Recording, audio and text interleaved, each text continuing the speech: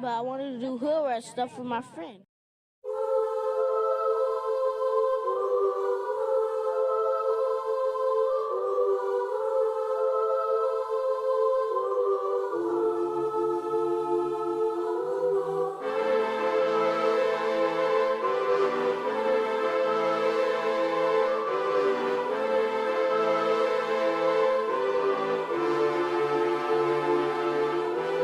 Hanging from a thread till you dead, cause your partner put a price on your head.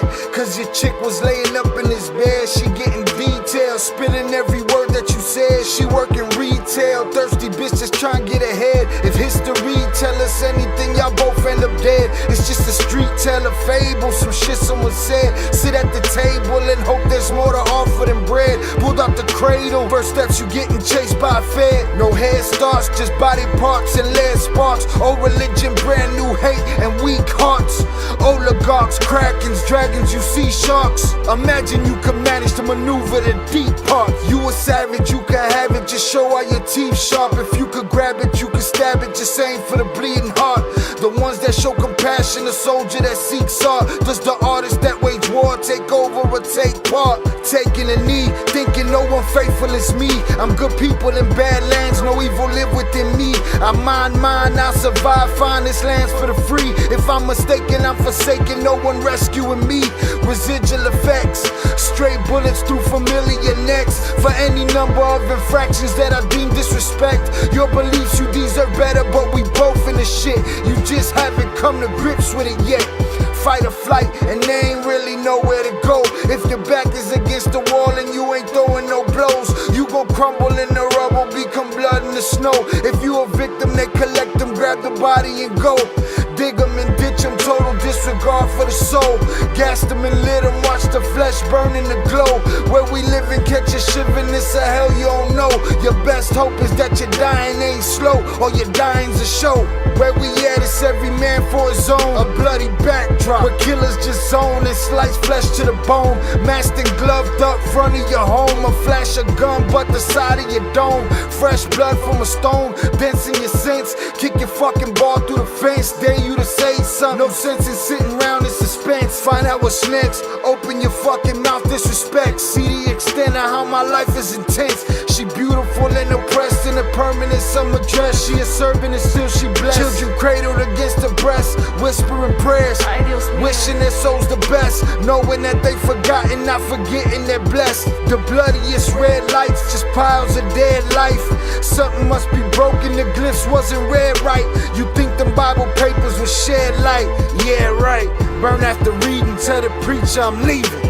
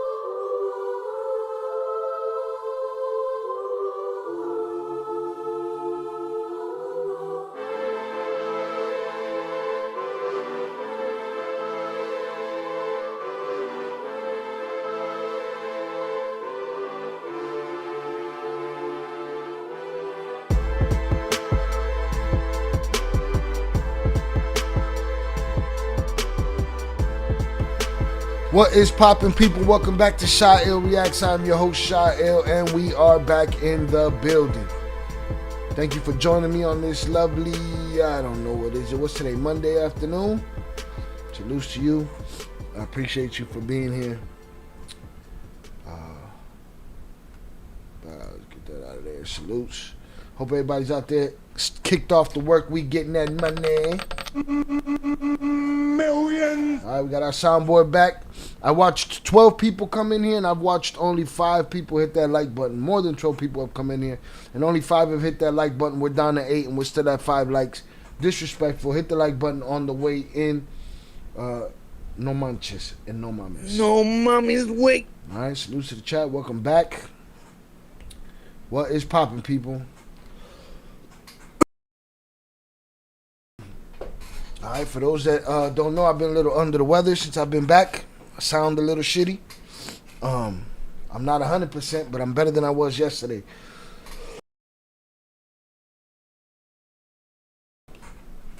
Good enough to do this today, so we are back. All right, salutes to y'all. Shout out Shannon for being first. Appreciate you. Shout out 298 Sosa. Salute, sir. Zoraida, welcome. Shy is back, indeed. All right, my rib cage hurts from coughing. Right, I'm still a little funny in the voice, but you don't notice those things when you're alone all day. You ain't talking to nobody. You don't hear yourself speak.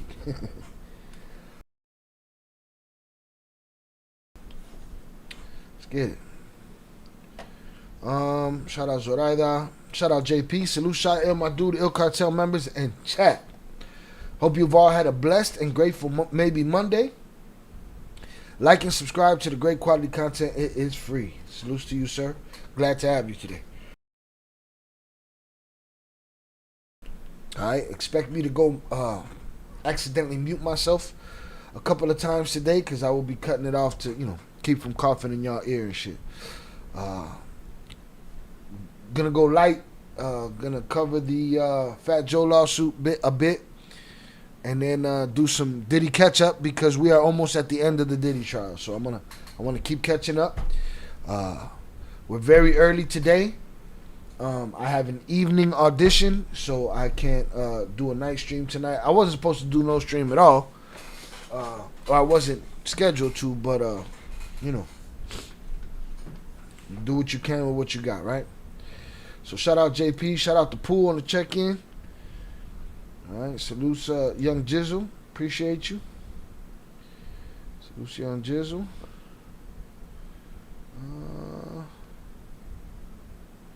Who else is up in here? 298, let's get it. Shout out Adrian Torres. Shout out Zachary Leckner. No mommy's wait. Salute Zach. Shout out Velez in the building. Feliz Lunas. Salute. You got a little hat on and shit. Got a little hat on. I came in like a wrecking. Nah, I fuck with you too much. You too cool for me to hit you with the wrecking ball, Velez. You get the little hat treatment, but I still ain't put it on the soundboard yet. I'm gonna put the little hat. I don't know if y'all been in the Discord. If you was in the Discord, I saw somebody at the airport wearing Velez's little hat. I almost snatched it, but I realized it was a bigger hat than a little hat. Shout out Pure Art on the check-in. Salutes. Shout out 298. He said he liked number 1. All right, like number 1. Salutes. Thank you, sir. Shout out IB on the check-in. All right, y'all. Wow. I am going to I'm gonna kick this off early, because it's early and it is it's 5 o'clock somewhere. So boom. If you'd like to buy me a cold beverage, right? If you'd like to have your chance at buying me a cold beverage, the wheel is open. You have 4 minutes and 45 seconds. $10 through Power Chat, Super Chat, Cash App, Venmo, PayPal, 3 spin limit. Oh shit. 298 busts out. He doubled up his little gorritas. It's Kurt and Angle, all right? Velez is Kurt and 298 is Angle, all right? But wait, I gotta end up getting that drop up here. You know what I'm saying? I gotta end up getting that drop up here. With the hat, with the little hat and shit.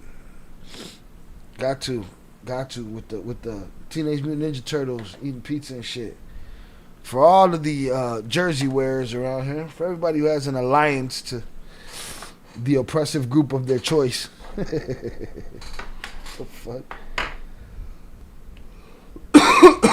This is not a drill. This is not a drill, and you don't have to play the game. It's early. You don't have to play the game. But just in case somebody want to buy me a cold drink on this hot day, listen, I got all kind of ACs on. Oh, Velez in there early. Velez sent $20. Velez Tumbler glass emoji. Velez is calling his shots. He's calling his shots. He said he gonna hit 2 shots today. All right? One on each spin. All right. Salute to Velez. He is early. All right. With the $20, he got 2 spins coming. With the power chat. Salute to power chat. I appreciate the power chatters. All right. For those that don't know, power chat is the link that is pinned to the top of the chat. It's my preferred dono spot. Just spin mine, bro. I'm working right now. Bet I'm spinning. I'm not asking you no questions. I'm spinning.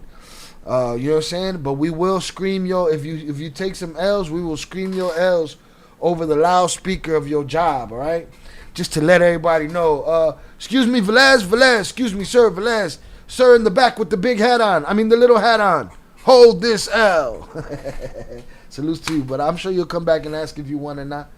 There'll be somebody here to let you know if I'm being honest about what happened while you were gone. Oh, shit. He's wilding, though. Sosa, 3 for me, 1 for Chucky. Holy shit. This guy found the loophole. 298 found the fucking... He pulled the loophole, all right? Pulled the loophole. That's a good little loophole right there. I'm going to honor it. I'm going to honor it once. You know what I'm saying? Salutes. All right, salutes 298 for the 4 spins. 1 is for Chucky. Rest in peace, Chucky. You are missed. All right. Charles, that phone was bugging. You didn't want me to make it to the live? Yeah, no. Technology's crazy. Anybody else, let me know if y'all that follow me on Instagram are able to share my Spotify Instagram stories to your story. Zorada says she tried and it didn't work. Yeah, I don't get it, man. It's like technology just wants to hold me down. 298 with the young loophole. Well, Avengers, this is not a drill. 3 for me, 1 for Chucky. Chingo. There was news of phone issues all over. It's probably it's probably an attack from another country. What do we know at this point? Anything's possible. Zach said if they finna do you like that, I hope your audition tonight is for a drunk person. Nah, I mean maybe they all hold L's right now, Zach. Maybe I get 2 beers and I'm good by then, you know? Jonathan Pantria sent $20, 2 spins per Excuse me. Shout out JP, he's in there for 2 spins. So Zach, you know, there's a chance that, you know, they hold an L. You know, 298 recently, I think twice took a 3-spin L, 3 in a row, just L on top of L on top of. It was like 6 tons of L, 6 metric tons of L landed on them all at the same time. So who knows? But you know, it ain't nothing for me to end this stream at 1:30, drunk and sober up. My audition ain't till the evening. No, it's for a janitor, as a matter of fact. Okay, some Jose or something. I'm always some Jose, you know. It's for a janitor. Yeah, they're trying to. All right, bar is closed. Bar is closed. Wheel is closed. Oh no! Young Jizzy wilding the fuck out. He got Young it in Gizzle there sent though. $50 on YouTube. Bruh, there's a 3 spin limit, my friend. 3 spin limit. All right. Salutes. Young Jizzle in at the buzzer like a Zoraida said that Will hates me. Yeah. Zach, Zoraida done held a couple metric tons of L. All right, hold on, man. Let me get through here because this became an abuso right here, all right? I didn't think everybody was going to be in such sturdy attendance right now. All right? Shout out Young Jizzle. He says, it's all great. I appreciate you, sir. Jizzle is somebody that donos on a regular basis, and he donos in support. So, salutes to you, sir. And we'll see how it goes. If everybody else take L's, maybe you get, since fucking 298, he said I found this. Since 298 finding loopholes and shit, that will no longer. See, I gotta adjust the rules every week because somebody else doing some sneaky shit. Must have been my issue because it was being stupid. The phone, yes. All right, so Lucy and Jizzle, I appreciate you, sir. Can you give the other 2 spins to someone else? Not really. Not really. We've talked about that, but it's just a loophole.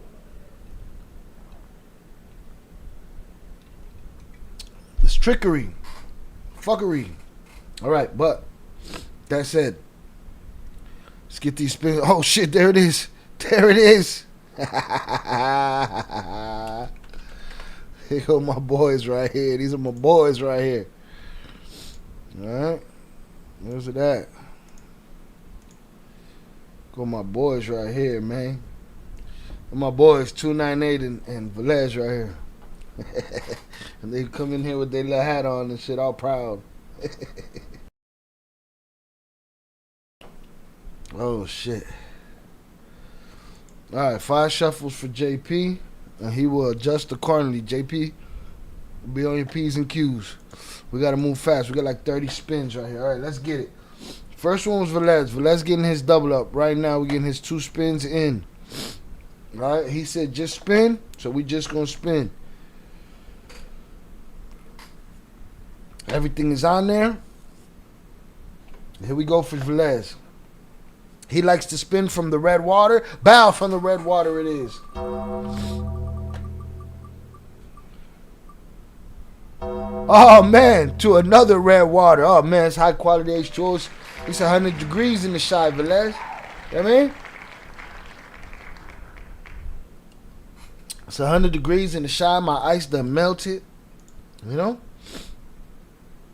So we're going to put that nothingness right there on the list.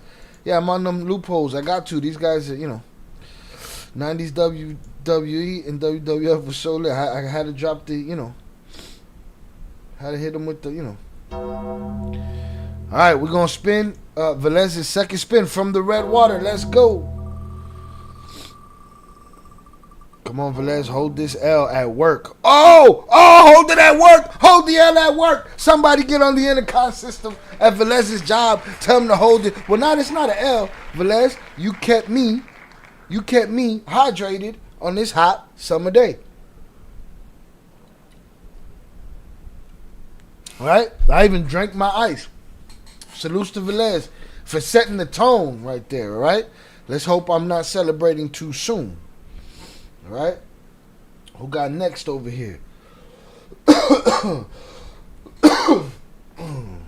got next over here? JP got next. JP got next. Just trying to find. Zach said, just trying to find more loopholes. I think 298 tried to use that one before. Somebody did, like, hey, can we give somebody else to spin? And it's like, wait a minute, hold up. Yeah, no, that's too easy. That's too easy for one person to just destroy me on a regular basis. Nah, I'm not doing that. JP said 5 shuffles for him. 5 shuffles. Hydration's good in this heat. Absolutely. Shout out Lonnie on the check-in. Smoke that like button. I agree. All right, I agree. Boom. 5 spins. 5 shuffles. We'll adjust accordingly. All right. Here we go with JP's 5 shuffles. All right. 1, 2, 3, 4, 5. Let's get it.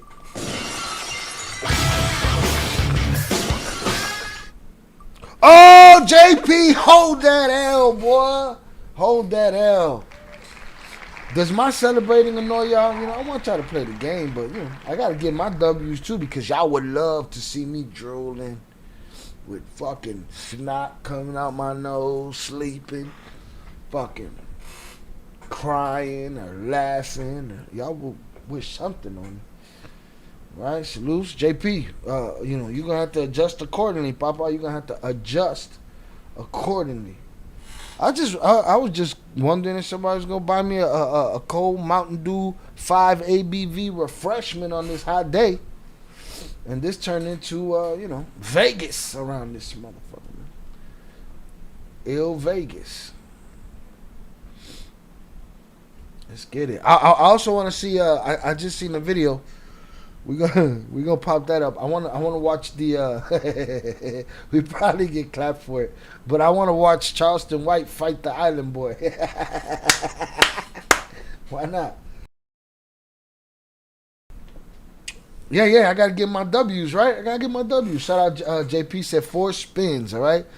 Four shuffles is what he means, but you know, I speak his language. Let's get it. 1, 2, 3, 4. His adjustments be the same adjustment. Let's get it. All right. Oh, no. Oh, shit. Oh, shit. What a shit show for the L Avengers today, Papas. What? Hit the like button if you have yet to do so. What a shit show for the L Avengers today. Y'all only hope is 298. Rest in peace, Chucky Chingon and the homie Young Jizzle. It gotta be. Oh yeah, that's definitely gonna be a good laugh, Shannon. I gotta see it. I don't know if it's gonna be a better laugh than what's going on right now. But the L Avengers right now are national champions. They are national champions as a team of the L Olympics, all right? It's just what it is, man. All right, thank you, Velez and JP for playing the game. All right, let's move on to Loophole 298, Loophole Sosa. We're gonna move on to Loophole Sosa. If your luck continue like this, you finna be a janitor in your next role. That's it right there, Papa. Even though luck ain't got nothing to do with that one. But, well, you know what? It does take a little luck. They got, you know, I got to look old and Spanish enough for them. Old enough and Spanish enough. All right? All right, let's get it. 290. What did 298 say? Did you say we just spinning or what are we doing here? He said he found the loophole. Nah, you just but it's okay though. I'm gonna honor it this time. Don't pull that move again, you're gonna lose your $10, but salutes. Alright, but in the name of Chucky Chingong, I'll serve it up. But you wanna spin or I know you're working, so if I don't hear from you soon, I'm just gonna spin. Spin or shuffle. If you shuffle, let me know what's the number. All right, high quality H2O from the boys today. What? Let me see what these results look like. God damn, water, skip a turn. God damn. Shit. So both skipper turns were JP's and both waters were Velez's. That's crazy talk. All right. JP officially left the building and said, "Fuck this shit." He's punching the air right now. He likes his 50-50, he likes his 50-50, what's it called? Ratio. Alright. Just waiting on 298 to let me know if we shuffling and spinning. We done lost some people, but, you know, we ain't even start yet, so they can kick rocks.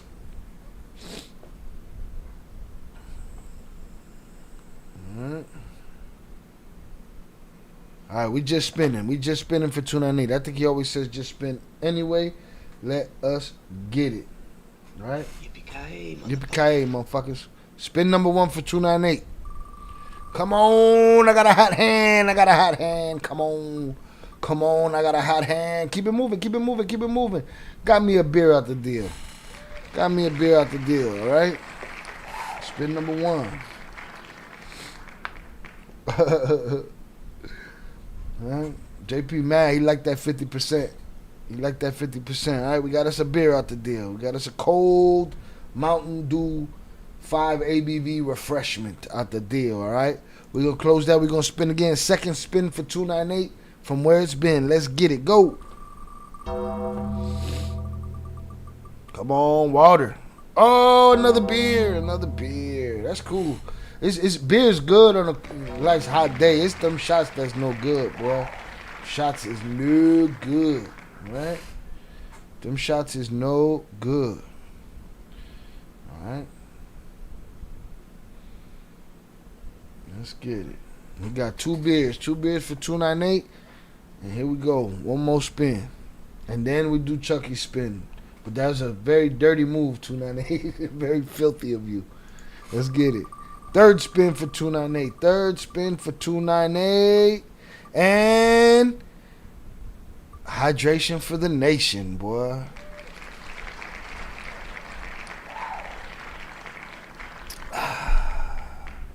Hydration for the nation. Oh, no, it's spun. No, I'm not frozen over here, and I'm not dropping no frames. Zach, back out and jump back into your YouTube app. All right? Boom. 2 beers in the water. 2 beers in the water for 298. Now we're going to spin Chucky's. All right? We're going to spin Chucky's from right there. Let's get it. Rest in peace, Chucky Chingong. You are missed. Again, still waiting on the family to reach out. I will reach out to them again soon. Let's get it. Chucky Chingong spin. Boom. Oh, gotta hit the bongage. All right, gotta hit the bongage. Chucky gonna hit the bongage. Right, gonna hit the gorilla. The gorilla. Right, so what do we got here? We got 2 beers. Let me put them on the list. 2 beers, 1, 2, and a gorilla. All right, now we're gonna jump into 298. 298 get 3 spins, but salutes. He dropped the rest as a dono.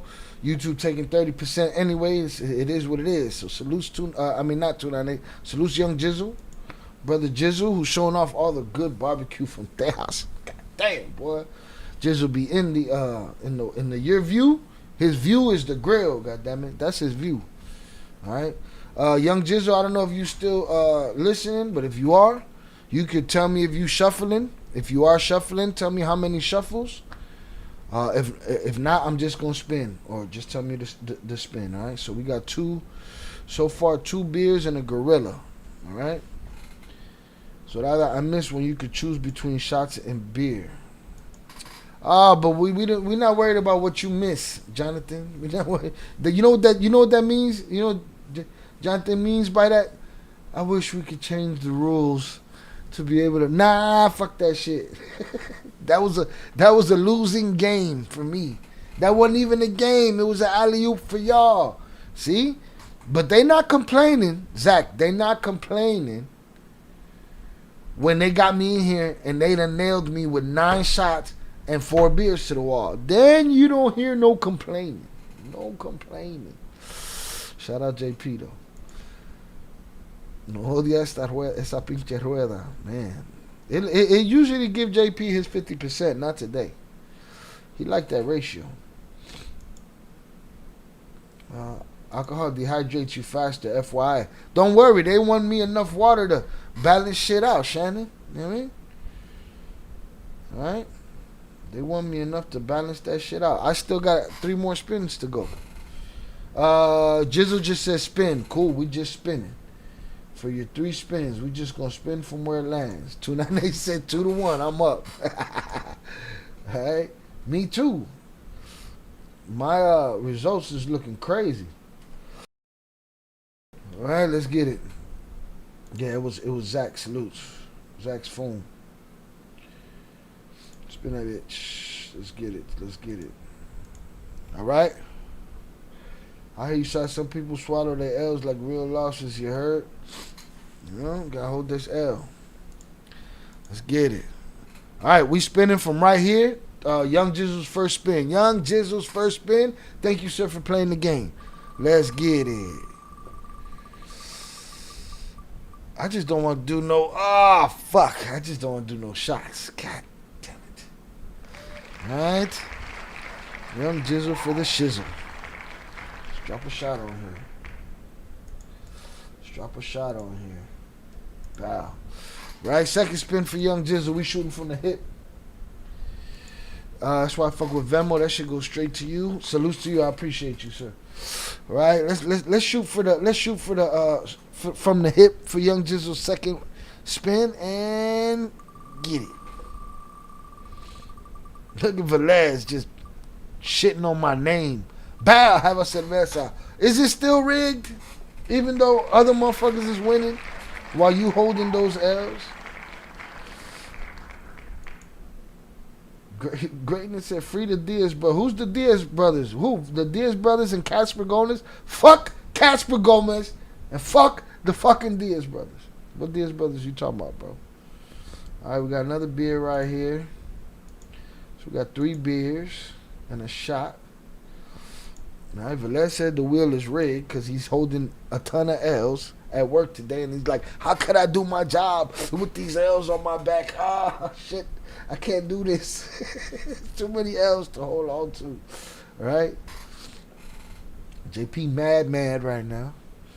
All right, what was that? That was Jizzle's second one. Jizzle's the one winning right now. All right, and here we go with Jizzle's third and final spin. Final spin of the day. Let's get it from the hip. Salutes to everybody that played the game. Salutes to the L Avengers. All right, the LeBron Avengers, who hope and beg for fairness when it's for them, but want to watch me crumble. All right, salutes. Let's get it. Third spin for Young Jizzle. Ooh, no. Yeah. Go. Hit the bong again. I do that. Let's do that. 2 gorillas, 3 beers, and a shot. All right. 2 gorillas, 3 beers, and a shot. Let's get it. All right, we ain't even started yet. We about to start. This is the tally right here. This is the tally right here. Wow, there it is. 2 gorillas, 3 beers, and a shot. Thank you guys for playing the game. Let's hope I'm not, like Zach said, let's hope I'm not lit for my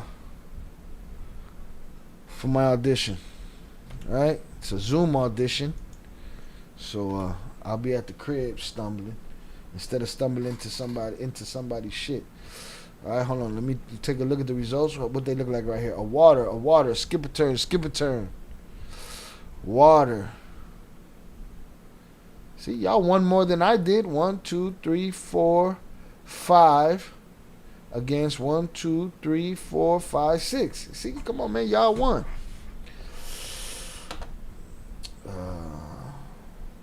Only folks taking L claim shit stack against them. That's it.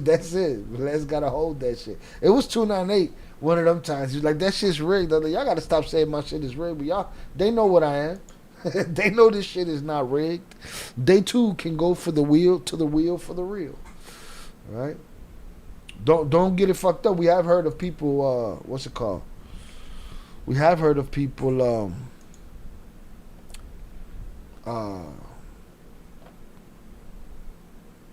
rigging it. I don't know how they did it. I don't know if it was video or whatever, but this shit right here, right in front of y'all face.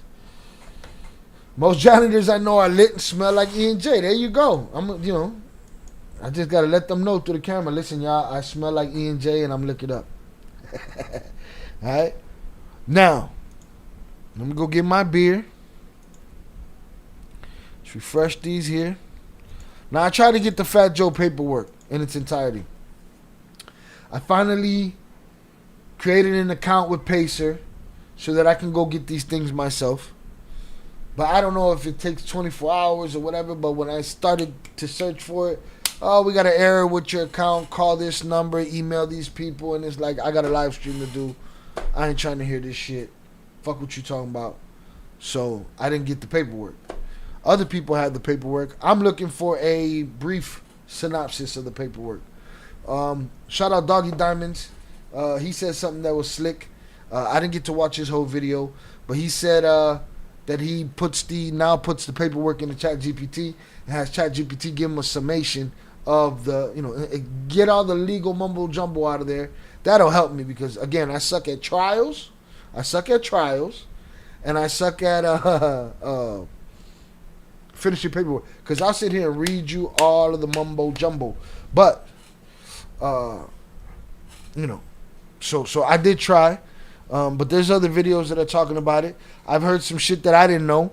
And we're going to get all into it. Let me get my beer. Let's settle in. All right. I hope everybody's out there getting that money. I wish the biggest bags on all of y'all. The biggest fucking bags of money on all of y'all. Because I know y'all going to do something good with it, You're not going to, oppress nobody with it. Salutes.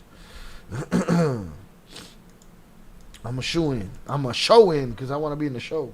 Show off. All right. Let me search it for you. Shout out Fernando to check in. Appreciate you, sir. Shannon's, I appreciate y'all. I see if I can send it, man. If you could, that'd be amazing. But no worries if you can't. It does help, but also you need to be very specific because there might be certain things you're looking for. Very, very true. What do you mean? Using the AI to break things down? Yeah. You're right. I don't want to miss nothing in there either. And sometimes it's in that legal mumbo jumbo. Oh, that's high quality H2O. All right. Let me get my... Yeah, Tyler Perry too? Like, no mames. But is he in trouble? I ain't heard the allegations. I ain't heard nothing. But we've gone down this road before with Diddy. All right? Allegations. I ain't seen them yet. Sidebar. I ain't seen them yet. But we're going to get to that. Hopefully we catch up. They're talking about defense might be done by Wednesday. That, you know what that means? Because the defense ain't even started it. That means the defense feels like the prosecution won their case for them. If you ask me, you tell me if I'm wrong. What do I know? Hit the like button if you have yet to do so. We're gonna get into that. Let me see. You gotta mess around with it. Okay, shout out Nando. I told Nando as soon as I got on Pacer and it started giving me errors, I was like, this shit is garbage. Yo, he working out outside in this heat. Yeah, you stronger than me, bro. You stronger than me. I need to go meet your ass at lunch for the workout and shit. I hope Fat Joe is not a chomo. That'd be horrible, huh? But they said the same thing about Diddy. And I ain't heard nothing about it. That bag of money para Hong Kong. What do you mean? What happened, Velez? Who's going to Hong Kong? What are you talking about? If you get a bit, you're gonna Chinese food. If you get some big money. Sidebar, my notes is better than your notes. All right. But yeah, I hope he's not too. I hope a lot of that shit ain't true. They said some shit about how he tried to send somebody to come at Dog. At Dog. Listen, let me tell you something, man. A lot of this is just a bunch of rich motherfuckers. What's the word? Posturing. Stop talking about who you gonna smoke and what you're gonna do and whose head you do it or don't do it. Otherwise, you're gonna talk yourself into a RICO case that might not stick, but it might cost you everything you got. All right? Just a bunch of suckers posturing. Miss me with the posturing, all right? You know? Period.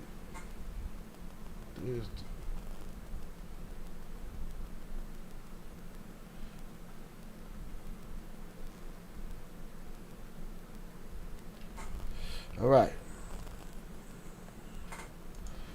Tyler Perry, $260 million lawsuit. That's disrespect. Disrespect. Flexing their bags. Yeah, like, stop the tough shit. All right. Let me go get my drink. What did I want to play real quick? Let me see. Because I don't have the paperwork yet. Let's see who we got here. I just had one.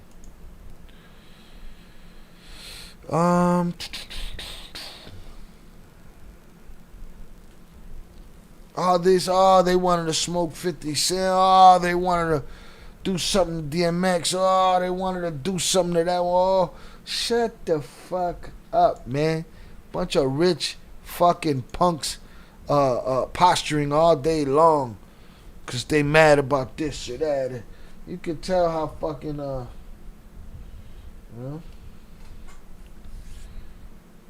Let's see. So all the posturing, just shut up already. All right, boom.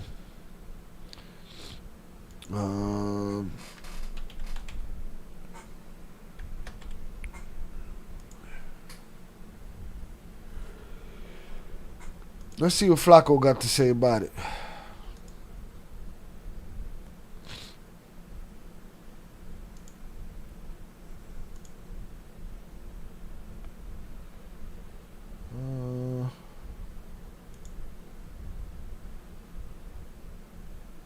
Here we go. No offense, but if you're paying more than $30 a month on car insurance, you're getting ripped off. Everybody knows you can buy car insurance online, but did you know there's an Amazon for car insurance? Really bad news for Shout out 298. Jay ain't important anyway. Joey ain't important anyway. Neither was Diddy.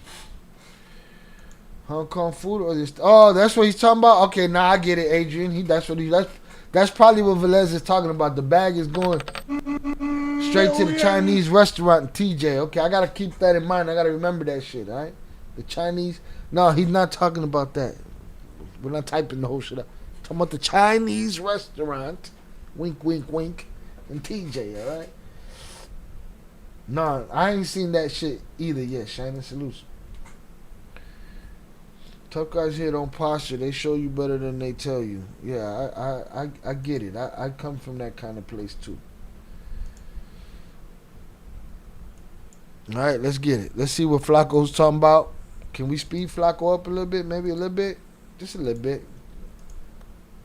Really bad news for Fat Joe. This man right here named TA is trying to ruin his career. And TA is offering to take a lie detector test to prove that all the accusations he's making against Fat Joe is 100% true. TA is a former entourage member of Fat Joe. His role within Fat Joe's enterprise differs depending on who you ask. Some people would say he was just a hype man. Others would say he was a runner. TA would say he wore multiple caps. He was an A&R. He was a hype man. He was an artist. He was a runner. So he did a lot of things for Fat Joe. However, along the way, TA started to feel like he was being underappreciated. Looking at me, then we in City Island eating at JP's, and she sitting right on the side of him. Before one time came out, he looked at me and was like, "You don't get too big on me."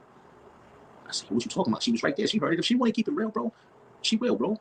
I know loyalty is a joke, but real is real. Truth is truth. The crook, look what he did to Lazarios and her 3 little kids. I'm supposed to be his brother. He's a sucker. So joke. If he's using choke no joke stuff, then I can't speed it up because they all talk at different paces, and you'll lose what TA is saying. So TA, for those that don't know, TA was a writer, hype man for Fat Joe.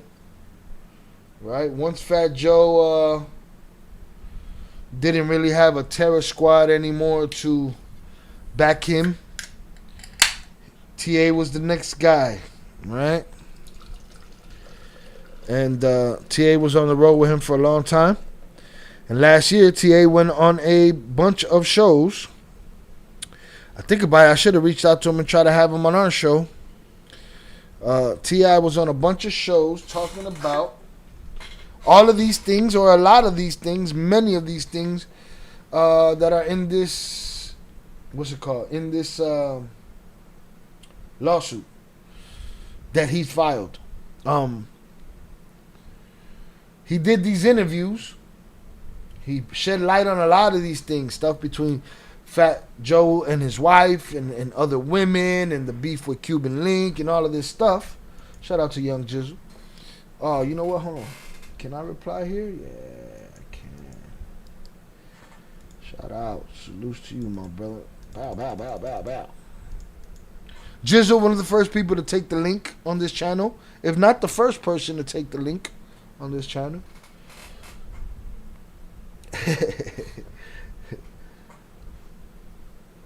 The Mountain Dews are the best. Sugar free. The sugar free sold me. All right. I don't know if they got aspartame in them, but the sugar free sold me. So, anyways,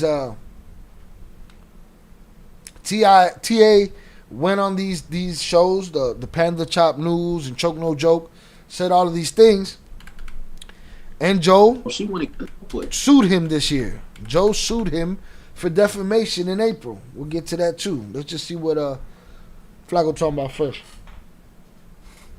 Excuse me. Things for Fat Joe. However, along the way, TA started to feel like he was being underappreciated. Looking at me, then we in City Island eating at JP's, and she sitting right on the side of him. Before one time came out, he looked at me and was like, "Yo, don't get too big on me."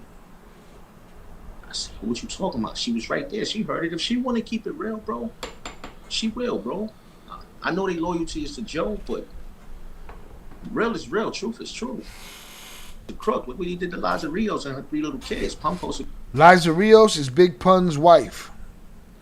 Look what he did to Liza Rios and the 3 kids. Now, we know Joe has a very shady business dealing history when it comes to Big Pun. For those that do not know, Big Pun is the first Puerto Rican rap artist to ever go platinum. All right? He was a major influence in my life as an MC. And he basically made Fat Joe, who already existed, who was already a rapper, had one big hit at the time called Flow Joe. And then Big Pun made him a household name, made Fat Joe a household name.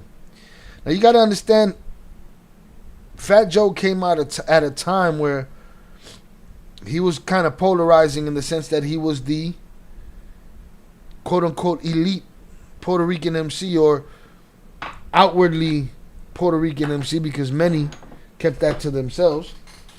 And Pun was his golden goose. And when Pun died,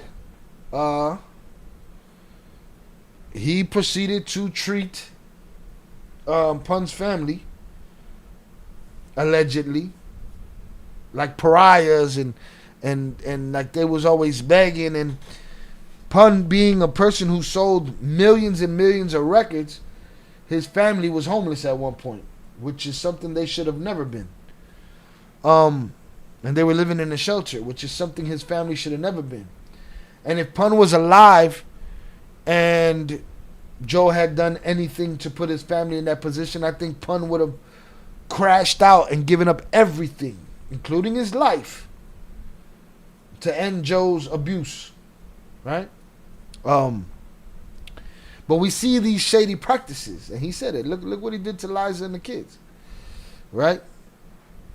We went into the Puffy situation like, yo, yeah, we believe it, ba ba ba ba ba, cause I could see Joe doing all of the shit that's alleged. I could see him doing it.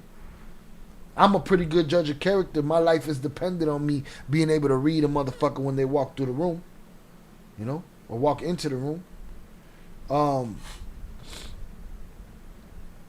And I can see, just like I told y'all with the Jadakiss show, I don't see that lasting because Joe's too sensitive and has this jealousy that he's outwardly speaking about, and people don't believe him. And my thing is, if people show you who they are, believe them. Right? To be his brother, he's a sucker. So if she want to keep it real, she can keep it real, bro. So he said, yo, don't get too big on me. I'm like, nigga hurt my heart, bro. I realized, I'm like, damn, yo, he's not gonna let me win, bro. He's not gonna let me come out, bro.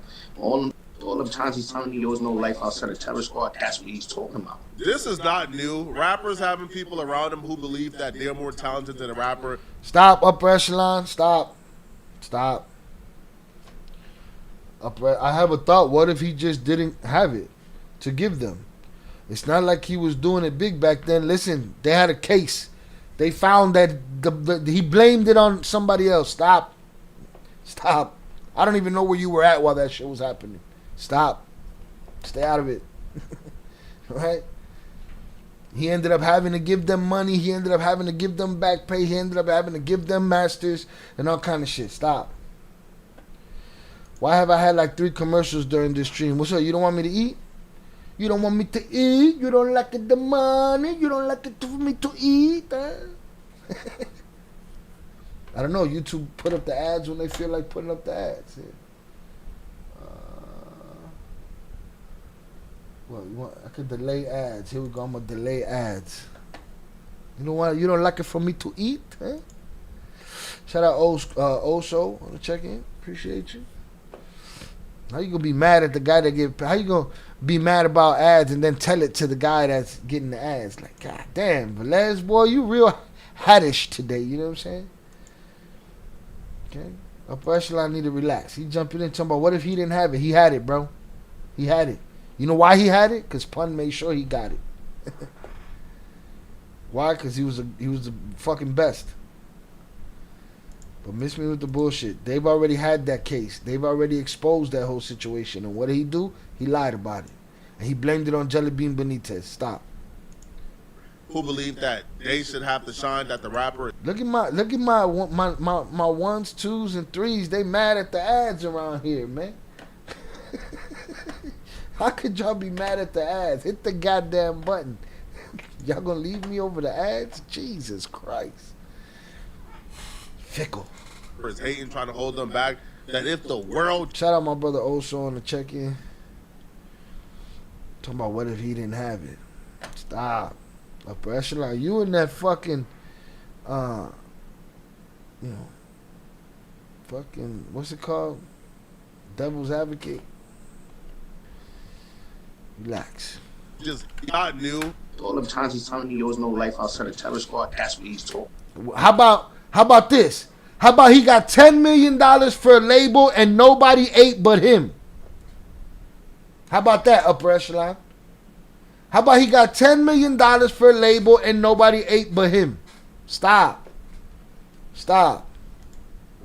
This is not new. Rappers having people around them who believe that they're more talented than a rapper. I gotta eat, man. Fucking ads been off for 2 years. Turn them on for 5 minutes. They don't want to. Turns into the Godfather in here and shit. Or what was it? No, it was Junior in The Sopranos. Well, you don't like it to eat. You don't like it the money. Who believe that they should have to shine, that the rapper is hating, trying to hold them back. Shout out Zoraida. Yes, sorry, Shai. You don't like it for me to eat? Bro, just hear their rappers having people around them. I usually turn it off because I don't know how much an ad matters when there's 15, 16 of us in here anyway. That's just going to count when there's 500 in here, I guess. I don't know. Expect them then, though. You know? But sometimes they're on, sometimes they're not. I don't be knowing. Free the Diaz brothers. Who's the Diaz brothers though? Where they at? Trying to find Jizzle's joint.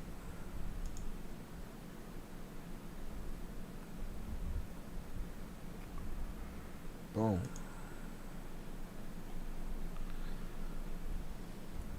Leave them on if it's gonna be for the mukbang channel. Leave them on if it's going to be for the mukbang channel. I don't even understand what that means. I'm mad. Tubo didn't give me a notification. See? Discord didn't give you a notification. Nobody gave you a notification. They failed you deeply.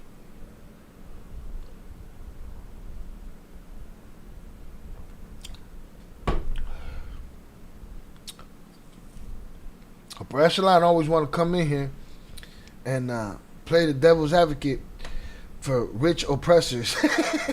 The fuck? Man, Shai se acostumbra uno a la buena vida. Boy, that good life, boy. Everybody get used to it. Shai, usually we don't have to click a fucking ad in this motherfucker. I'm still trying to understand what Valera's talking about. Leave them on if it's going to be for the mukbang channel. I don't even understand what the fuck you're talking about. I know you're at work, so when you got time, explain that shit. Salutes. That they're more talented than a rapper, who believe that they should have to shine, that the rapper is hating, trying to hold them back. That if the world just hear their music, man, the world gonna know they really the truth. Every rapper has a story like this. So it's nothing really new or special, but what's special about this TA and Fat Joe conflict is how far it has gotten. Because TA, his real issue with Fat Joe, he would claim Fat Joe hated on him, Fat Joe fired him, and Fat Joe owed him a lot of money from publishing. Obviously, this video isn't about publishing or who wrote what for who or who owed what money. This is a much darker video, and this is where the video takes a very dark turn. After coming out and speaking out against Fat Joe business practices, speaking out against Fat Joe being a hater, that really went ignored, to be honest. Like, I seen the interview did a couple thousand views, but nothing too crazy or nothing like too pressing that Fat Joe really had to respond back to. It kind of went unanswered, to be honest. So what we began to see is he began to take it up a notch. After he did the interview, it didn't really do nothing. He took the antics to Instagram. And when I say antics, I'm not trying to be demeaning or dismissive. I'm simply talking about he began to play the internet game. What do Elma, Jimmy, and Marcus have in common? They all grew their businesses with Fiverr freelancers.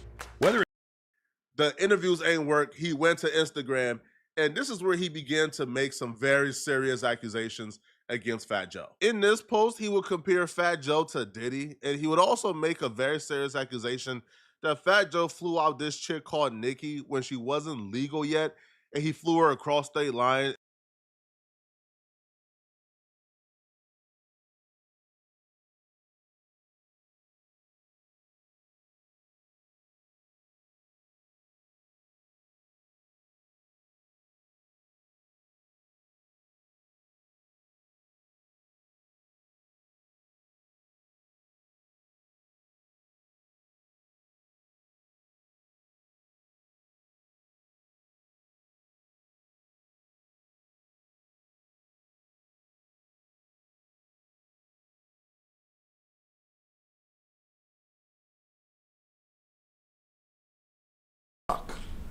Sorry, I told you that was gonna happen today.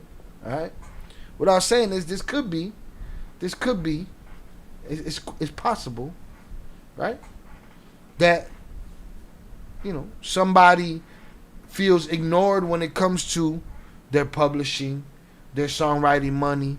All the years that I've been with you, you treated me. You do those things, and nobody listens.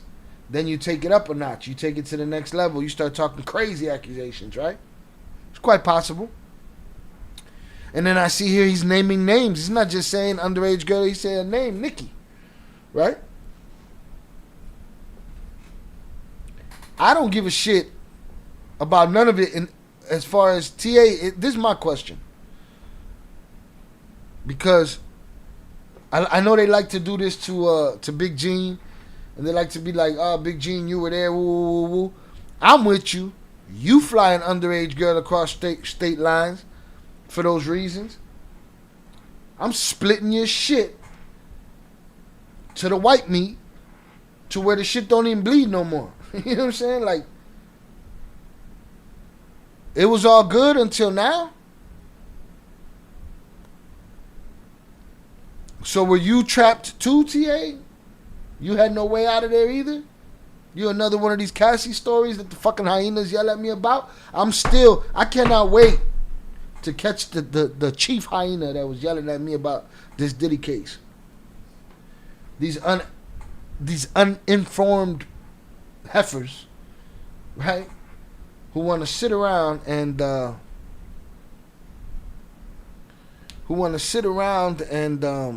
yell at me about some shit they don't know about. But this shit is weird. This is TA's Instagram. He said, Fat Joe, DJ Khaled, what happened now? Y'all gonna act like y'all don't know Diddy? Sucker shit. Y'all don't want to be a part of the baby oil, I see. Ooh, I saw pictures and shit.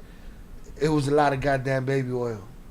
It was a lot of motherfucking baby oil. A lot of Astroglide. I saw there was boxes of that shit. If those are really the pictures, there was some boxes of that shit. What? But anyway, but don't act like y'all wasn't with him. What happened to the Toast to Brothers? What happened to Toast to Brothers? Oh, that's this toast right here. Fat Joe, Nikki was underage when you flew her across state lines and out of the country. You'll never hear me playing with some, he might have done something to some underage girls. Let me turn this. I see it now. Hold on,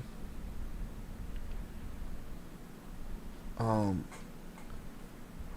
You'll never hear me on some, maybe they took an underage girl across the. It's not something to play with. It's not something to tease. You know what I'm saying? Shit or get off the pot. Speak on it or shut the fuck up. If you shut the fuck up, as far as I'm concerned, you're an accomplice. As far as I'm concerned, you was as bad as the deed doer.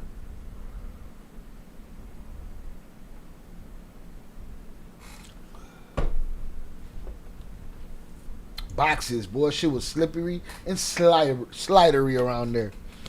And out the country to sleep with her. In this Instagram post, Hold on, now that shit don't say to sleep with her. Relax, Flacco. That Fat Joe flew out this chick called Nikki when she wasn't legal yet, and he flew her across state line and out the country to sleep with her. In this Instagram post, he reposted a video of a To Catch a Predator sting.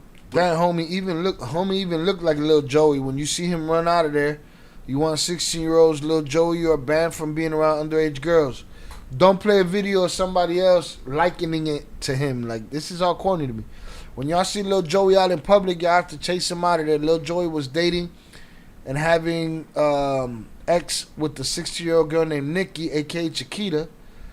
He had a full-fledged relationship with her for 5 years.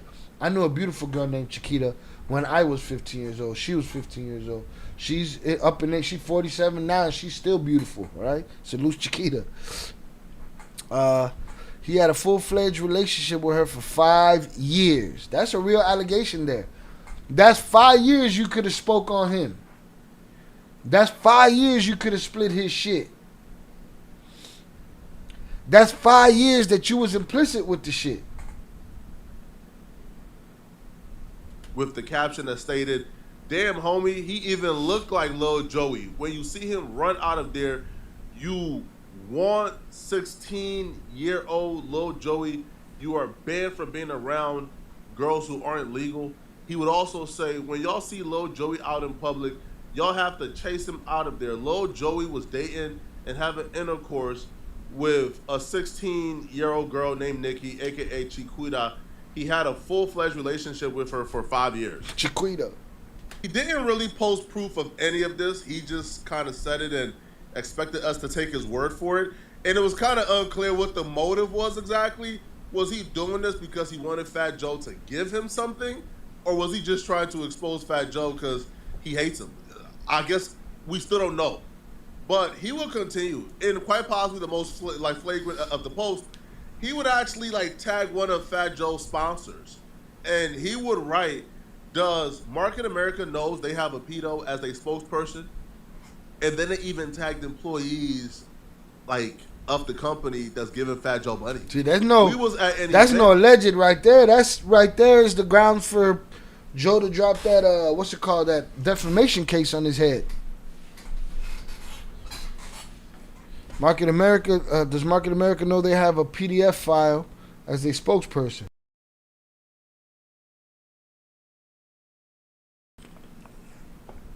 Andrew Weissman. We was at an event and Joe wouldn't stop, but I will get to that later. I don't know what that even fucking means. And Fat Joe wouldn't stop, but I will get to that later. Now, by wouldn't stop, he's insinuating that Fat Joe essayed a woman at one of their events. None of these... Wait, what? That's what he's saying? For real? Or are you saying that, Flacco? Does Market America know they have a PDF file as their spokesperson? Lauren Reidinger, Andrew Weissman. We was at an event and Joe wouldn't stop, but I'll get to that later. I don't know what that means. I'm not going to fucking pretend to know what it means. That's giving Fat Joe money. We was at an event and Fat Joe wouldn't stop, but I will get to that later. Now, by wouldn't stop, he's insinuating that Fat Joe essayed a woman at one of their events. None of these posts were going viral. Nobody really reposted it. But once he began to tag sponsors, that's when Fat Joe began to take notice and began preparing his defense to make sure that this stopped, that this ceased. Because even though the dude ain't really making noise, you don't know what type of effect he can have when he's tagging people who's giving you money, calling you a pedo. On this post, he tagged Fat Joe and says, "Fat Joe, you asked me, do I take any accountability? Yes, I do. For watching you mess with young girls." You should take accountability for that then, bitch. You was minding your business? Fuck that. Right there, you let me know who and what you are. You a coward, TA. coward shit right there. Straight hoish. I was minding my business. But I was minding my business and playing my position. Your position was how you say that, you know, he had you bent over. That's your position, bro. You a coward. You a coward. You doing this shit later out of spite, whether it's true or not. Whether it's true or not. What Joe got to, what Joe has to be accountable for, totally different from your shit, man. What you did was hoish too. Fuck you. Shy, check your email. Will do. Thank you, sir. Blessings and salutes to everyone. Shout out Miguel Lopez, our local Confederate. We appreciate you, sir. Thank you for being here. I'm Mexican Confederate. Yeah, I'm still trying to figure out what Velez was talking about. Leave him on if it's going to be for the mukbang channel. What? At the time, I was young. Any accountability? Yes, I do. Fat Joe and says, Fat Joe, you asked me, do I take any accountability? Yes, I do. For watching you mess with young girls, but I was minding my business and playing my position. At the time, I was young myself, but didn't I ask, was you scared to deal with Chiquita? And what did you say? Stop moving around in the streets like you wasn't messing with a young girl. You going to continue to get this work, Joe. It's okay. You're a pedo. Go register. I'm so confused at what the fuck he's talking about right here. Fat Joe, you asked me, do I take accountability? Yes, I do. For watching you mess with underage girls, but I was minding my business and playing my position. At the time, I was young myself, but I didn't ask. Was you scared to deal with Chiquita? And what did you say? Stop moving around the streets like you wasn't messing with the underage girl. I don't even understand the fucking English right there, or how that even works. What they even talking about right here. At the time, I was young myself, and motherfuckers don't use no fucking periods, apostrophes, not a comma, nothing. All right? At the time, I was young myself, but I didn't ask. But didn't I ask, was you scared to deal with Chiquita? And what did you say? Okay. At the time, I was young myself, but didn't I ask? Okay, I asked you, was you scared to deal with Chiquita? And what did you say? Stop moving around in the streets like you wasn't messing with the underage girl. See, you're not telling us what he said. And what did you say? You're not telling us what he said. You say you asked him, but you're not telling us what he said. To continue to get this work, Joe. It's okay. You're a pedo. Go register. He didn't just stop at accusing Fat Joe of being a pedo. He would even accuse Fat Joe of being a snitch. This man put the holy trinity of accusations on Fat Joe. Accused Fat Joe of being a disloyal homie, a snake. Accused him of being a pedo. And then you also accuse him of being a rat? Yo, those are three accusations you can't possibly come back from in the streets. So luckily Fat Joe ain't even in the streets no more, but still. If this is true, Fat Joe is one of like a top 5 most deplorable rappers of all time. But we're still a long way from deciding whether or not this is true. But he would interview this guy who would claim that Fat Joe is the reason why he's behind bars and Fat Joe snitched on him. You're not gonna believe what happened. Tell me everything. I'll show you on Monday.com. So I started the biggest initiative of the quarter. I did everything right. I used AI blocks to list all the tasks, delegate them to the team, set up all the...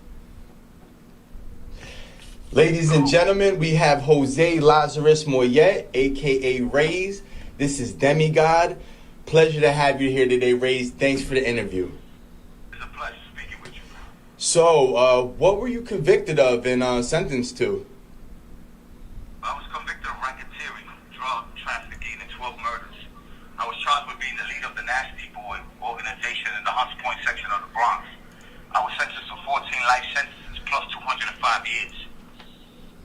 I have to ask, how authentic is this paperwork on Fat Joe? I mean, what did you ask me? Did I sit in prison for 30 years and forge paperwork against someone I don't know, who doesn't know me, and whose paths never crossed? Look, Demigod, there are a lot of people who have never been in the feds, and so they are making comments without understanding anything. About 3 months ago, I was talking with someone who had just came off the streets, and he mentioned the paperwork on Joe. said that he checked out all the names of the agents and the prosecutor, and they were legit. Now, with that said, why is it that others couldn't do this as well? What people don't know is that that statement comes from a proffer. For those who don't know what a proffer is it is when you give information to the feds. There are thousands of so-called gangsters running around in the streets who did a proffer, and we would never know this. There were literally hundreds of statements made against me. Many of them I didn't see until years later. Some I still haven't. I have the paperwork too. If y'all want me to do a video on Fat Joe's paperwork, I can. To be honest, I have like a 10-year statute of limitation on snitching. After 10 years, I think your gangster card can reset, man, okay? Yeah, I'm trying to get it right now. Hold on, give me 1 sec. Fernando, I appreciate you. If you the biggest, baddest killer, but you told in, let's say, 1985 and it's 2025, I think you can still represent as the biggest, baddest killer. You still gangster, okay? Yo, they changing the rules about everything, boy. You know, you got a 10-year leeway for snitching, then you can call yourself a gangster again. No mamas. 10 years, I don't want to hear No that. mommy's weak. But the dude was applying so much pressure on Fat Joe. Fat Joe had to strike first. Usually what we see is people like this will file their lawsuit first, but no. Dude was complicit with just exposing Fat Joe on Instagram. Now, Fat Joe filed his lawsuit, but only after Fat Joe got wind that TA was talking to Tyrone Blackburn. If you guys don't know who Tyrone is responsible for a lot of fraudulent lawsuits in the industry. He's the one who's representing Lil Rod. He, I think, was representing a lawsuit against academics. So, like, Tyrone Blackburn has sued dozens of celebrities. And I think in his last lawsuit, like, the federal judge actually put, like, a note or, like, a strike against them where it says, yo, you got to stop filing these fraudulent lawsuits, bro. Like, you're going to get barred. So this is a dude we're talking about. So when Fat Joe got wind that TA was talking to this dude who loves to sue celebrities, Fat Joe strikes first, and he filed a lawsuit against TA for defamation. In Fat Joe's lawsuit, he would highlight that TA was trying to extort him, that he was texting his associates telling them, yo, if Fat Joe don't pay up, if he don't tap in, I'm going to go public. So TA sent this to one of Fat Joe's friends, and he says, your fat friend clearly underestimated me, and I told him I will go all the way. This is what the newspaper is going to look like. Wow. His daughter... Hold on, y'all. I'm trying to get the paperwork up out of here. Let's get it. Give me 1 second. Knock that down. Knock that down. All right. Shout out Fernando for the 8 and assist, per usual. Let's do this. Wow. Okay. Boom. Got it in. Alright. What's this other one?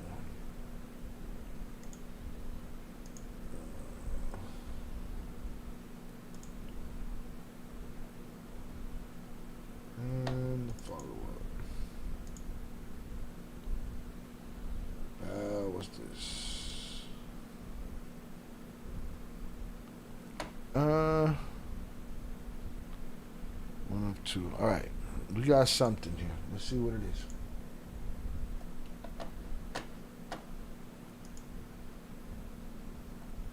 Make sure I got the right date on it. Yep, Terrence Dixon. Joseph Cartagena. All right, let's get it. Now that guy that popped up that said Joe snitched on him and this, that, I don't know who that is. I don't know where that story come from. And if you can't prove that there's a proffer, then I don't know what to tell you. Really. I mean, what's this one? 1 of 16. All right, cool. We're going order right here. However this works. Again, shout out to Fernando. We're gonna paperwork party this quickly.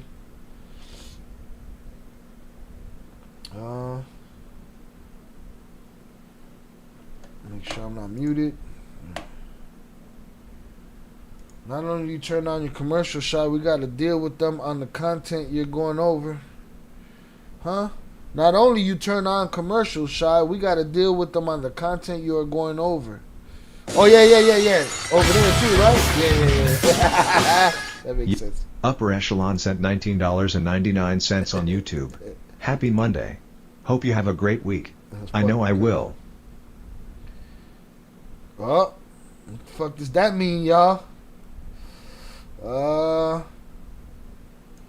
Does anyone think Fat Joe was a real gangster? Yeah, Fat Joe, motherfucker. You think he was a real gangster? Prayers and blessings to you, your entire family, especially the wives. Salutes. But Joe is the one who hates snitches. Just y'all. Not all the snitches. I'm sure he got a couple picked and chose for himself. Alright, shout out Song on the check-in. Appreciate you. Zach said they all hate snitches until it suits their own agenda. You heard me? Yeah. But you're right. We got to deal with our ads and their ads when my ads are on. Facts. My bad. But again, there's something. I got to click something. Shout out HG on the check-in. I appreciate you. Shout out Upper Echelon for the $19.99 super chat. Happy Monday, y'all. Hope you have a great week. I know I will. All right. That right there sounds like good news. Sounds like good news right there. Right? I hope you passed on birthday wishes to Val.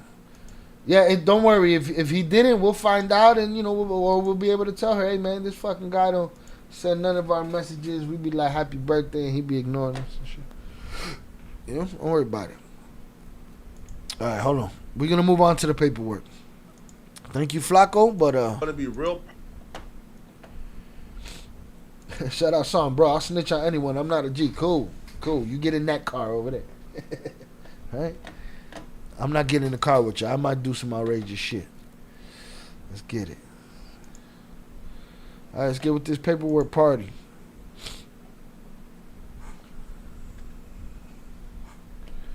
Boom. United States District Court. Southern District of New York. The infamous Southern District of New York. AKA on your ass on a regular basis. He said, I believe I did. Joseph Cartagena, plaintiff. Hold on, man. We're going to hit this gorilla. I owe what? 3 beers a shot and 2 gorillas? I think that's what it is. We do this. Too many fans on this shit. Can't even light the lighter.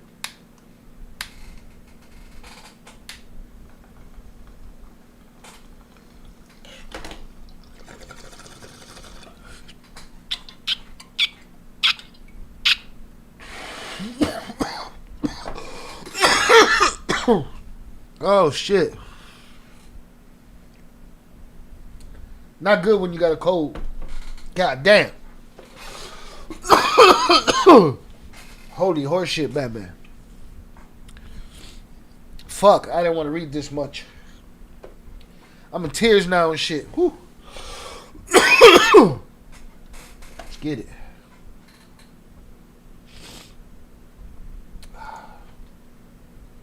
What poll? What happened?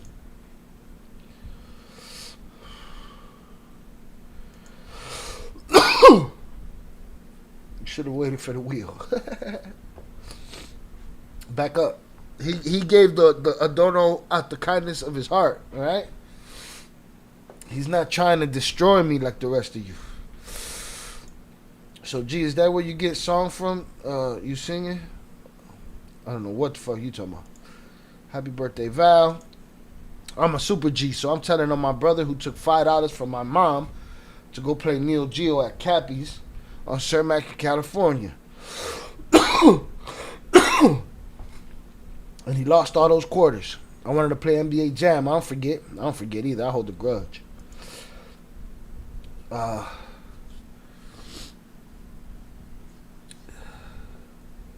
So I tried catching us slipping with that pole. Not today, Satan. What pole? I'm lost. If you're riding dirty, don't let me in the car. I'm not letting you in the car, so it's not happening. Fat Joe was going to lay out sugar according to him, but that's my point, Fernando. All this was gonna. He was going to do this. He was going to do that. What the fuck did he do? Because I heard he was going to put a bag on 50's head. I heard he was gonna have something done to Dog. I heard he was gonna have something done to Suge. I heard it just sounds like rich people posturing. And it's like, why you even having that conversation unless you're gonna do it? And how about this? Do it and don't have the conversation. Shut the fuck up.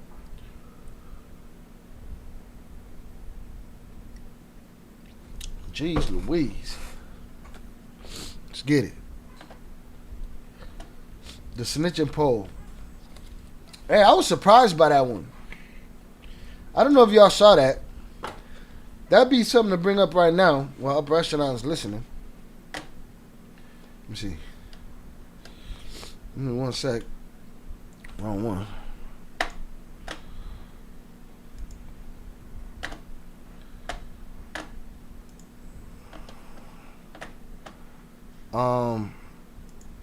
I put up a poll the other day. Put up a poll in I don't know, in the community tab.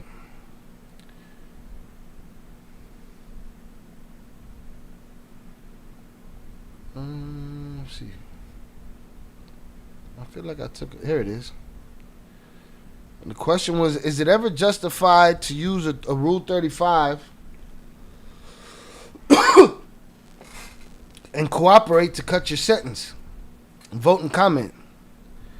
And the first choice was yes, survival is survival. And then the second one is the complete opposite of that. No, that's breaking the code. And then the third option is only snitches justify it. And the fourth is, it depends on the case. I was surprised by this poll. I probably shouldn't have been surprised. My thought this was the opportunity for everybody's posturing about not, no, that's breaking the code. I thought this was the opportunity for motherfuckers to cause what? Are the how can I put this? Cause now I'm lit.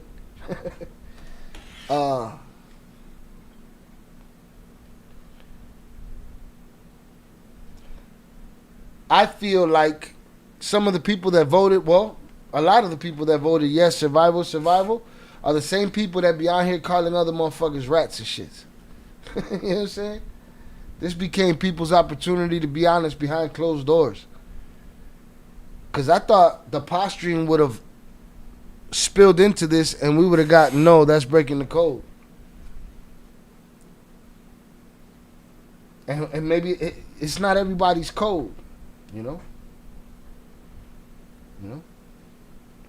But that's the truth right there. I see the truth right there. That's what I see right there. It's crazy.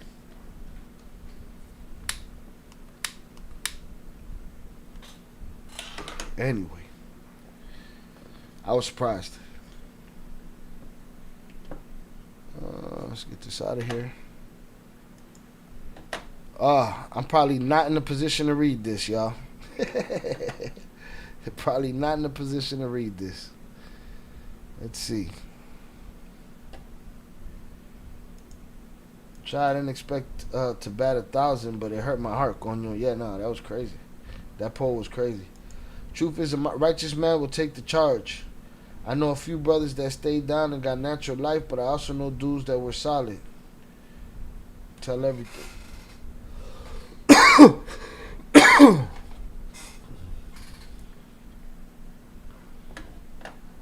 Too much going on. Overload.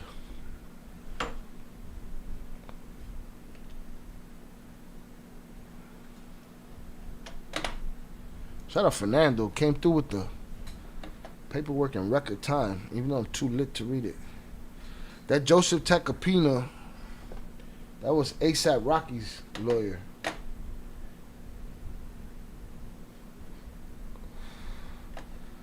He got ASAP off on the gun and assault case.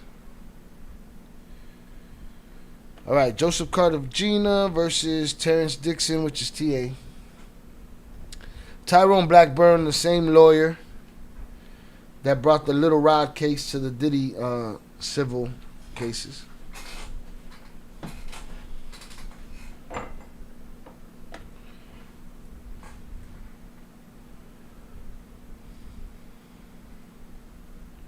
See if I can just skim and get to the good shit.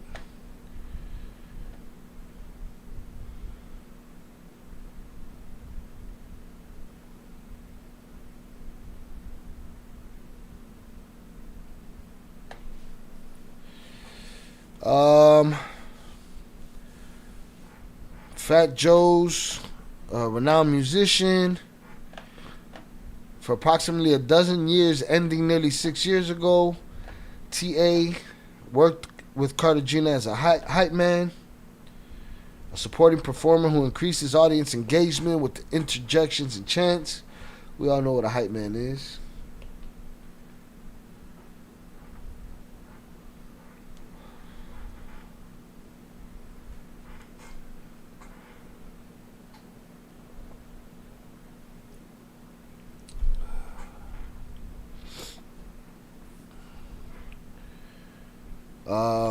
Dixon never complained or expressed any dissatisfaction with his pay or other conditions of his work, nor could he. They began working together in 2006. T.A. accepted the once-in-a-lifetime opportunity to be on the team. He also accepted generous compensation Cartagena paid him. And throughout their relationship, he enjoyed prerequisites of touring, luxurious travel, and other fringe benefits of being part of the music team. This is mumbo jumbo. Then something changed. An obvious money grab all these years later. Dixon claims that it should have been paid more. He claims falsely. Am I confused? This seems like the defense paperwork. Did I start in the right place? He claims falsely that Cartagena recently blocked him from getting outside funding for a record label, which was the last straw that caused him to dredge up decades-old supposed grievances and issues, none of which were aired contemporaneously, or more importantly, none of which are true. Sounds like a response. What does it say here? Plaintiff.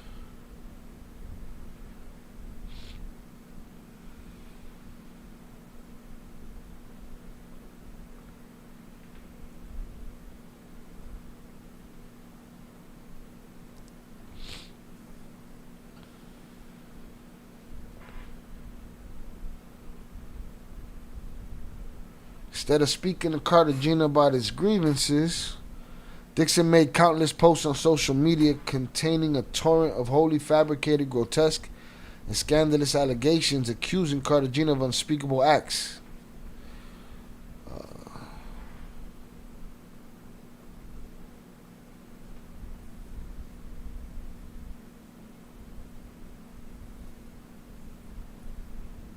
This is crazy. These words are going to get me clapped just seeing them. Cartagena's unspeakable acts such as PDF filage,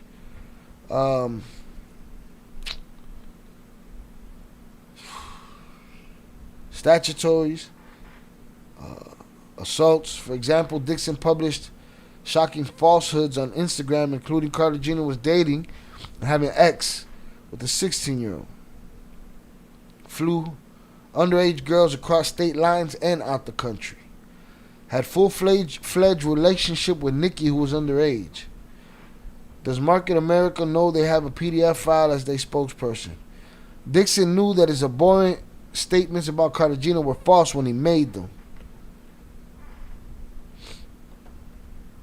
Nonetheless, he wielded these statements as weapons in a calculated campaign to shatter Cartagena's reputation.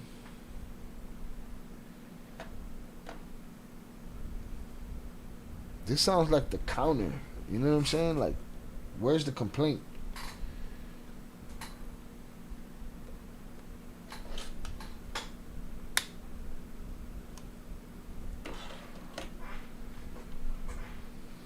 This is a rebuttal and shit.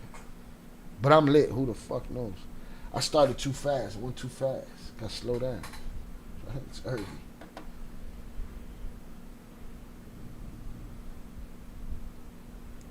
I don't want to read it. I can't read it. I'm not doing well. Alright? Y'all might hold the W for affecting the show, but it's my fault. It's a lot of words. I didn't expect to read it. I expected to listen to fucking Flacco talk about it.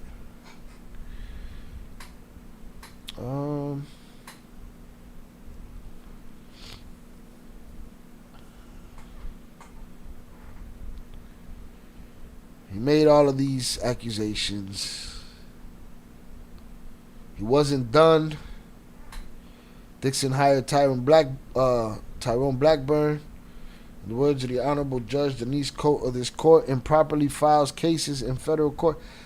What that judge wrote about that guy, Tyrone Blackburn, is going to follow him his whole career unless vindicated, somehow. Unless he come out right all the time.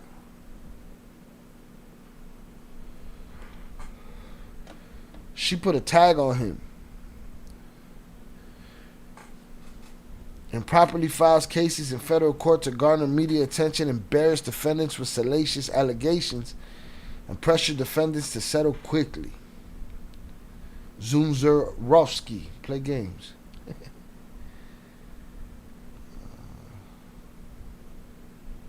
few months ago, another judge issued a warning to Blackburn because his findings are replete with inaccurate statements of law and full of similar irrelevant insults, misstatements, and exaggerations. They do not like that guy in those courtrooms. They're not with it.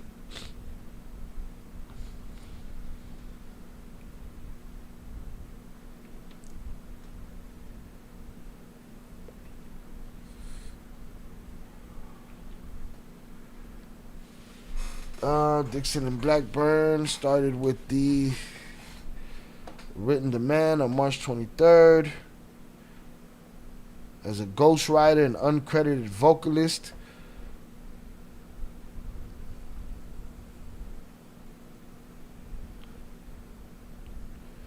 They're basically saying the same thing, man. When nobody was listening to him say that he wrote everything and didn't get no publishing and didn't get no money, and that didn't work, they're saying he stooped to lower levels. Oh, this is the other loss. That's what it is. That's what's happening here. I'm sorry, yeah. You're right. You're right, Miguel. I'm lit. Joe's the plaintiff in this. I'm looking at the wrong one. That's fucking crazy. Yeah, and you know what? The chat was backed up. So the chat over here, sometimes if I don't click on it, it won't refresh. I'm gonna tell you. I was all the way at Miguel Lopez's "The Truth Is I'm a Righteous Man" comment. I missed all of this. It's no more honor amongst thieves, let alone gangster. The streets is a myth. Fat Joe is suing. Oh no, I did see this. Okay, so I was down low over here. Since when do real G sue? Business is business at the end of the day. The suing shit, miss me with the suing shit. Like, it's business. Shannon, there's too many damn cameras on recording. Now with the music, why are you suing over diss records? That's crazy. Shout out Fernando. Yes, I sent you two. One says original. My bad. I'm lit. Early. I've been sick all week. That's what it is. Flock cameras, Palantir, amongst all others. Original complaint. Other one says Fat Joe at the end. Alright, bet. My bad. It's a lot happening at the same time over here. Oh, I see it. Original complaint. Boom. Fucking crazy. Here we go. Oh, that ain't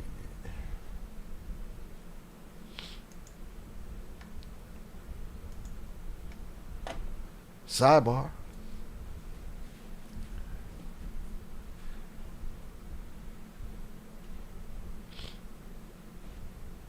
Nope, this ain't it either. Hold on.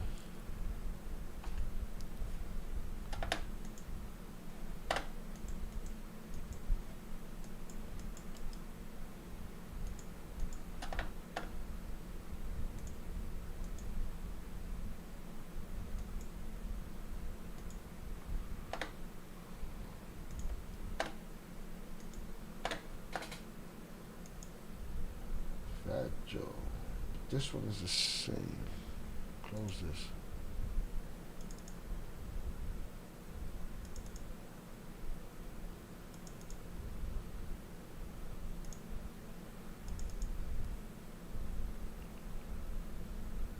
I'm tripping, or I'm clicking on both of them. Two separate folders, but it's the same. Let me see. All right, y'all. Hold on. I need to take a second. This is too crazy. Hold on a second. Let me adjust this. Let me click on this. Click, click, click. 9-1, Exhibit A.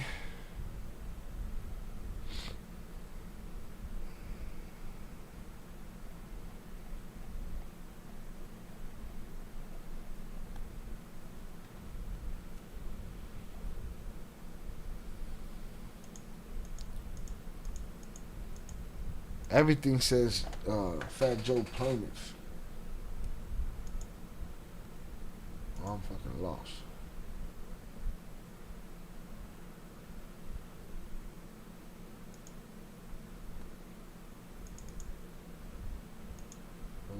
Follow up.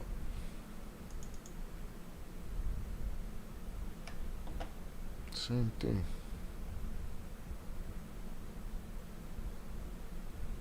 And when I go to the other one, same thing. Close this. Alright, I think we're gonna go back to Flacco for a little bit. Because this isn't working out for me.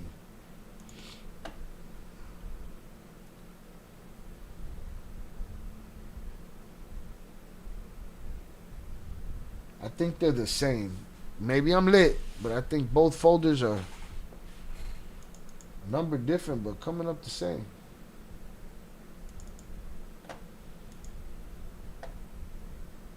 Same amount of pages. Same words. So you tell me if I'm tripping balls or if I'm not.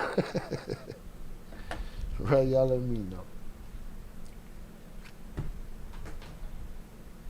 Whole coaster stuck to the... Alright, we back.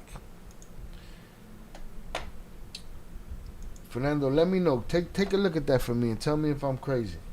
Proud of him. I'm going to tag Jordan, Nike, CNN, the White House, the president, and the vice president. Every major outlet will have this. Now think about it. This just one.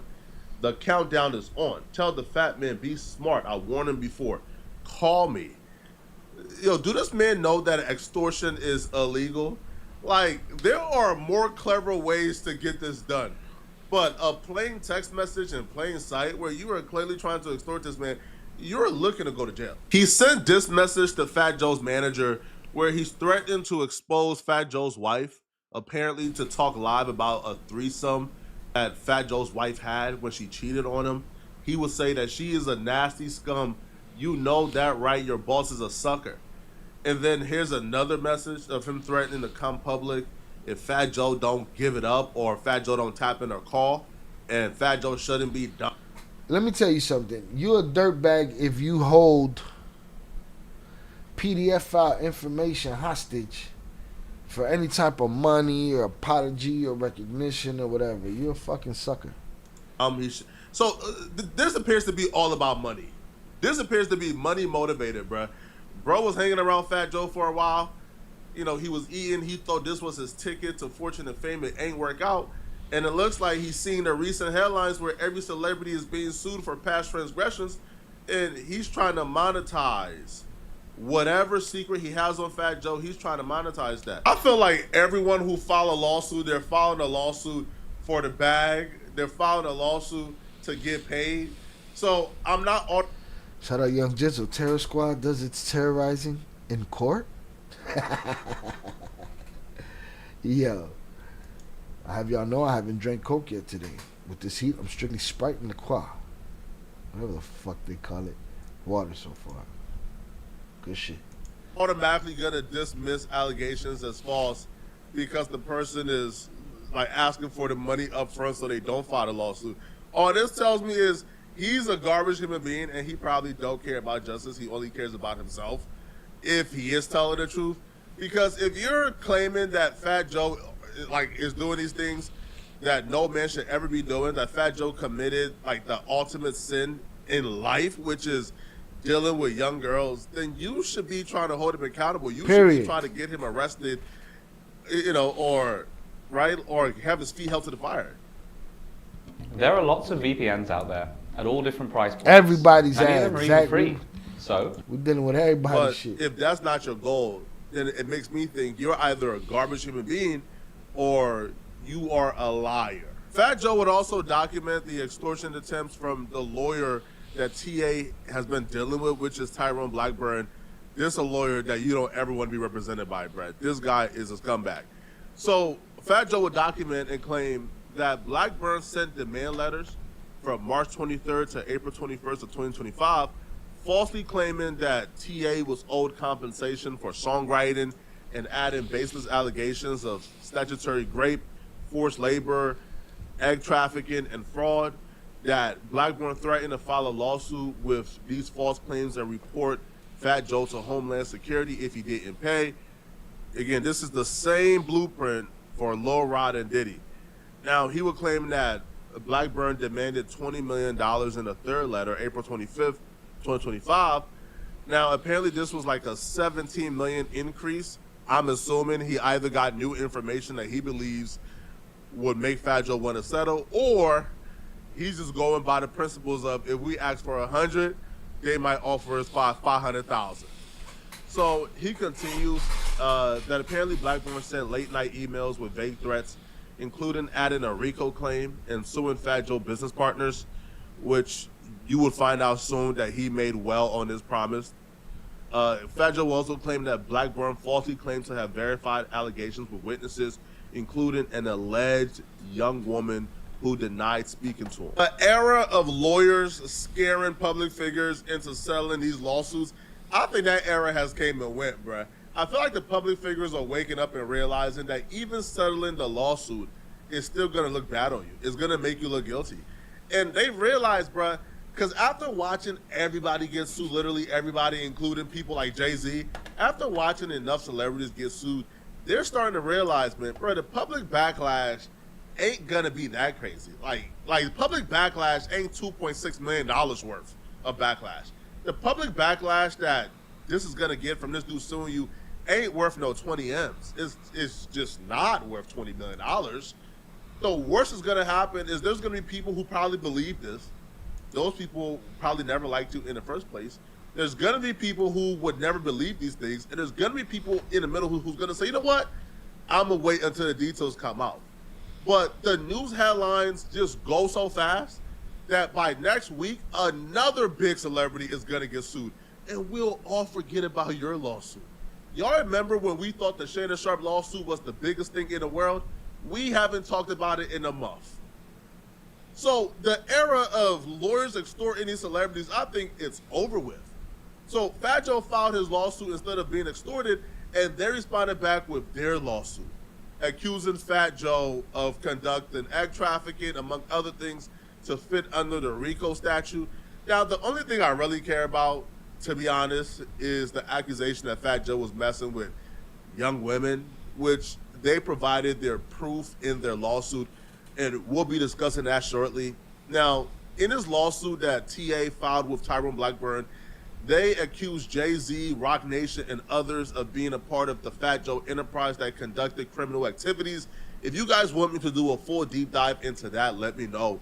But let's just get to the allegations regarding the young women. He would allege that victim one was actually a 16-year-old Dominican residing in New York. In exchange for cash, clothing, and payment of her cell phone bill, defendant will get oral and other favors performed on, by the young woman.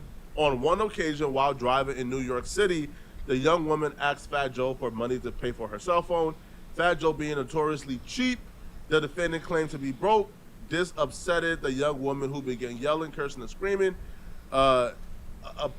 apparently, like TA is claiming that he begged Fat Joe to pay for this chick's cell phone bill, which ultimately he did, which to me makes you a co-conspirator, bro. Like, which you already admitted that you were aware of this, but still, like, you ain't tell nobody, like, hey, bro, yo, this man be with hella young women, bro. Yo, yeah, that's sucker shit, man. He was. That's some coward shit right there. Shout out Vicente on check-in. BJ investigates. If anyone's willing to turn a blind eye, some disgusting SA, anything of the sorts, deserves whatever they get. Man. I need to step in. Fucking guy. You just told him, hey, bro, pay the cell phone bill, man. Make her happy. And then allow them to continue to do nasty things to her. I don't know, bro. Like, this lawsuit makes you look equally as bad. He claims there's a second victim. Apparently, this victim is Caucasian. The victim was 15, and according to TA, Fat Joe will fly this victim from New York to Miami to Florida on multiple occasions. He would also say that because the victim looked young, that Fat Joe essentially got them a BBL to make them look more developed, which to me is just nasty work. What the fuck are we talking about here? Shout out Vicente on check-in. Now, the other victim, which is like Minor Doe 3, he will show pictures of them. I'm assuming this victim is no longer. Just think about the fun things you do online. Pictures. Diving into movies you love. Shopping. Enjoy. You know, underage. This is from like, it looks like the early 2000s, but he would show a picture of the quote-unquote victim in high school at the time that they was being trafficked. Now, apparently they claim they spoke to this woman, but Fat Joe is claiming that this woman is denying ever speaking to them, and she's not willing to come forward whatsoever. And they would also drop down some lyrics from Fat Joe from a song called She My Mama. In this song, it would appear that Fat Joe is confessing to some heinous things. So in the song, Fat Joe raps, now she was only 16, I had to nurture that. Give her some growth, waited till I touched the cat. Told she gonna have to work if she gonna get ahead. Then she drove me berserk when she gave me some head. She told me that she learned that from the flicks. I said, Miami, stop talking, just suck on this dick. I ain't say her name yet, so let's say she nothing. Now watch me turn this nothing into something, get it? Miami, get in the kitchen. This is free base. Just cook it till it's hard. So Miami or Miami, he's claiming that this is a confession to his story that Fat Joe was flying out this young woman from Miami and he got her a Brazilian uplift. I don't know, bro. I don't feel like this is. I never understood that shit. A lot of rappers did that shit, drop bars like that. Underage girl ass 1980s ass bars, man. Yeah. Is enough, to be honest. Those lyrics are very disturbing, but if he's saying I had to wait and nurture that, that could be assumed that he had to wait. I don't know, man. Rappers from that era had a lot of bizarre lyrics, including B.I.G.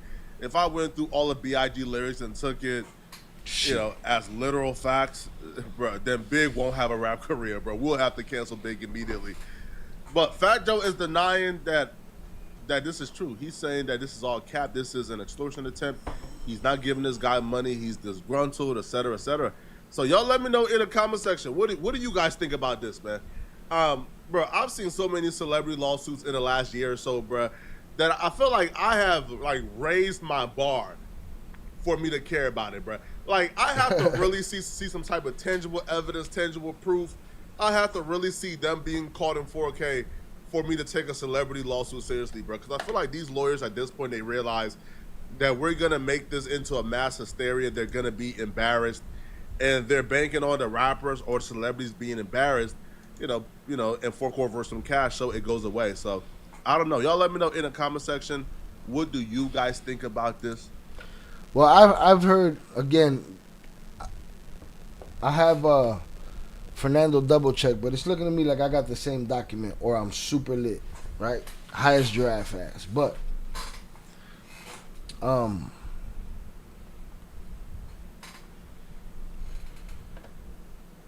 I heard I believe I have the same two documents in two different folders.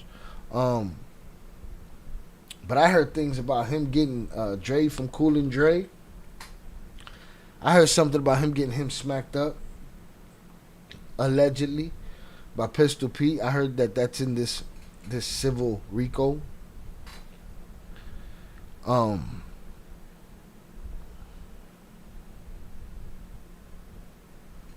Never heard that before. Didn't they do it? Maybe JP's the person to answer this shit. He a music head. Supposedly,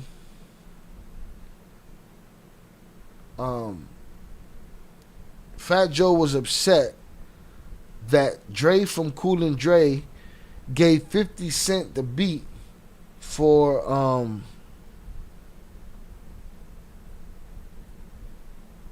the fuck is the song?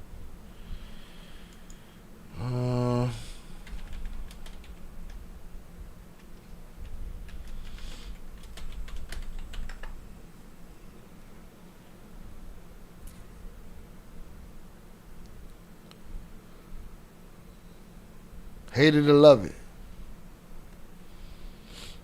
I believe it was that beat. You correct me if I'm wrong. Right? That Fat Joe was upset. Now, for those that don't know, Cool and Dre are affiliated to the Terror Squad, which is Fat Joe's crew. They're a Miami-based production team. And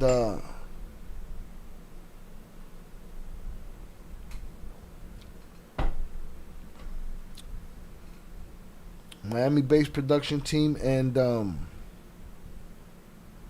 affiliated with Terror Squad.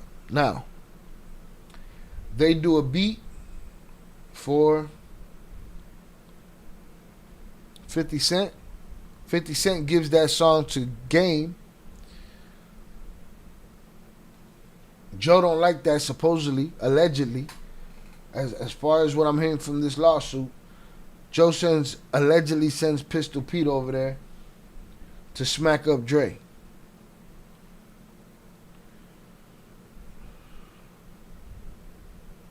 Never heard that. Jonathan, didn't they do an album together, Dre and Joe, after all of that, in the timeline, if I'm not mistaken? Shout out HG. What a super soaker. What else did I hear about in this so far? And again, salute Fernando for sending me the documents. I feel like both files are the same case. That or I'm lit.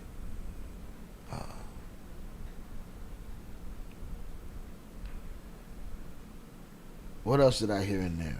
I heard about the girl. That just makes him look like a sucker too. You know, makes them look like suckers together. And they shouldn't feel safe anywhere.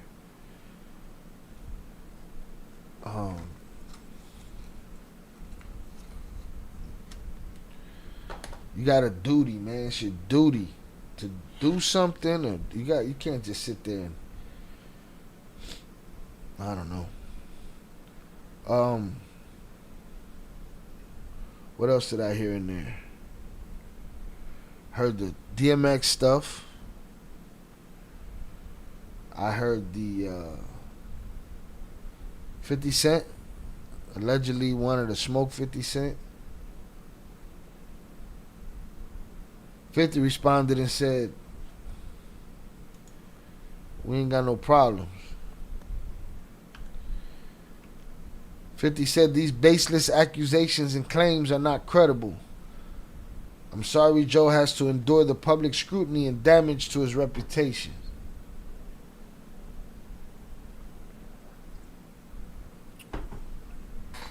This is a stick up. I wrote this hook. I should have kept this one. I don't know what he's talking about. Maybe he's talking about that line. I don't know. Fat Joe gave him the hundreds. Mayor. This is an AI ass picture right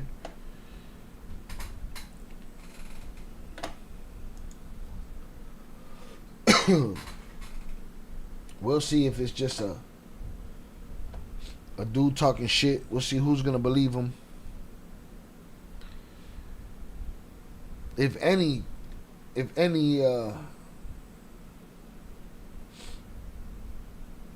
no. Not a Dre, Joe, and 50 album. Dre and Joe did an album. Didn't they sample Tupac on that album? They did an album together. Forget 50. Take 50 out of it. But that would mean in the timeline of things, if this lawsuit is true, which we don't know, it's an allegation,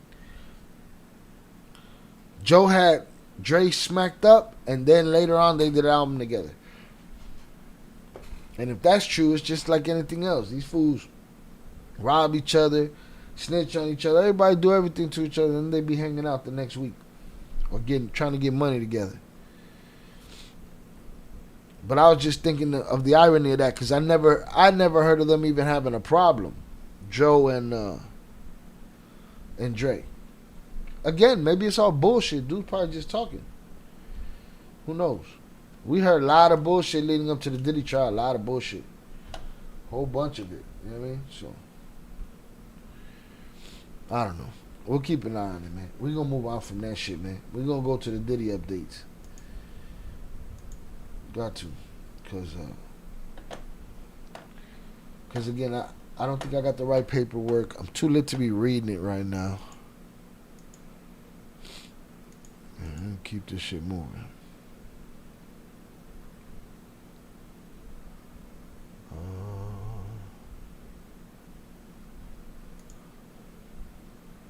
And I still owe a gorilla, a shot, and 2 beers. Coño. Zach might be right. That audition might be crazy, and you might be holding a W today.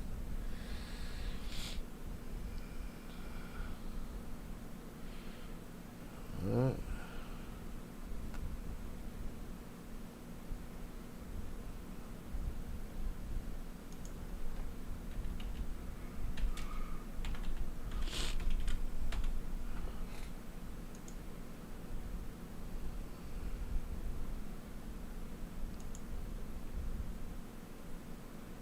And thank God luck was on my side today. Could have been worse. Could have been sitting here 9 shots. I know 50 and Joe never made an album. Joe and M made that with Dre called Lord Above.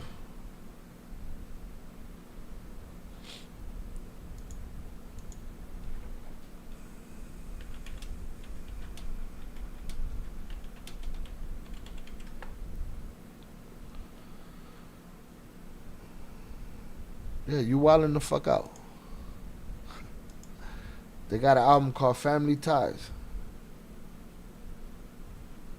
And what the year was? I could have done this a long time ago. I was holding you to your shit, JP. 2019. Released in 2019. Yeah. When was their beef? When was the beef with Joe? Long time ago. Sidebar. A long time ago. So yeah, it's crazy if that's true. They got them smacked up and then they did an album together. That's crazy.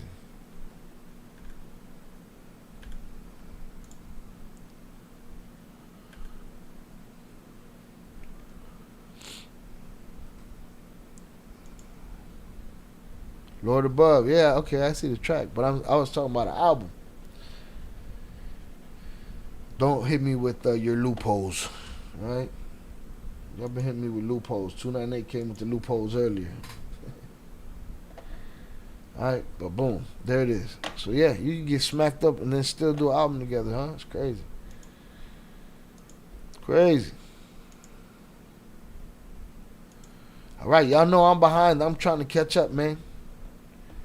I am trying to catch up. Shit is crazy trying to catch up. Did that. We did the financial officer.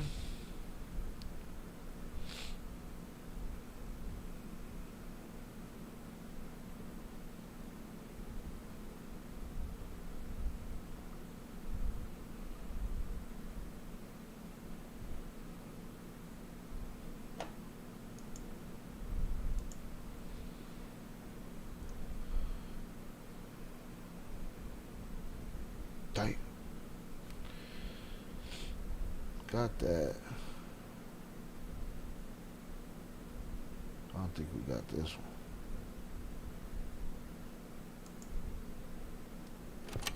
Stand up. When I move, you move. Just like that. When I move, you move. Just like that. When I move, you Sean G live from Manhattan. JP, now you just playing word association. You just throwing it all the information out there.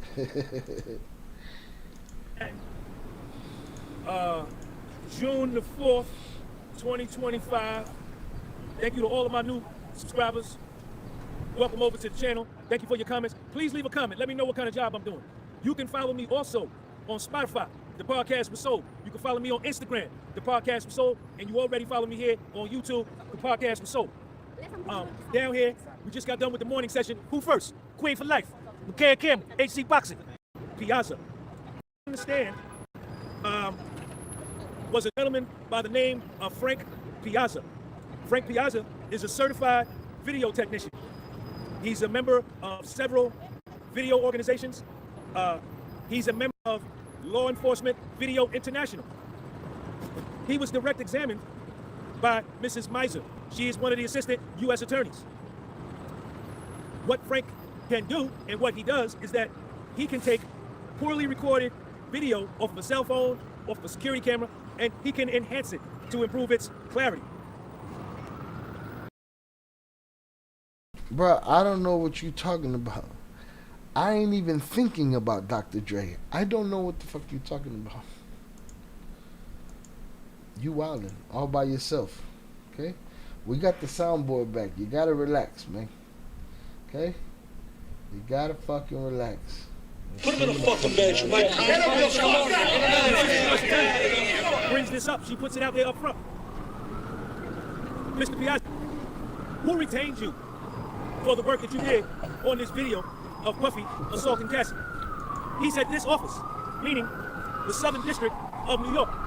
The prosecution's office retained Frank. They're paying Frank to do the enhancement of the quality of the video of Puffy assaulting Cassie in Los Angeles at the Intercontinental Hotel.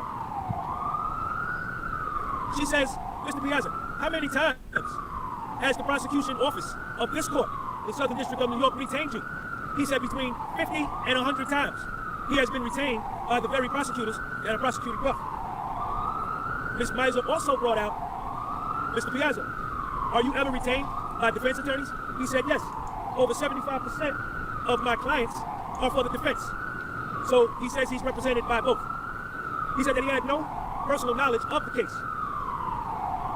He analyzed 5 videos, 2 cell phone videos, 3 surveillance videos of the security camera. What the prosecution was doing is they were talking to him about the frames per second of which the video was shot, and it was 30 frames per second.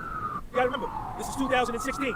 The camera phones we got now, like my camera phone, I got the Samsung joint, I can increase and enhance my video to 60 frames per second, or even 2K, 4K, 8K. This is 2016, so the cameras weren't that good back then.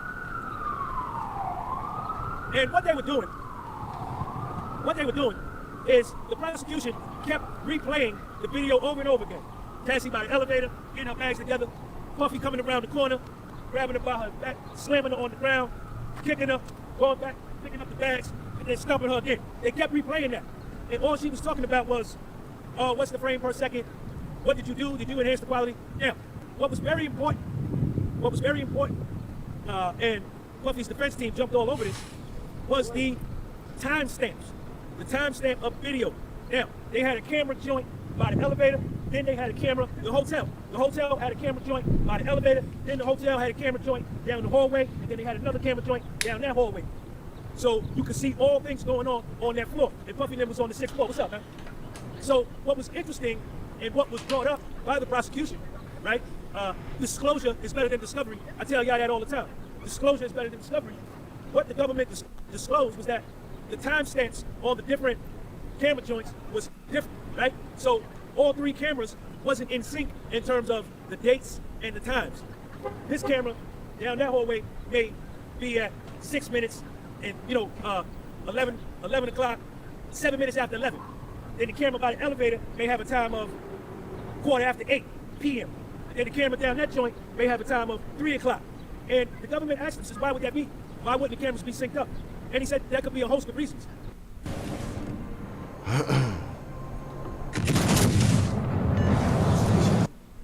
You know, maybe one camera was updated or needed to be changed, and the technician that changed the camera didn't take the time to care to update the timestamp.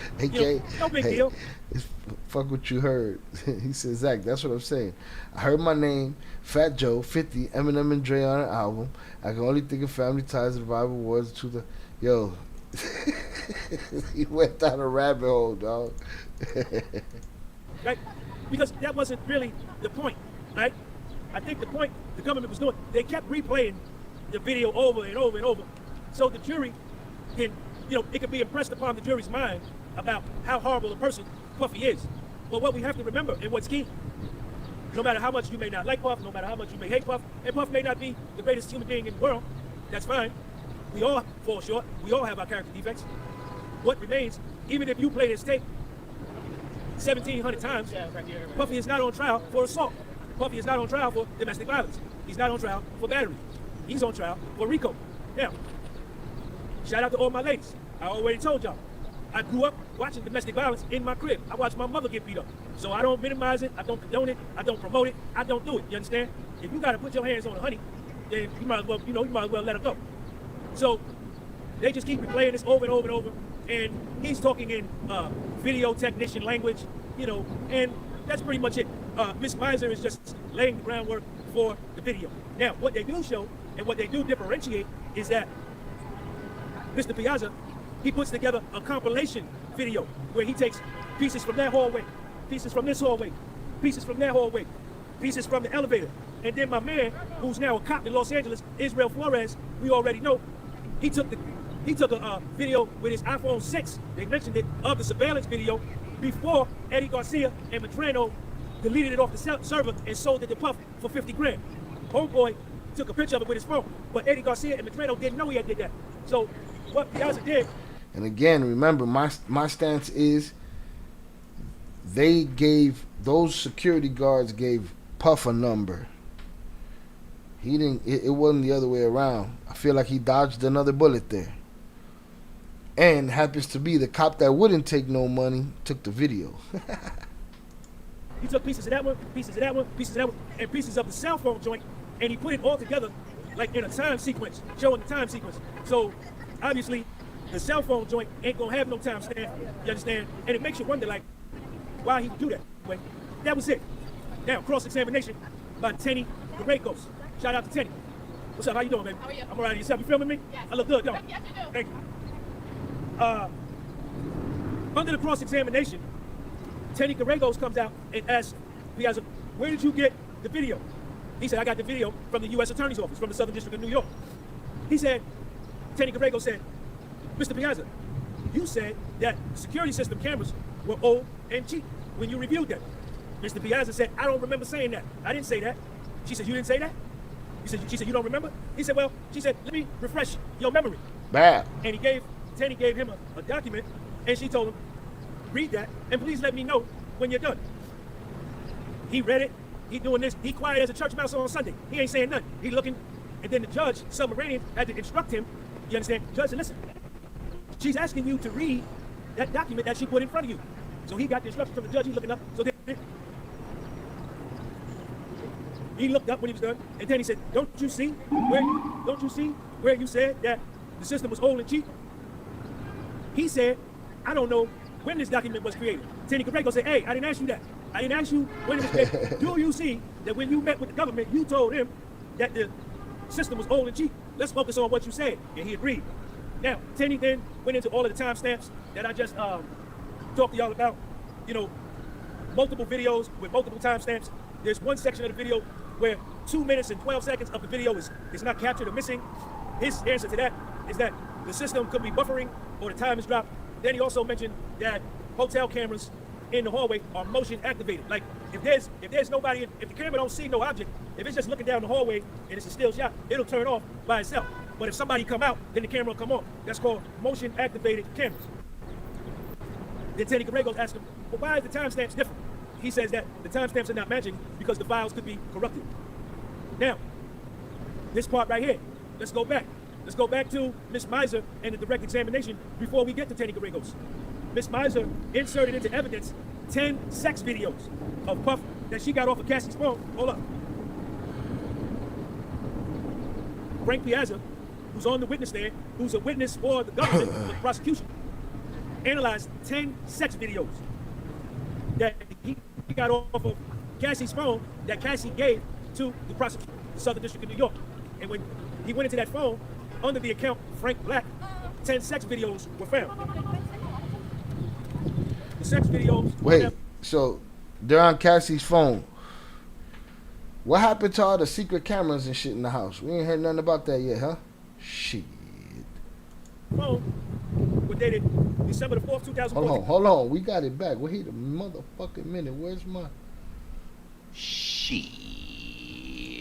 December the 4th, 2014, October the 14th, 2012, October the 20th, 2012, October the 14th, 2012, October the 14th, 2012, December the 4th, 2014, December the 4th, 2014, October 20th, 2012.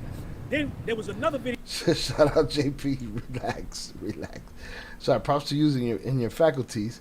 Along with running this show, I'm on like 4 or 5 pills and some gummies. So grateful I ain't running shit, but listen and type it in my wrench. Salutes. I'm pretty fucked up. Alright? Kicked it off early today. Might have to, y'all might have to, we might have to negotiate later. I needed my shit. Yep, saludos a Raida. Or she's either, like I said earlier, she's either going to the doctor or she might be talking about the Dominican Republic. So, salutes, man. And enjoy the sunshine. Video, right, where the government asked him to enhance the sound of the sex video. I thought they was going to release him in court and put him up on the screen, but they didn't do it. They got entered into the evidence as sealed.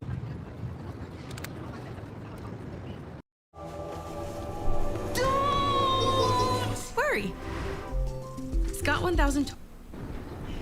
Now, Tenny Garregos, under the cross-examination, is playing the video, the compilation video that he put together. You know, the one I told you he put together, that hallway, the elevator, and the cell phone, and he puts them together in a time sequence that he thinks the way things went down. And what Tenny is doing, Tenny ain't scared. She playing the video too.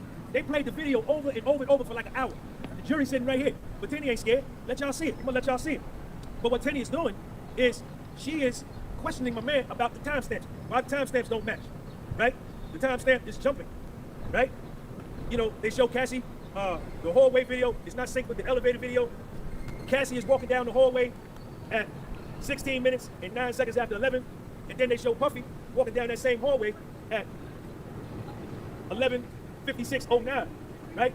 56 minutes after 11. Shout out JP, shot fuck the sunshine.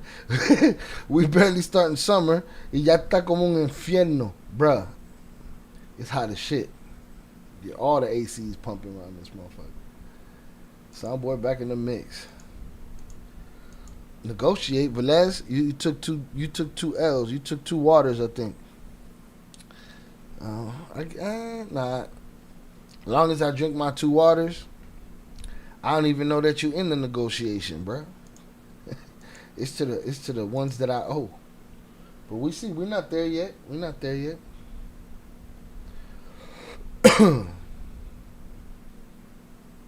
Yeah, it's pretty hot out there, so stay hydrated, y'all.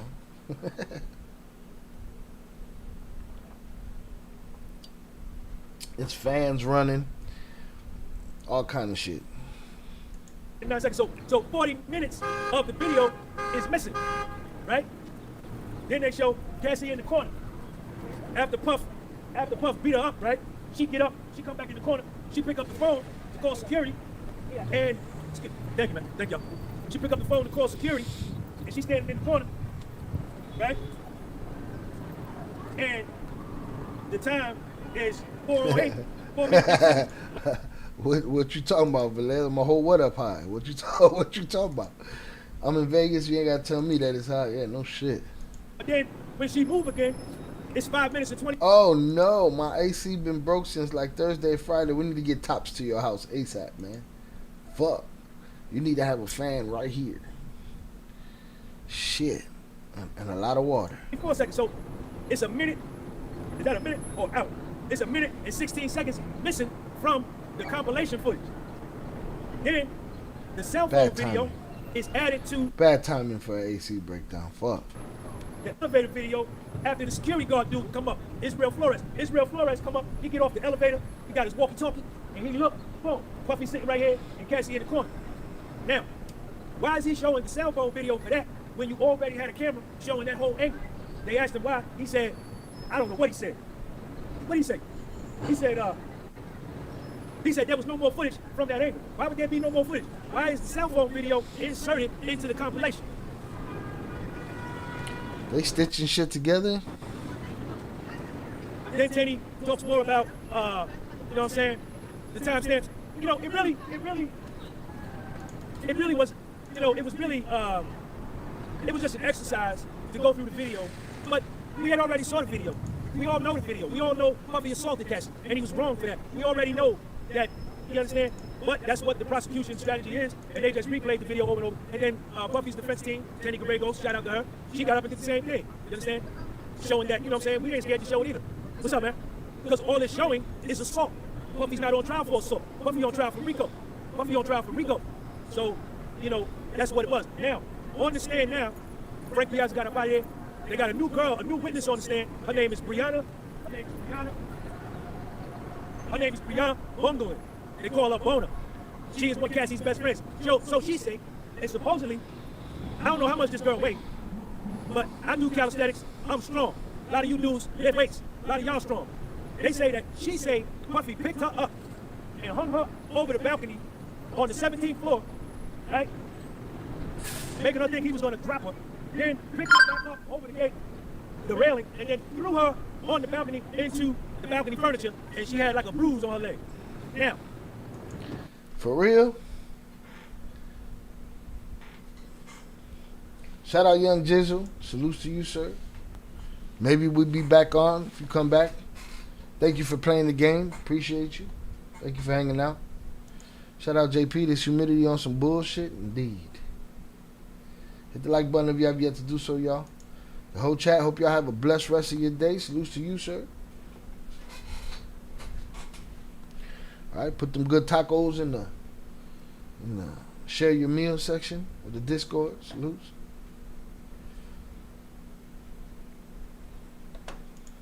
I do calisthenics every day, and I'm pretty strong. A lot of you do. Think about what they're saying. Think about you being a man, whether you're holding a woman by an arm and a leg or a piece of clothing, right? Forget about the strength that it takes to get her over. Just think about you fuck up. You just trying to put some fear in her. You fuck up. Shirt rip, something you ain't think it through. Or you can't get it back over. Now let's talk about the strength part, which is what he's getting to. Come on, no mommy's weight. No mommy's weight. Dudes lift weights, a lot of y'all strong. Could you imagine? I don't know how much this girl weighs, but even if it's 120 pounds, 130 pounds, to pick it up, imagine picking up a bench press bar, 245 plates, picking it up, hanging it out over the balcony, right? Then picking it up, bringing it back, and then taking it out and throwing it. This is what she said Puffy did to her. Now, this is gym weight. Human dead weight, body weight, human dead weight is a lot more difficult to do than, I don't know, but she understand now. She is being direct examined. I can't remember who. She's being direct examined by the government. She say that her and Cassie used to do a lot of drugs. I'm gonna have her direct examination and cross examination this afternoon when I come out. And y'all gotta remind me, I gotta tell y'all something else of what's going on down here. They jealous of Sean G down here. Sean G podcast for soul. Don't ever stop. Give the video a thumbs up. Share this video. Follow me on my Instagram, the podcast for soul. And then go on my Spotify. Follow me on Spotify, podcast for soul. Because I gotta get my Spotify numbers up so I can get money.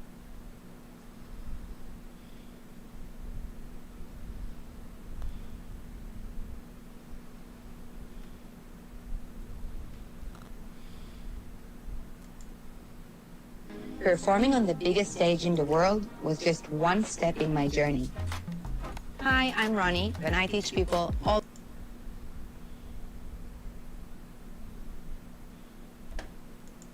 Live from Manhattan, Don't never stop. I want to welcome all of my new subscribers. Thank y'all for coming through. Shout out to Academics for showing the love with the free exposure. Thank you, sir. Make sure you follow me on Spotify and you follow me on Instagram. The podcast was sold. Spotify, the podcast was sold on Instagram. Please leave a comment. Thank y'all for coming through. You're not gonna believe what I'm finna tell y'all. You're not gonna believe it. You're not gonna believe it. Sidebar, 100 grand, what up? So I got my man here. Come on over, Sepia Prince. This brother right here, this been one of my subscribers to my channel I had before this, Company Publishing, going back to what, 2020, 2019? Been following me since 2020, came down. This is my main man, Sepia Prince. He's getting ready to promote this thing. Y'all support him. Tell him what you got, Sepia. Listen, what's going on, everybody? So, Sepia Prince, I got a business in the Hudson Valley called Notary Prince of Dutchess, and we do mobile notary services in New York, Jersey, Connecticut, and Rhode Island. So if you need a notary on an emergency basis, somebody to come to the hospital. Give me your phone number, Sepia. Phone number 845-241-7088. 7088. If you need any kind of notary service, New York, New Jersey, Connecticut, and Rhode Island. And Rhode Island, upstate New York, check my man Sepia out. Yes, indeed. Yes, indeed. And keep following, the coverage here. Sean's doing a fantastic job, y'all. I mean, unbiased. It don't never stop. You already know. I'm not gonna take up any more time. You're gonna get into the coverage. Sean G. Sepia Prince, appreciate you. My man. Definitely. Y'all take it easy. All right. Peace out. Listen, man. I just came out of court. Government witness, Brianna Mongolian. She's 33 years old. Her nickname is Bona, B-O-N-A. She was subpoenaed by the prosecution to testify and given immunity, provided that she tells the truth. If she tells a lie and perjures herself, the prosecution said she could be charged. Right from the door, Ms. Miser, who is the assistant U.S. attorney who was handling the direct examination, went right to late September 2016 and this balcony incident. Bona, or Brianna, alleges that Puffy, she's 5'1", she says she's between 100 and 115 pounds because of all of the drug use. She uses a lot of drugs. We're going to get into that. That Puffy came behind her. She was standing on the balcony. This is what she said. This is what she testified to. She was standing on the balcony looking out at the view. Puffy came up behind her, rubbed up on her breasts, picked her up, and hung her over the balcony 17 stories in the air. He held her over, pulled her back, and then took her and threw her into the patio furniture. She hurt her back. She had big bruises on her leg. She showed pictures of that. She went to the chiropractor, got a neck brace, took some pictures of her back. The prosecution put all that up on the screen for the ladies and gentlemen of the jury and for everybody to see. As a result, Brianna testified under oath that she has night terrors, paranoia, and that she sometimes screams in her sleep as a result of this incident. Ms. Miser also then brought up about the fact that she is very close friends with Cassie. Hold on, y'all gotta blow my nose. Allergies, they almost out of here. Allergy season. Some of y'all said, throw the tissue away. Don't worry about what I do with my tissue. You worry about what you do with your tissue. This is my nose. Worry about your nose. I got mine. Brianna was a graphic designer with a company called Young and Reckless from 2013 to 2014. She then left and went to work for a company called Diamond Supply from 2014 to 2015. Cassie then comes to work with her from 2014 to 2015. She says that she talks to Cassie about her relationship with Puffy and that the relationship was volatile. This is what Cassie used to tell her. She doesn't meet Puffy till after 1 year that she's friends with Cassie.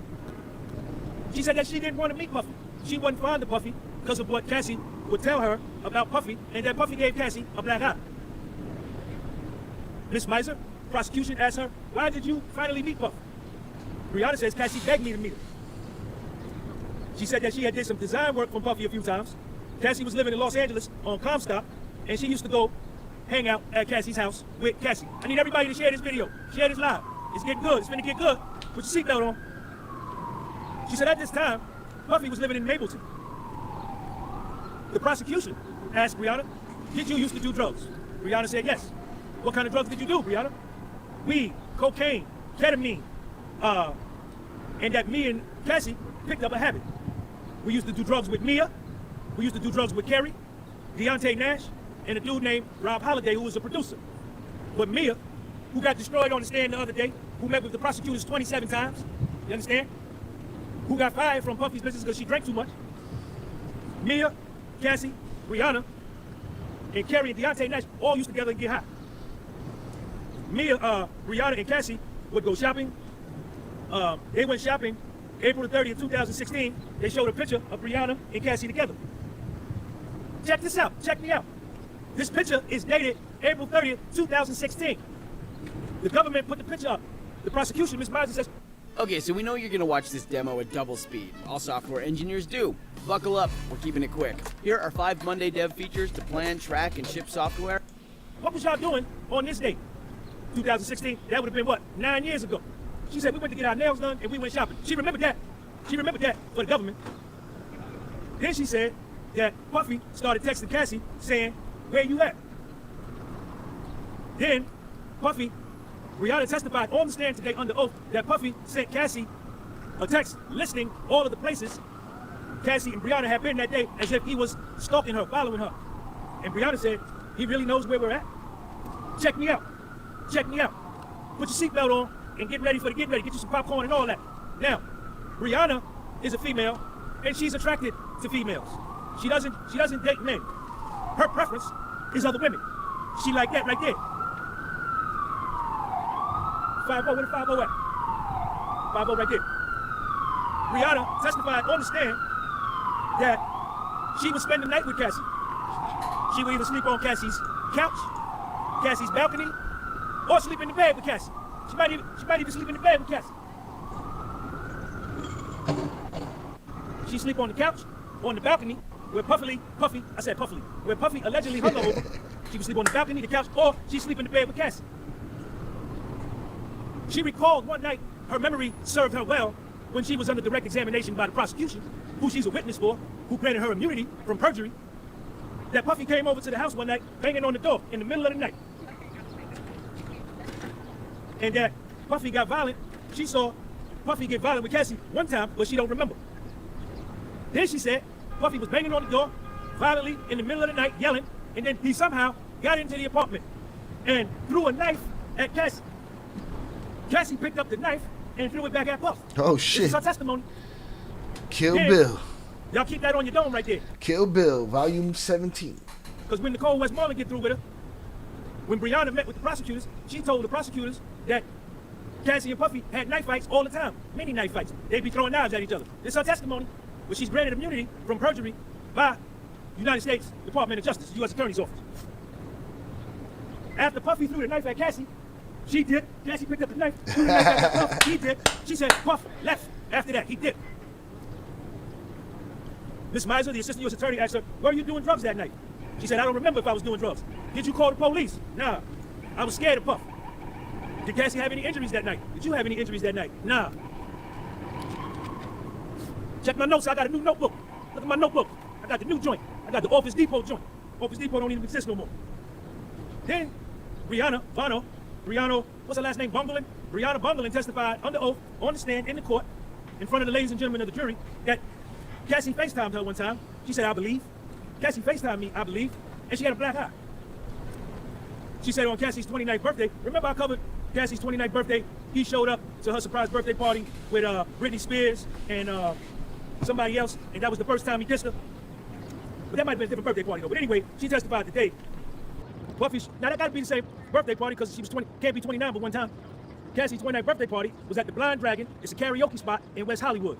Puff was there, Kerry was there, Deontay Nash was there, Cassie was there, and Puff Security was there. Brianna testified that Cassie and Puff got into a fight at her 29th birthday party. But Cassie testified on the stand, that was the first night Puffy kissed me. So somebody telling a lie. Somebody telling a lie. Miss Miser, the assistant U.S. attorney, asked Brianna, Bungling, nicknamed Bonner, did Puffy ever give you drugs? She said, yeah, 3 or 4 times. He gave me cocaine, GHB, ecstasy, and ketamine. She said, have you ever seen Puffy do drugs? Brianna said, I saw him do weed, cocaine, and ketamine. Now, this is where the story takes off. She's still under examination by Assistant U.S. Attorney Miser. Me and Cassie got high weekly at the start, and then it got worse. We used to sniff cocaine, smoke weed, and use ketamine. I got drugs for Cassie often. I would give her oxy, cocaine, and ketamine. Then she said, I got cocaine for Puffy one time. Brianna, Bungling, Warner testified, I was selling drugs to other people. Me and Cassie tried to get clean, but it was very hard to get clean. Then she testified that Puffy confronted her and threatened her about she giving too much drugs to Cassie. Stay away from Cassie. Anthropic has released Claude 4, and today we're putting it to the test with the Box AI API. Cassie getting high too much because she's dealing with you. Then, Brianna put up a picture, the government put up a picture on the screen for the ladies and gentlemen of the jury. It was a picture in Malibu in April 24th, 2016, and it was took by Brianna. Cassie was doing a photo shoot at Puffy's house in Malibu in the backyard, but the backyard was the beach. At that photo shoot, remember that she said it was a photo shoot. Under government direct examination, she said it was a photo shoot. Check out Nicole Westmoreland, no. She said at that photo shoot, Puffy went up to her real close and whispered in her ear, "I'm the devil. I can kill you." That's what Brianna testified on the stand in front of the ladies and gentlemen of the jury under the protection of perjury and immunity granted her by the United States Attorney's Office. That she must tell the truth, and if she lied, she could be prosecuted for perjury. That's the story she told when the government was questioning her. She said that after she said Puffy went up to her and said, "I'm the devil, I can kill you," the U.S. Attorney asked her, "Were you high on drugs?" She said, "Yep, I was high on cocaine at that time. He said that to me." And the U.S. Attorney said, "Why didn't you do nothing?" She said, "Cocaine gave me confidence, so I was able to just brush it off. And then I continued to hang out with Cassie." Now, this is the first time that the government, the assistant U.S. attorneys, since I've been coming to this trial, that they have been preemptive and proactive in disclosing that these witnesses they putting on the stand are meeting with them prior to the trial. Ms. Miser says, "When you met with federal prosecutors first, you met with us, right?" Rihanna said, "Yeah, I met with y'all, and I thought it was a meet and greet." Prosecutors, the federal government, the Department of Justice, United States Attorney's Office told her, "Yo, be down here such and such time." Brianna testified on the stand. She thought it was a meet and greet. Fuck does that even mean, She though? thought it was a meet and greet. Can't make this up, man. Can't make this up. So, at that first meeting, she tells federal prosecutors, Puffy came up from behind me, lifted me up, and put me on top of the rail. His hands touched my chest. The drugs that I was taking had me 100 to 115 pounds. I'm 5 feet 1 inch tall, and I was thinking I was gonna fall when Puffy was dangling me over the balcony. When Puffy was dangling me over the balcony. While Puffy picked me up and is dangling me over the balcony, Puffy is saying, "You know what the fuck you did," multiple times. And she looking back at Puff while she's dangling over a 17-story balcony. She ain't yelling for help. She ain't screaming. She looking back at Puff saying, "I don't know what the fuck I did." And Puff saying, "You know what the F you did." And she saying, "I don't know what the F I did." Thank you for that super chat. Okay, well, if she really over the balcony, if she really, it's different if he picking her up, putting her over. But if he go up behind her and put her in a, I get it. He probably could have got her legs over. I don't know, man. Yeah, tóxicos los dos. Yeah. All of them, like all the toxic, them, their friends, the whole situation, just some addict shit. You know what I mean? And threw her into the balcony furniture with money. Now, check me out. This is where the inconsistency starts. Under direct examination right here, she says that Cassie was in her bedroom when all this happened. Then she said Cassie came after he threw her. Cassie was in her bedroom while he was dangling her over the balcony. Then he threw her into the balcony furniture. Then Cassie came and said, "Did you just hang her over the balcony?" Then Brianna said, her girlfriend, her real girlfriend, because Brianna, her preference is other women. She doesn't date men. She said her girlfriend was in the house. Then she said, after that happened, she don't call the police. She don't. That's why I ignored it, JP. You was getting ahead of the story here. Sorry if I may. If Diddy some way, somehow ever got you dangling over a body, wouldn't you, over a balcony, wouldn't you remember the date and the place? Yes. Call the ambulance. She don't call nobody. She just left and went to her house. She got a big bruise on her leg, and she got back pain and neck pain. And she go to the chiropractor, and the chiropractor asked her, "Who did this to you?" She don't tell the chiropractor. She said, "I was freaked out. I just paid the chiropractor, and I left because I was scared."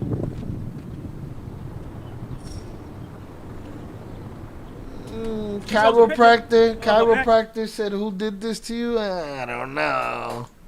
And her neck with bandages on her back, and that picture was taken by her ex-girlfriend. The photo was dated September 30th, 2016, and the photo was sent to her. Now, the incident happened September 26, 2016, but she don't get a picture sent to her until 4 days later, on September 30th, 2016. Never sought medical attention, and she said, I didn't feel no pain because all the drugs that was pumped into me. That's what she said. One in 6 kids has nighttime accidents. Good Night's nighttime underwear can help with a... I had 1 beer and 1 gorilla so far. I just poured the second beer. What is a meet and greet in this context? Yeah, I didn't get that part. It sounds dumb. Meet and greet what? Who you gonna meet and greet with? Oh, she probably what? She thought she was gonna show up and everybody was gonna be hanging around. Hey, how you doing? Yeah, with the prosecution, blah blah. Nah, they're gonna sit you on the other side of that table. They're gonna grill you. Maybe that's what she meant. I don't know. She said, hold on. You gotta move over here in the sunlight so I get that vitamin D. I gotta move over here in the sunlight so y'all can see me good, so you can see how good I look. Get that melanin activated. Hold up. Hold on, y'all. Don't go nowhere. Don't hang up. All right, I think we're good now.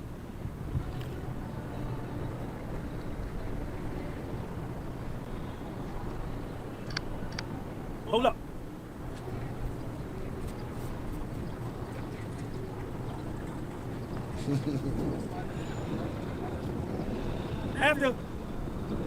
After Puffy hang her over the balcony, this is her testimony. Throw her into the furniture. Puffy FaceTime her 2 days later. She said that she told Puff, I don't want no problems with you. She don't make a police report.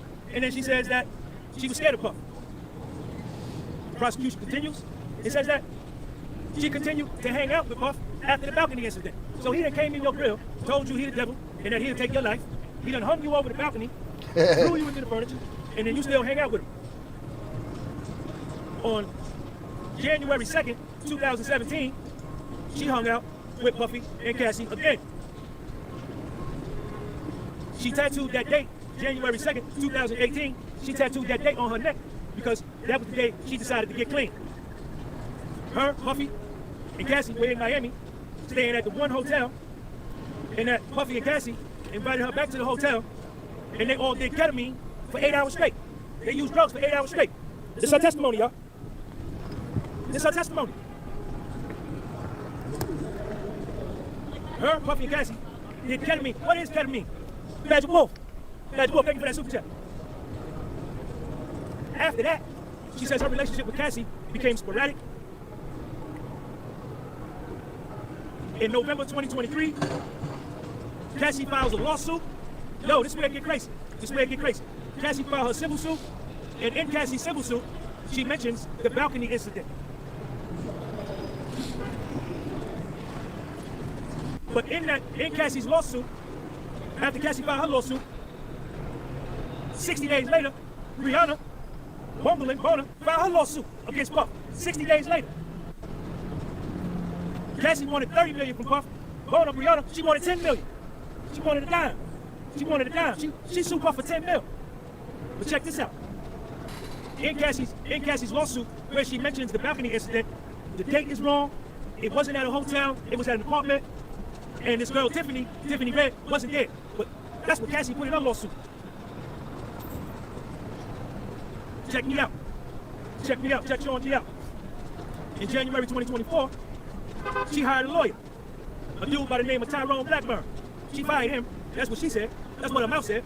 Her mouth said a lot of stuff, though, that don't be right and exact. She first meets with the federal prosecutors January 2024. And she don't disclose no type of details about the balcony incident. When she met with the feds the first time, 60 days after Cassie filed her joint, it might have even been less than 60 days, she go and meet with the federal prosecutors and the agents and don't say nothing about the balcony joint. All right. Zero.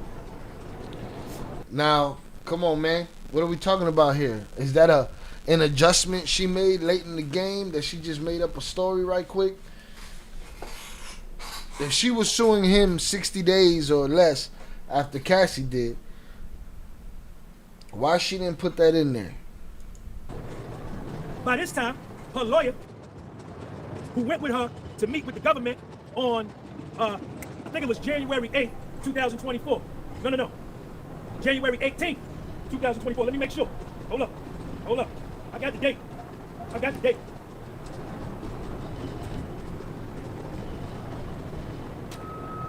She go meet with federal prosecutors January 18, 2024. 13 days later, her lawyer started sending Puffy multiple demand letters asking for 10 mil. But the details in his letter ain't right.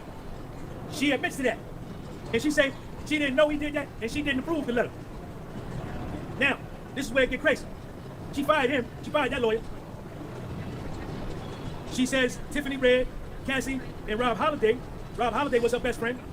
First she said Cassie was her best friend. Now Rob Holiday her best friend. They reached out to her. And Rob Holiday FaceTimed Rihanna from Puffy's backyard. And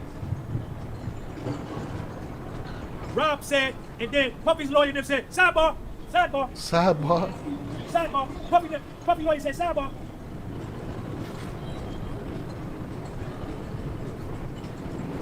So they go do the sidebar. They come back from the sidebar. Rob FaceTime Rihanna and says, I'm FaceTiming you on behalf of Puffy. And Puffy wants to talk about a settlement. The Assistant U.S. Attorney Miser is trying to get it in like, yo, what up, baby?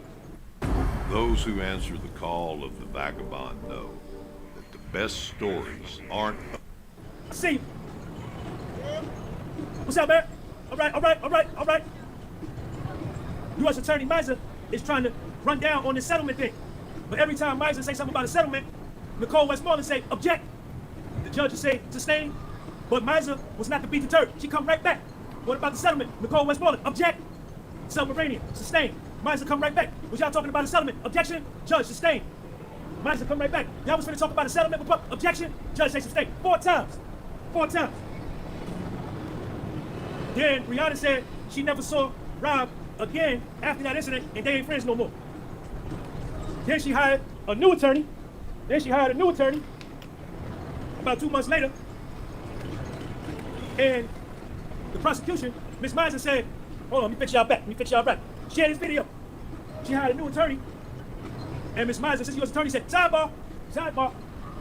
Take it to the side. Sidebar. Then Ms. Miser said, why did you file a lawsuit? Rihanna said, to seek justice for what had happened to me.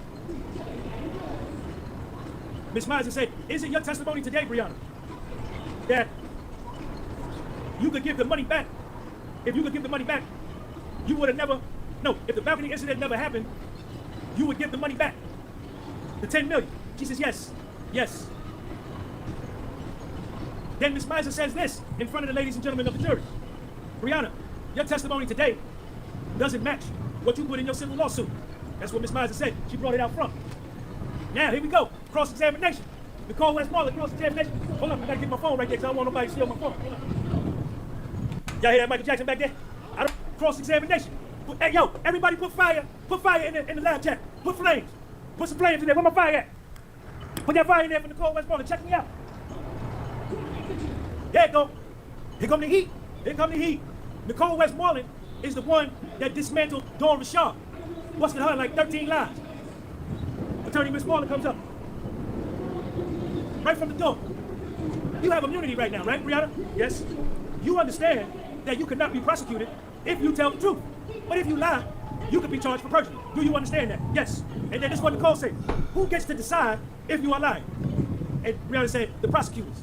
So she finna get busted in a whole bunch of lies, but she's not gonna get prosecuted because she's a government witness, like all the other government witnesses that have committed perjury. Capricorn Clark, Dawn Rashad, Nia, David James, Deontay Nash, all of them in lie. Rihanna, you met Cassie at Diamond Supply. You were the head graphic designer at Diamond Supply. How much was your salary? No, Nicole told her your salary was $75,000 a year. Cassie was hired by Diamond Supply to work underneath you as a co-designer, but she was paid more than you. You and Cassie were working on a clothing line together. The first time you went to Cassie's apartment, y'all were working on a t-shirt design. Cassie called you and asked you to come over. You go by Cassie's house. You decide to do a photo shoot with Cassie. You suggested that Cassie do a photo shoot in the pool with just a t-shirt on. Brianna, isn't it true that at that moment you were comfortable? You felt you and Cassie were comfortable with each other? She said, who said that? Nicole Westmoreland. You said that. She said, I don't remember saying that. Nicole Westmoreland. Well, let me refresh your memory. When you met with federal prosecutors, can you see that right there? Can you read that? It said at that moment, when you and Cassie did the photo shoot in the pool with just a t-shirt, all Cassie had on was a t-shirt. You understand? You felt comfortable with Cassie. After Nicole Westmoreland showed her the paperwork, she said, oh, okay, yeah, I said that. Brianna, isn't it true that you spent a lot of nights sleeping over Cassie's house? You and Cassie would go to a lot of parties. She said, I don't remember that, saying we would go to a lot of parties. I don't really party that much. Are you sure? Yeah. Well, let me show you something to refresh your memory. When you met with federal prosecutors, read that. And when you're done, look up at me. Do you know what's really fun? Making a website on Wix. After she saw that, she changed that story up. What up, Elijah? Cassie. When you went by Cassie's house, she asked you, do you like to get high? This was the first night you went over there. You and Cassie spent a lot of time getting high. You and Cassie spent a lot of time getting high. What's up, man? I see you. What's up, man? What's happening? I'm live right now. My man.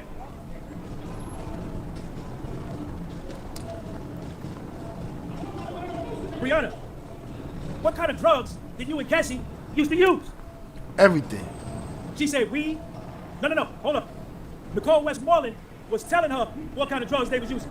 She said y'all used to smoke weed, eat edibles, cocaine, ketamine, ecstasy, Molly, GHB, acid, Percocet, Vicodin, Cocoa Puff. All the drugs. Cassie and Brianna used to use all of them drugs. Weed, edibles, cocaine, ketamine, ecstasy, Molly, GHB, tank acid, Percocet, Vicodin, and Cocoa Puff. She said, what is Cocoa Puff?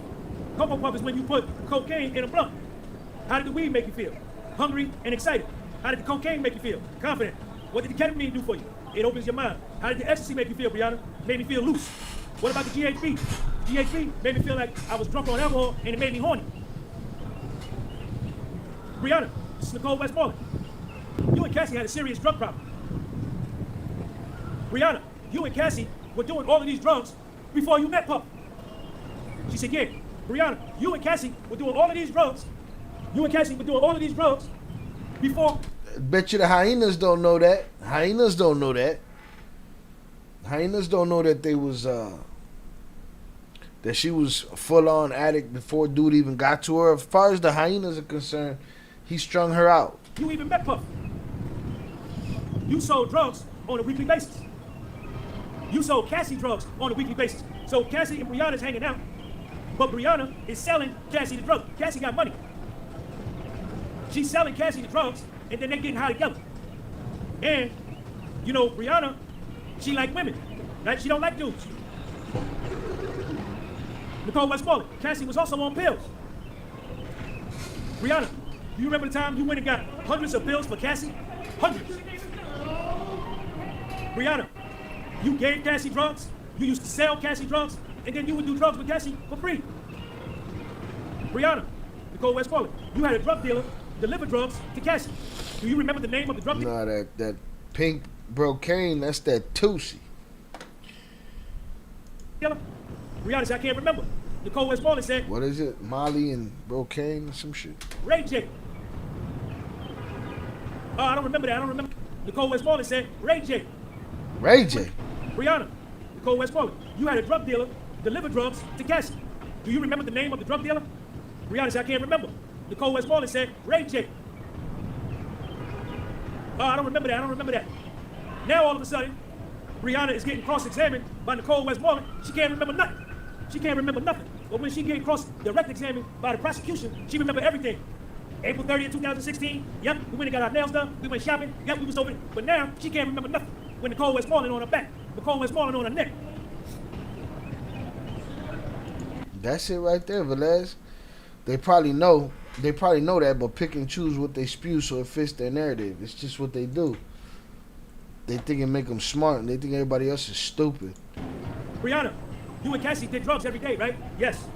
You told federal prosecutors you and Cassie did drugs every day when you met with the federal prosecutor. I don't remember that, but let me refresh your memory. When you finish reading that, look up at me. Now do you remember telling prosecutors that? Yeah. Brianna, the clothing brand you and Cassie were trying to put together, it didn't work out, right? No, because you had major competition from Beyonce, you had major competition from Rihanna, right? And you had issues with Diamond Supply. You had issues with Diamond Supply because you said these were a bunch of skateboarders that didn't understand the brand y'all was trying to put together. But Brianna, isn't it true that the fact that you and Cassie was getting high every day is the real reason why the clothing brand failed? The first time you met Puffy, Brianna, was at Puffy's house. You went over to meet Puffy and y'all had dinner at Puffy's house. Cassie took you over there in 2016. Nicole Westmoreland to Brianna. Wasn't Puffy like standoffish from you? Really? Wasn't he like standoffish from you when he first met you? Brianna, when's the last time you spoke to Deontay Nash? You spoke with Deontay Nash after his testimony. Right or wrong? Yes. Brianna testified on the stand that Deontay Nash texted her this morning.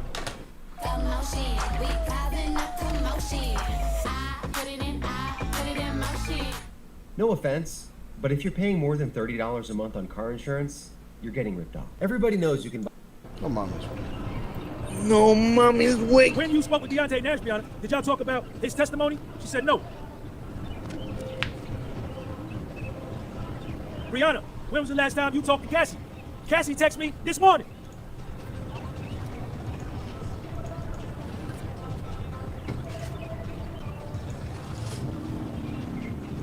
Brianna, have you spoken with Cassie since the trial started? Yes. Brianna, when was the last time you spoke to Cassie? Cassie texted me this morning. Cassie texted Brianna today, June the 4th, 2025, before she got on the stand. Y'all gotta check this out. Y'all not gonna believe this. Share this video. Listen, the part I'm finna tell y'all now, y'all gonna think I'm lying. Share this video and give it a thumbs up. Put me on 500 thumbs up. I need 500. Y'all not gonna believe this. Y'all not gonna believe this.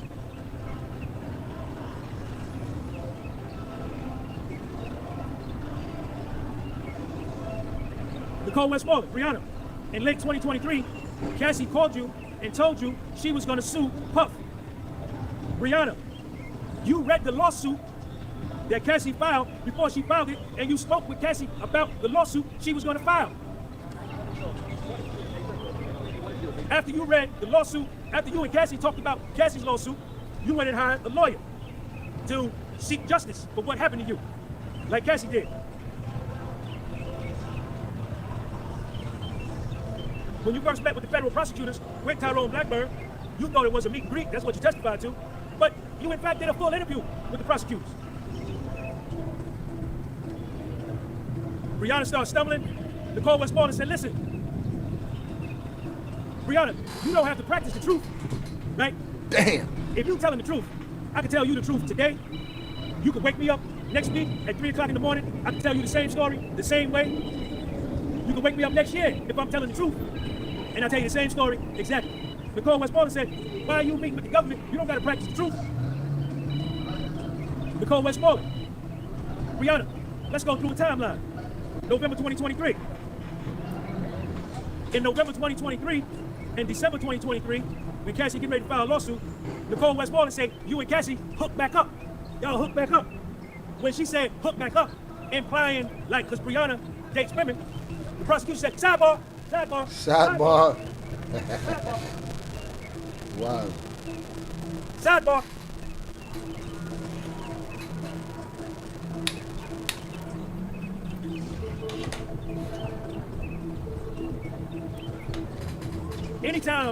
Anytime Nicole Westmoreland tried to make an inference that Brianna and Cassie weren't just friends, cool homegirl, that's my homegirl, that, you understand?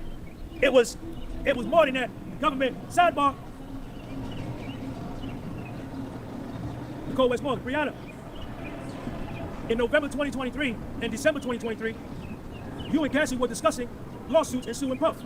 You spoke with Cassie before she filed the lawsuit. It's just litigation powwows. People just hanging out.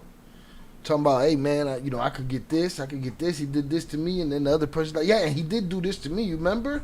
Yeah, I remember. And everybody just calling all their collective lawyers. And the lawyers are like, yeah, let's get it. Crazy. Lawsuit, and then you spoke with Cassie after she filed the lawsuit. Rihanna, why was you speaking with Cassie about the lawsuit? Rihanna, on the stand, under oath. Cassie asked me for permission to put my name in her lawsuit. I told her no. Rihanna, isn't it true that you and Cassie talked about the balcony incident? You wanted the incident to be at her apartment, and she said, no, let's make the balcony incident at a hotel? Yo, they switching locations? No way. Just send me location. They switching locations. They wilding out. You and Cassie discussed locations of where the balcony incident happened. Cassie said hotel, you said your apartment. You and Cassie were discussing the dates of the balcony incident. You and Cassie were discussing who y'all should put, who was there. Cassie said Tiffany Red, but you said, nah, don't put Tiffany Red, put my ex-girlfriend. Y'all gotta hear that again. I gotta let y'all hear that again. I gotta let you, yo, it's unbelievable. Rihanna and Cassie get together before Cassie filed her lawsuit in November 2023. Rihanna filed hers 60 days later, and they saying, where should we say the balcony accident happened? Let's say hotel. Nah, don't say hotel. Say the apartment. Say Tiffany Red was there. Nah, say my ex-girlfriend was there. What date? Yo, this shit is crazy. This is real. Thanks to Restore, Primetime is back. This is my time. I didn't want to be bold. Listen, this is real testimony. I'm not making this up. And they got a man. He may not be the greatest man in the world. He definitely assaults women. He's a domestic violence person. He may be an unscrupulous businessman. But these two women are conspiring to make up a story about a balcony incident that maybe never even took place. And they could give this man 30 years. That's crazy talk. Come on, man. Domestic violence person. He may be an unscrupulous. What date? Yo, this shit is crazy. Let's say hotel. Nah, don't say hotel. Say the apartment. Say Tiffany Red was there. Nah, say my ex-girlfriend was there. What date? Yo, this shit is crazy. They got a man, domestic violence person. He may be an unscrupulous businessman. But these two women are conspiring to make up a story about a balcony incident that maybe never even took place. And they could give this man 30 years. Nicole Westmoreland, when you met with federal prosecutors, you told them, Rihanna, that Cassie didn't see the balcony incident. Cassie told you, I didn't see you get hung over the balcony. You told Cassie you was there. You and Cassie had a lot of conversations about this balcony incident.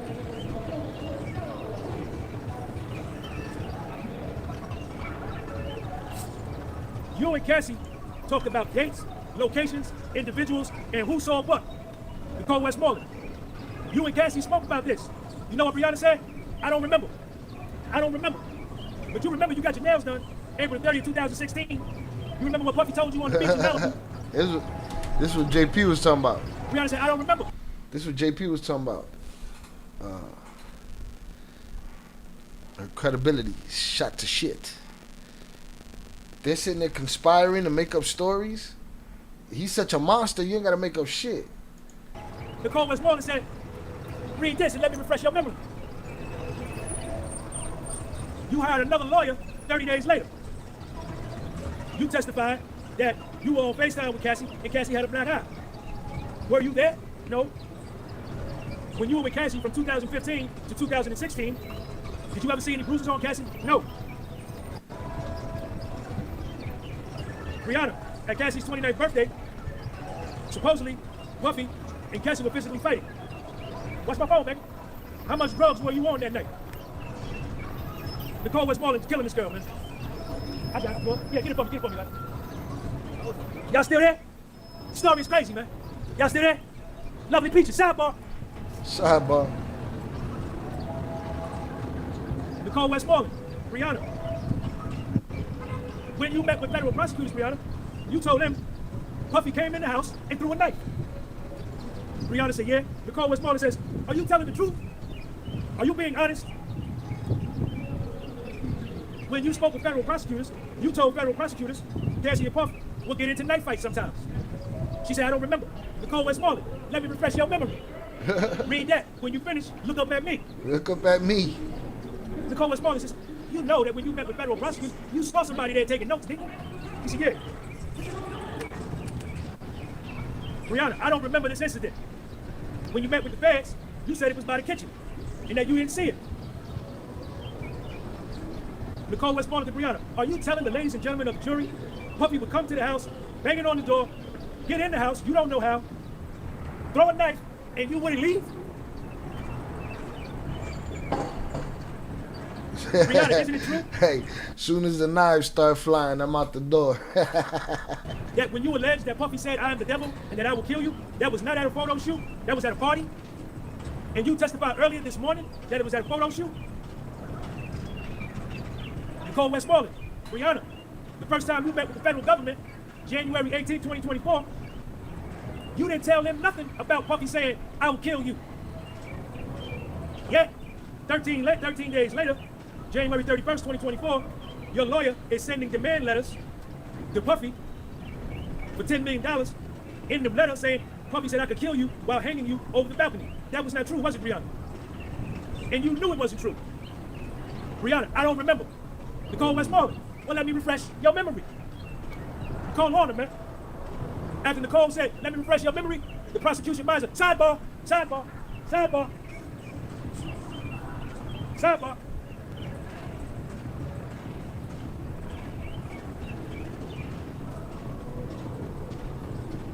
We're gonna stop right there for the day. We're gonna stop right there for the day. I'm gonna catch up with y'all tomorrow.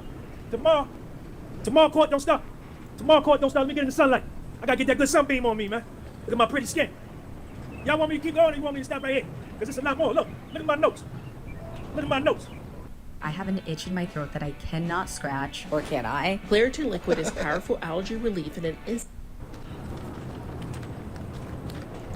And Nicole Westmoreland said, I got a lot more to do. So the judge said, this is about 4 o'clock. So he said, we do the rest tomorrow. I'm gonna stop right there. We're gonna do some more tomorrow. Y'all want me to keep going? Keep going?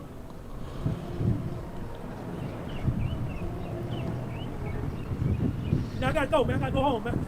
I gotta go home and cook little Sean something to eat. You know I'm a single father, man. I gotta go home. But check this out. Check this out. I need y'all to do me a favor. It's another YouTuber down here and a reporter from ABC and a reporter from CBS. They hating on me. One of them went to one of the marshals yesterday and said, why is he in here? The other YouTuber, you understand, the big old ugly girl with the big fake hair, they going to the prosecutor saying, they're trying to get me up out of here. But listen, let me tell that reporter from CBS and ABC who asked, what am I doing here? Let me tell you why I'm here. Number one, I'm a United States citizen of this country. I'm born here, raised here.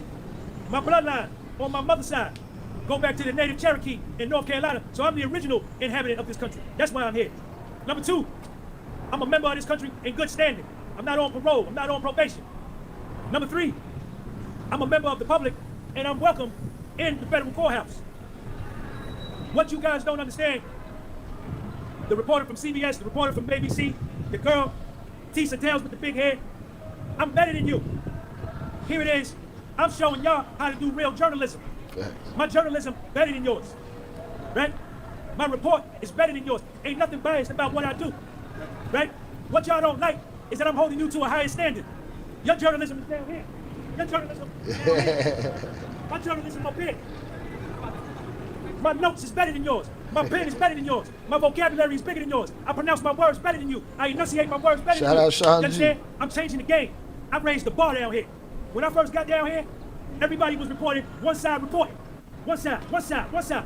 Then I came. I'm reporting this side, I'm reporting that side. Now if you go on these mainstream networks, now they trying to do what I do. Can't beat me. I'm better than you. My journalism better than your journalism. You understand? My notebook better than your notebook. My pen than your pen. I look better than you. You understand? Y'all come with the same clothes every day. I come down here clean as the Board of Health. You understand? Don't come for me.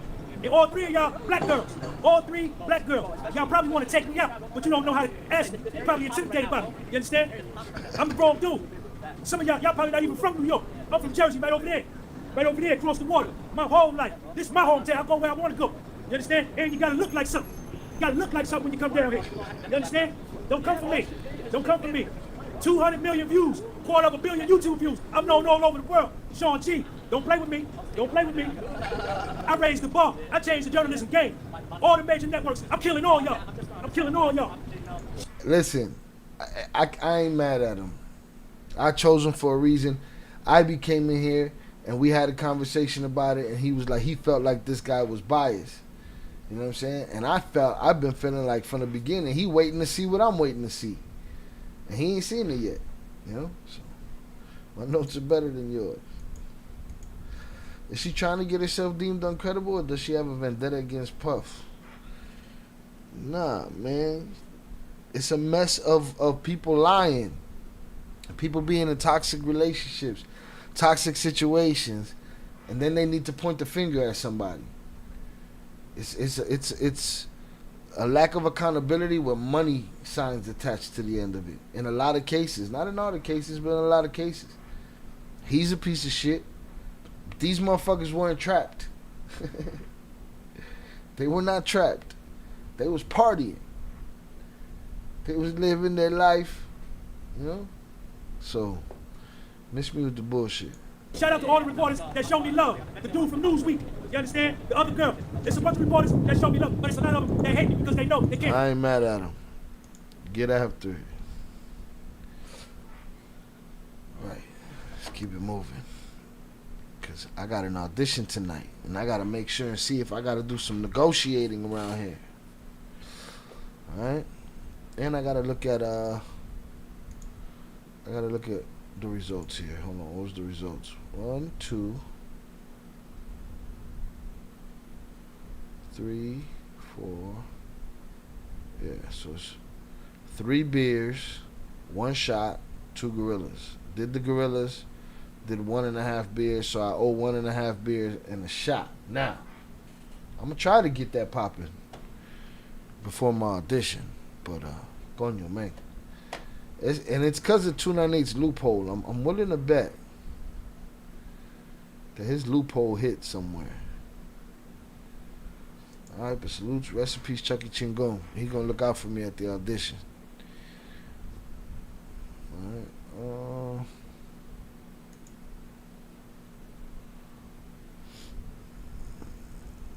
His notes is better than they notes, man.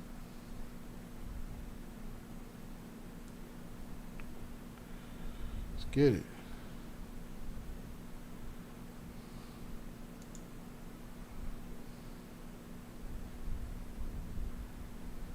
If you want to get your name, phone number, and address off the internet, but want to handle the removals yourself, Opter is free.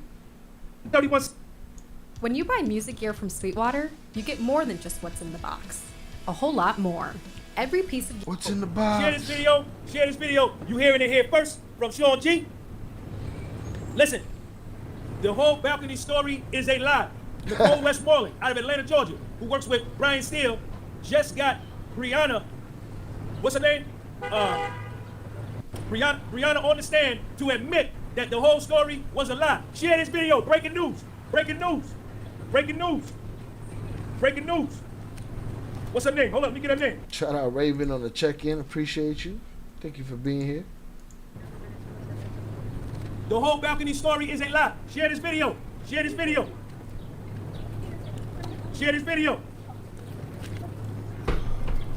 What's her name? Hold on. Brianna Bunglin. Share this video. The whole story is a lie.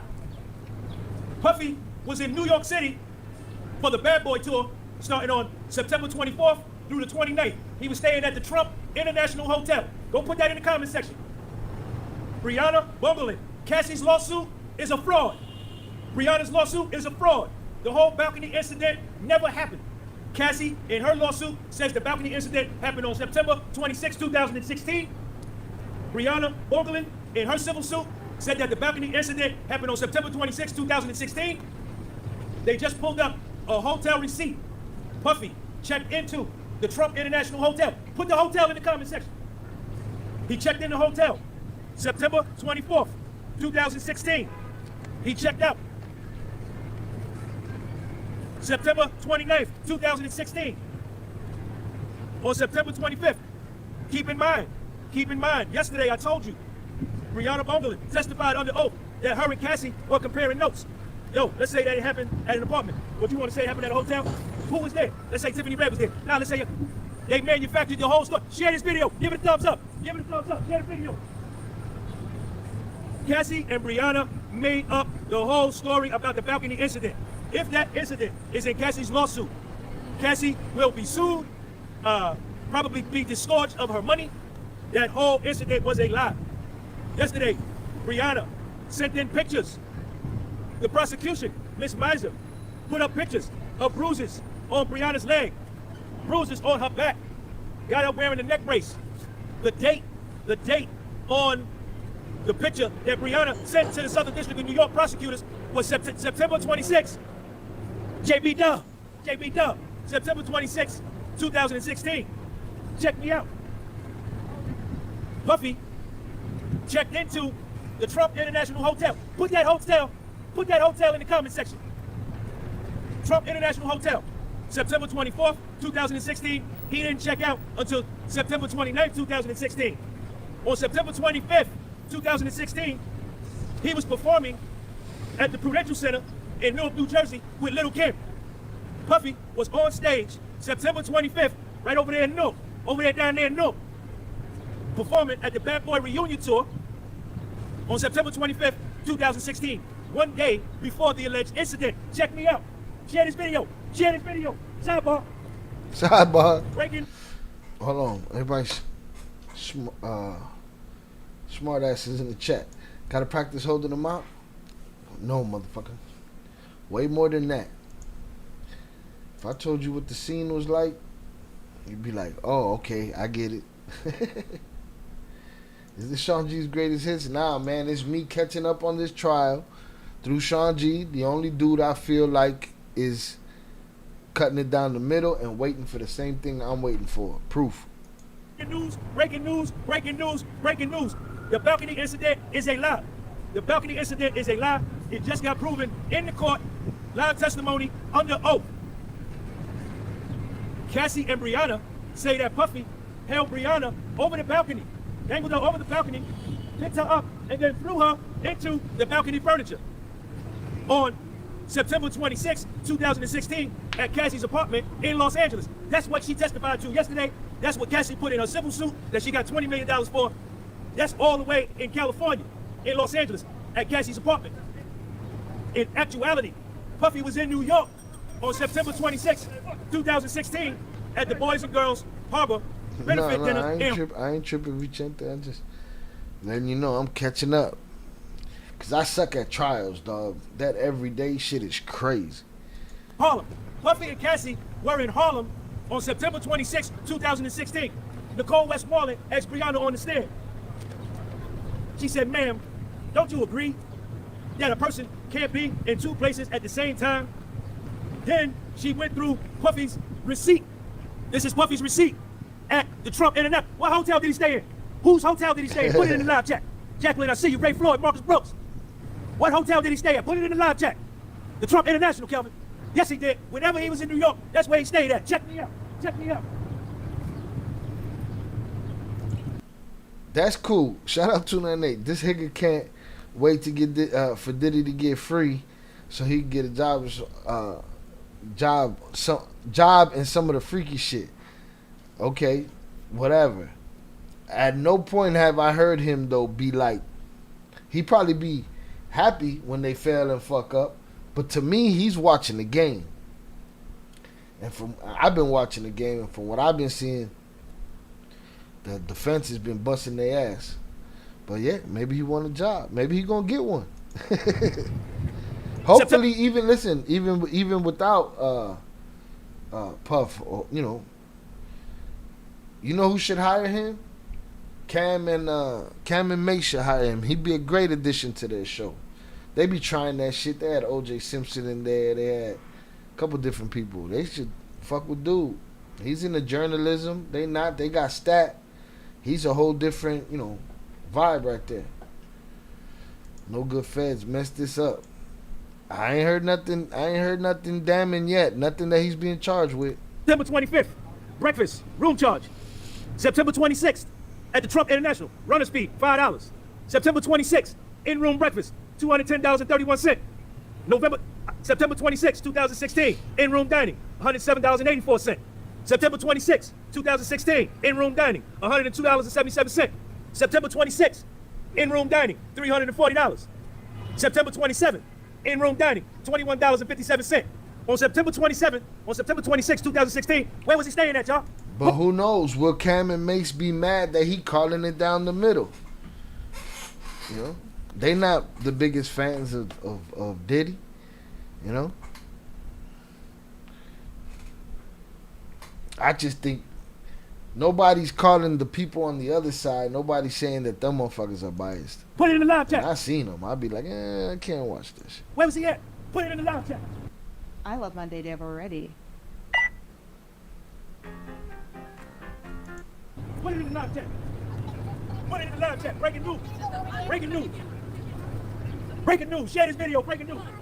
Nicole Westmoreland says, ma'am, Brianna, do you agree that one person can't be in two places at the same time? How Puffy gonna be in Los Angeles dangling you over a balcony when we got receipts and paperwork that he was at this hotel in Midtown? What hotel was he in, y'all? What hotel was he in? Hey, Ray, what hotel? Come here, what hotel was he in? Crazy LB. Is that hotel in Los Angeles or is that hotel in New York? Y'all got to help me. Where's the Trump International at? What city? Is it on the West Coast or the East Coast? Where's that, y'all?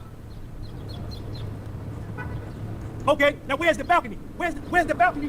Where's the balcony? Yeah, we've been talking about it. His shorthand got to be crazy when it comes to taking notes, because he said it. My notes is better than yours.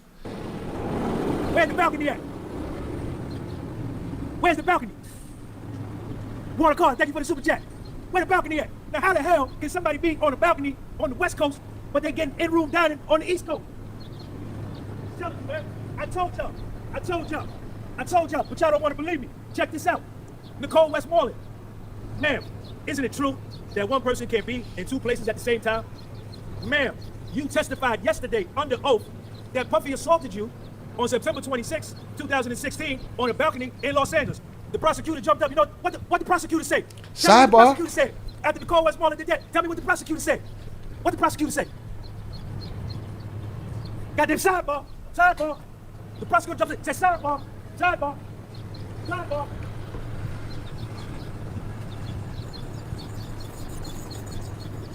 They came back from. I need y'all to share this video. Give it a thumbs up. Keep going up. Yeah, give it a thumbs up. Get the video a thumbs up. Everybody share this video with somebody. Get it up there. Here's the thing. I'm not watching this when I'm not with y'all because I want y'all to be there when I have my aha moment and say, they got him. I ain't got there yet. You heard it from Sean G. First, breaking news. What's up, man? Breaking news. Shout out Zach. Puff got superhuman strength. Hold the broads over the balcony and throwing a whole broad immediately after. Takes a lot of stamina. No mommy's weak. Hey, y'all ready? They come back from the sidebar. Nicole Westmoreland. Ma'am, Brianna Bungling. Ma'am, isn't it true? Puffy did not cause you the injuries in the photo. Brianna said, I can't agree with you. Ma'am, you gave those photos to the federal prosecution in the Southern District of New York, right? She said, yeah. She said, ma'am, you can't be in California and New York at the same time. Yo, then Nicole Westmoreland said this. Ma'am, you came in here and you lied. I have no more questions. The prosecution, you know what the prosecution said? What the prosecution say? Nicole Westmoreland said, you came in here and you lied. What the prosecution say? Sidebar, another sidebar, two sidebars in 2 minutes. Goddamn sidebar.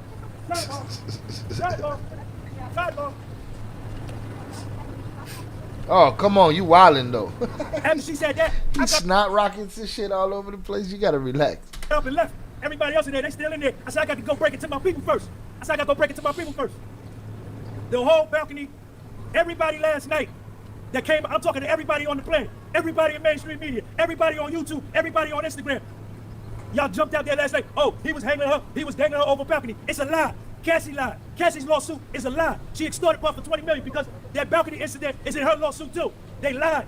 Nia lied on Puff. Dawn Rashad lied on Puff. Breonna Bogle lied on Puff. Cassie lied on Puff. David James lied on Puff. Capricorn Clark lied on Puff. Kid Cudi lied on Puff. Everybody, they lied on Puff. Yes, they did. They lied on Puff, man. They lied on Puff.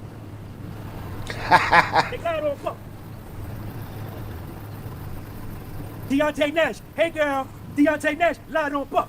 Capricorn Clark is a liar. Kid Cudi is a liar. Cassie is a liar. Mia is a liar. Brianna Bowman is a liar. David James is a liar. Every witness that got put on the stand, them got dealt with. Shout out to Nicole Westmoreland.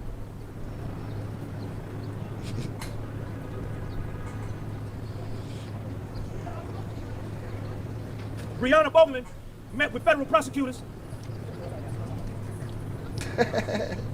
Why he's getting a nice check for telling the truth? Yo, y'all be wildin', boy. He getting a nice check for calling it down the middle.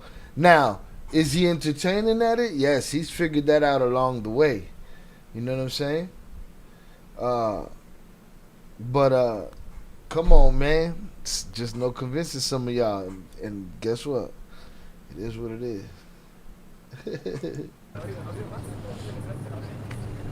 What's up, man? What's going on? Brianna Bowman met with federal prosecutors. 1, 2, 3, 4, 5, 6, 7. She met with federal prosecutors 7, 8 times. She met with the feds yesterday, Wednesday. She met with the feds Tuesday. She met with the feds on Monday. June 4th, June 3rd, June 2nd, May 25th, April 9th, March 27th, all 2025. Cassie texted her yesterday. Who that right there? Tony Quinn. Tony Kill. Cassie texted Brianna yesterday morning. Brianna testified to that on the stand. Deontay Nash, hey girl, texted her. Deontay Nash texted Brianna yesterday too. Both of them. Both Deontay, hey girl, and Cassie texted Brianna yesterday. Oh man, that's crazy.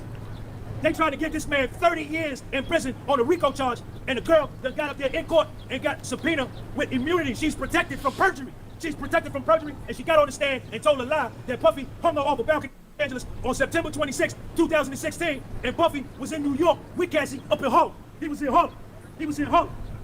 You know where he was staying at? What hotel he was staying at? Y'all put it in the live chat. What hotel he was staying at? Who his main man? What hotel? He could have stayed at that hotel. He could have stayed at that hotel. He could have stayed at that hotel. He could have stayed over there. He could have stayed over there. But what hotel did he stay at? Who he choose to give his money to? Who he support? Check me out. What if you can create your This own guy's website getting by saying, trompito-fied. This is what I want. With Wix, you can't. You gotta relax with the trompito firedness. He's on it with the trompito. Vicente, he gotta wipe the drainage from the brocane. His energy says it all.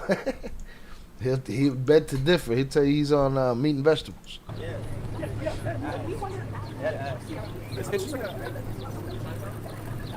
You heard it here first. You heard it here first. Write it down. Write it down. Integrity, authenticity never went out of style. Integrity never went out of style. Being honorable, being honest, being forthright, being trustworthy, being reliable, that ain't never went out of style. That's better than money. No, it's out of style, bro. I see it. It's out of style. You know what I mean? It's out of style, bro. Okay? It's sad. It's disgusting. It's out of style. All right? You can't call it up the middle. Biases are biases. It's crazy. That's better than a private jet. Y'all write it down. Here you go. Look at where he stayed. Here you go. That's all his room service. He's entertaining. He's putting on a show, yes. But he's giving it, come on, man. He got the notes. His notes is better than your notes. As we were saying in español, le está echando crema a los tacos. The vitamin C. Look at the date. See or no? Write it down. Because y'all bite my style anyway. All the other reporters, they bite my style anyway. You understand? Let me do like Sean G. Let me be like Sean G. But you can't be like Sean G. In room, hey, everybody put it in the live chat. In room dining. Put it in the live chat. Maria, put it in the live chat. Money Mike. In room dining. September 26th. In room dining. Kev, what up, Kev? In room dining. Put it in the live chat. In room dining. September 26th. In room dining. All right, bro. Give me more. Give me more of the case. Stop shooting. What's up? In room dining. Stop shooting fucking snot rockets all over the place. You're killing me here. He wasn't dining in Atlanta. Where was he dining? Tampa, Florida. He wasn't dining in Chicago. He wasn't dining in San Francisco. He wasn't dining in Tampa, Florida. He wasn't dining in North Carolina. He wasn't dining in Atlanta. Where was he dining at? Where was he dining at? Share this video. Give me some more thumbs up. I need 500 thumbs up. 500. Give it to Crazy LB. Thoroughbreds is sick. There it is, man. She said it happened in LA. He was in New York. End the fucking story. On top of the fact that she sat there and said they had the conversation of where this, where this story was going to take place in the story. Like, stop, man. What are we talking about? We're just going to ignore that, huh? Some people are going to justify bombing Iran. Some people are going to justify this. It's just what it is. They guilty to yayo. 100% out of style. Times are different now. People choose a side and justify anything and everything, no matter if it's right or wrong. No such thing as the truth no more. The truth matters none. Why would the prosecutors put a witness like this on the stand? Why would you do that? The whole story is a lie. The whole story is a lie. The whole story is a lie.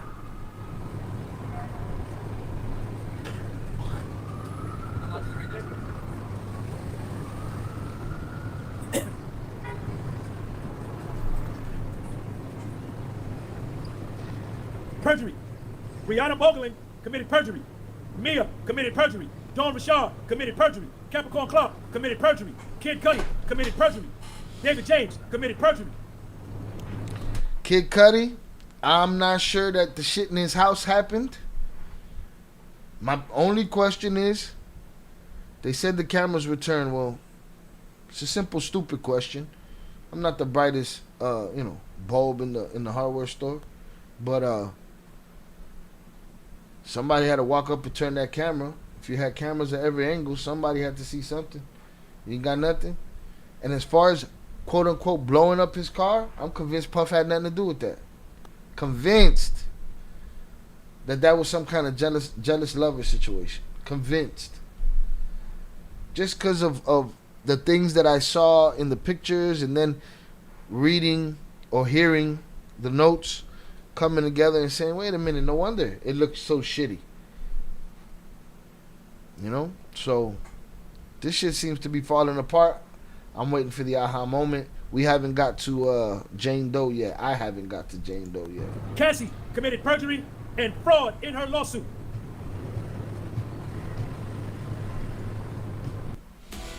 You might know Harbor Freight for affordability.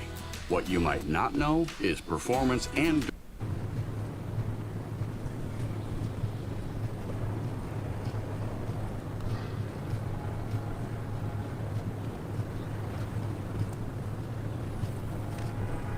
I told y'all yesterday. Nicole Westmoreland. Hexiest man in the world, what up? Chase donates, thank you, man. Chase donates, thank you, man. Nicole Westmoreland yesterday, she pointed it out. Yeah, thank you for the super chat.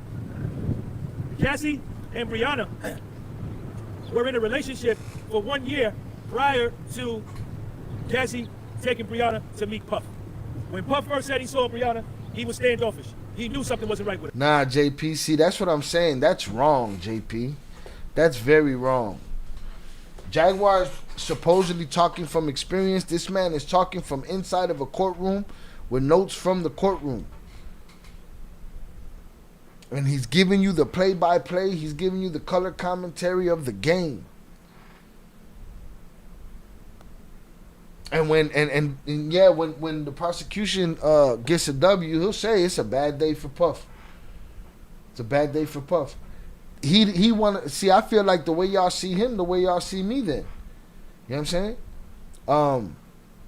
Because he simply don't want a motherfucker to go to jail for the things he's. He don't want a motherfucker to go to jail for something other than what he's being charged for. And a lot of y'all are okay with that. My thing is that shit sets a precedent. That they can just railroad whoever they want. And since the media, every other media source that's over there is doing what Velez said they doing up here, people choose a side and justify anything and everything no matter if it's right or wrong. I don't hear him justify nothing. I hear him holding his foot to the flame as far as dude's a piece of shit. You know? But he's got theatrics, but he's giving facts. Shit that's in the courtroom. Shit that you can easily call him on. Documented shit. And he's far as I'm concerned, he's looking for the same thing I'm looking for. That aha moment where it's not based on feelings but the facts, the truth.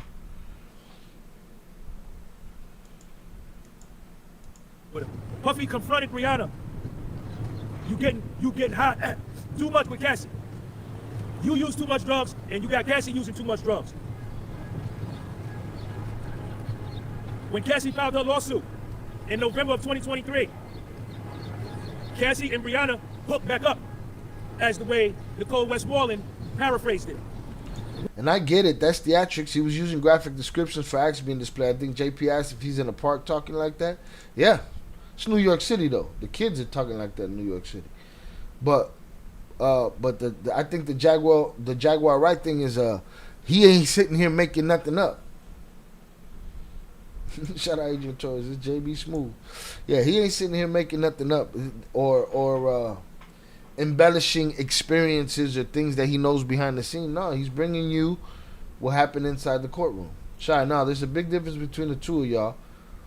It's just the theatrics for me, but so far he been keeping it real. That's what I'm saying. It's theatrics. He figured out all the raccoon shit works and the sidebars, and those things happen. Things stick, you know, when you're doing live streams and shit like that. Sayings, you know. Come on, man. We didn't have the soundboard for the day, and we were like, shit. You know? When Nicole Westmoreland used the term hook back up, which means more of a romantic, physical intercourse type situation, the prosecution jumped up and said sidebar. Because the prosecution didn't want the ladies and gentlemen of the jury, to infer or to be able to conclude that Cassie and Brianna actually had this kind of relationship instead of just a platonic relationship. Brianna doesn't like men. She is attracted to women. Her and Cassie used to get high every day. She used to sleep over Cassie's house every day. AI writes my copy in seconds, but resizing video still takes 3 tools and a mild breakdown. Yeah, JP, and his notes are better than yours. When Cassie filed her lawsuit in November 2023, Brianna comes back into the picture after having been out of the picture for a while. Cassie and Brianna get together. Cassie's here, Brianna's here, Brianna's notebook, Cassie's notebook, and they like this. Well, what date should we say? September 26, 2016? All right, that's cool. Let's do that date. September 26, 2016. Okay, that's cool. All right, we got the date. Now, where should we say it was at? An apartment or a hotel? Let's say it was a hotel. No, let's say it was your apartment. Okay. We'll say my apartment. You want to say in the living room or on the balcony? Let's say the balcony. Okay. Who was there? Tiffany Red was there? No. Let's say your girlfriend was there, Brianna. Your ex-girlfriend. Okay, let's say that. They concocted the whole story together. Cassie took the story and put it in her civil lawsuit and received an award of $20 million. Cassie, you might as well get ready for the get ready, baby. You might as well get ready for the get ready. Because if it was me, I'm coming back for mine. And why is it, and some of y'all be mad at him. Up echelon, you mad at him if he goes back for his, if he was falsely accused of some shit and he sued back, you mad at him? Like, I don't see why. Some of y'all gonna be mad at him, but that's just, I don't know, man. And I will be telling you that you need to give me my money back or I'm gonna sue you for perjury. Because the government ain't gonna do nothing to it. This girl, let me tell you what they said now. Stay right there. Don't you move.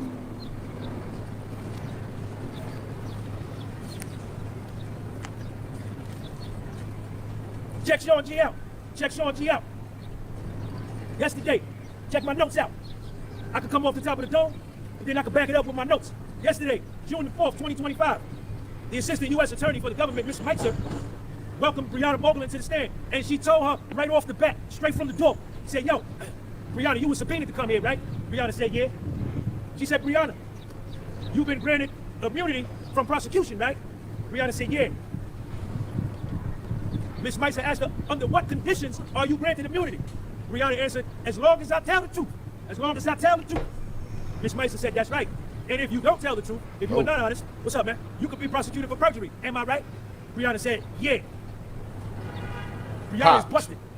Cold, busted, disgusted, and can't be trusted. She cold, busted, disgusted, and can't be trusted. Now, let's see if she gets prosecuted for perjury by the United States Department of Justice, Southern District of New York.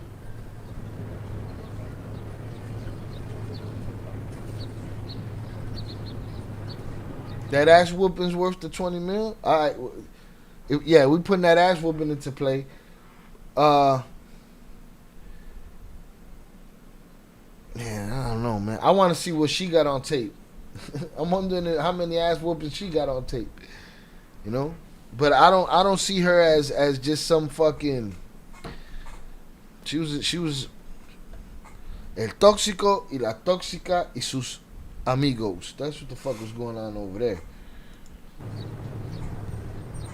Lovely lady. The farther this trial goes, the less sympathy I have for her lies. That video, you can see it. He's a hoe. We know he's a hoe. Why they didn't charge him with being a hoe then? 298. They should have charged him with domestic violence. Huh? If there's more, if that happened more than once, then there's got to be more tape, something. If there's not, what are we talking about here, man? Everything I've heard them do is lie. They try to say that tape was happening during the freak off. They said, nah, that shit was just a regular motherfucking situation that they go through on a regular basis. Remember, they have knife fights. They sit around and have powwows about how they're going to make up stories. Crazy. I think it definitely got better notes than my arthritis hands will ever produce. Salutes. I got carpal tunnel. Just peep them notes. Just peeping them notes. Lovely lady, thank you for the super chat, baby. Hey, somebody send this video to academics and tell them to put it on his live. Send this video to academics. Jet Life, thank you for the super chat. Brianna Oakland got on the stand and said that she has nightmares, paranoia, and she screams in her sleep because Puffy hung her over a balcony, dangling, and then picked her up and threw her into the patio furniture, the balcony furniture. She got on the stand and said that. Oh, yeah, I'm saying. But, like, you got the money, you got the 20 mil, but damn, you try to put me away for 30 years and you're using shit that you done made up? I don't know, man. I feel like she fighting in her own way. She fucking fighting dirty. Baby E, what up? Please. Oh, man, this is crazy, man. This is crazy, man. Gary Amos, what up, man? Gary Amos, thank you for the super chat. They trying to give Puffy 30 years, the balance of his life. He's 56 years old. And look at what they are doing to give this man 30 years in prison. Away from his daughter, the little girl, the 4-year-old, away from his other 2 daughters. Look at what they do. Capricorn Clark is a liar. Brianna Boglin is a liar. Cassie is a liar. Mia is a liar. David James is a liar. Kid Cudi is a liar. Capacitor course check is okay. Deontay Nash. Hey, girl. Deontay Nash is a liar. Deontay Nash is a liar. This is the United States of America. A man deserves his fair day in court if you are going to judge him with a crime. The groundwork has been laid already for this case. If Puffy is convicted for number 1, wrongful conviction. Number 2, violation of Puffy's constitutional rights. Number 3, bringing in expert witnesses with conflicts of interest with the government. Number 4, perjury on the stand. Whether you like the man or not. The man may be a sexual deviant. He may be a liar. He's definitely abuses women. He definitely assaults women. He's definitely guilty of domestic violence, battery. He may have jerked people for money. He may be an unscrupulous businessman, and you may just not like the man. But every human being, every citizen of the United States of America deserves the due process of law and the fair day in court. And y'all do not want him to have that. Y'all will throw that evidence off the table and said, put him under the fucking jail. Till you in that position, somebody trying to railroad you, man. The habeas corpus, they have a right to due process. As an American citizen, as a taxpayer.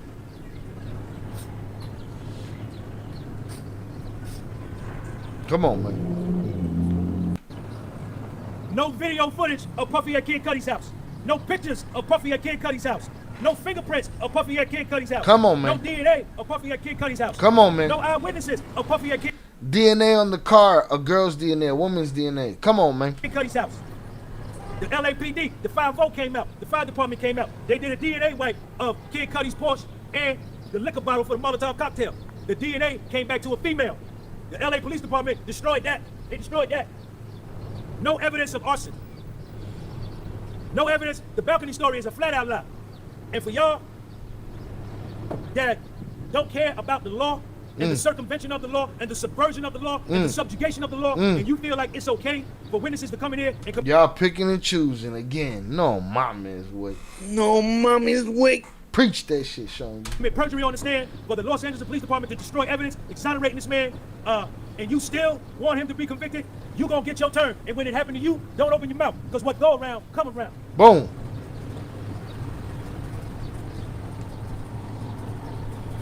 I don't know what that noun's for, too, man. I don't remember.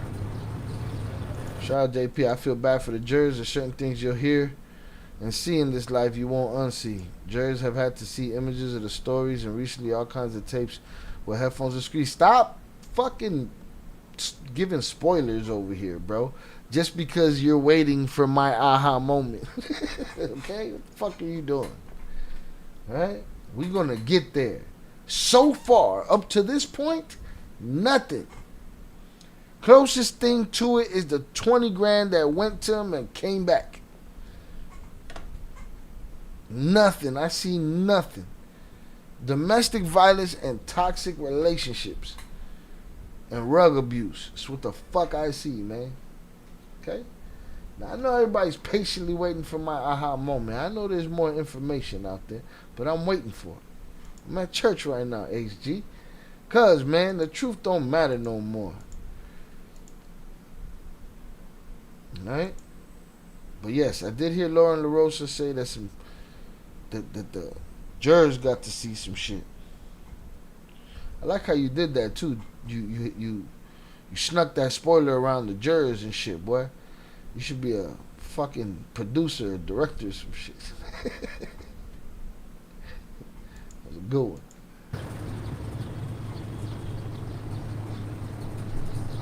I owe one beer and one shot after this.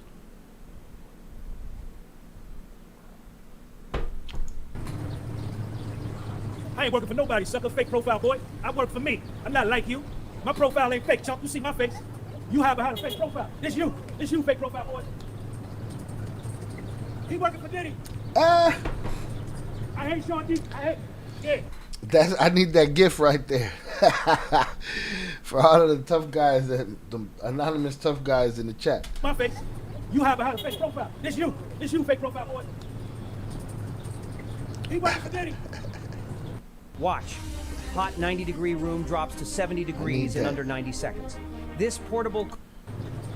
I hate Sean. My profile ain't fake, chump. You see my face. You have a fake profile. This you, fake profile, boy. He working for Diddy. That's just funny. I hate Sean D. Yeah. That's you. You have a fake profile, living in your mother's basement, wearing pajama pants and Crocs all day, smoking vape. You understand? Eating up all the food in the refrigerator and don't pay no bills and ride all the gas out your mother car and you unemployed and got no job. And you scroll Instagram and play video games all day. And you're 34 years old, chump.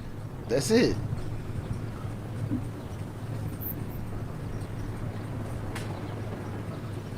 Check Sean G. Hexiest man alive. Check Sean G out. Check. I'm not waiting on an aha moment. I know this isn't no Rico. Whatever Diddy gets, it doesn't get. As long as it's legit, that's what matters. I don't know that they're gonna legit him. This has all the signs of he should be getting out of there, but they gonna fuck him somehow. They're gonna use every box of Astroglide that they confiscated for him, and they gonna use it on him. Check me out. Check me out. What's up, man? I see you. My man over there. Come here, man. Come on over. Get on the camera. Get on the camera. Hey, let me ask y'all a question. Baja Blast. Can I ask y'all a question? If I can ask y'all a question, send me your Toko. What up, man? If I can ask you a question, put a 2 in the live chat. My cash app is $astigmatism in my soul. God damn. All right, next. I owe a beer and a shot or some negotiation, but I think I'm all right. It's early. I got to get ready for my audition. But I owe a beer and a shot. A beer and a shot. A beer and a motherfucking shot. All right.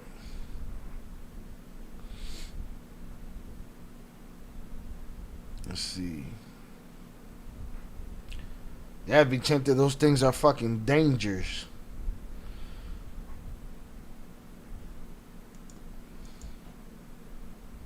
Dangerous. Balcony stories a lie. Prosecution's credibility's in the trash can. Then we get to Jane Doe. We are so far behind. Some of my bitch. Break your leg, or should I say, janitor? Check me out, we live. What? That doesn't even make sense, Zach. You fucked that one all up. What up? Ducky in the building. Salute. Appreciate you, sir. Break a leg. Zach, you probably driving and TTSing and shit. Or the other way around. Let's get it. Live from New York. Share this video. Oh. Hey, yo, who hating on me? John. The concert event of the year is coming. Jonas Brothers. Follow me on Facebook. What's my government name? Sean Gunby. Thank you in advance. Thank everybody for the super chat. Lisa Spells, thank you for the cash app. Thank everybody for the cash app. Go on bathroom break. Be back. Thank everybody for the PayPal, the super thanks, the super chats, all of that. Love. Give the video a thumbs up. Share this video. I don't know what to tell you, man. Listen. This is all I do. This is all I do. See what I'm saying? I'm a scholar, man. I'm a scholar. I ain't no gangster, man. We don't do that. I ain't in no gang. Do no dumb. I don't do that, man. I'm intelligent, man. Whole book full. Book full. No book full. All my notes, man. All I do is take notes. That's all I do. What they say in the courtroom, I just write it down and come out here and tell y'all what they say. You understand? The prosecution has lost all credibility. The prosecution ain't got no more credibility. CT Benny, thank you for the super chat. Daryl Sincere, thank you for the super chat.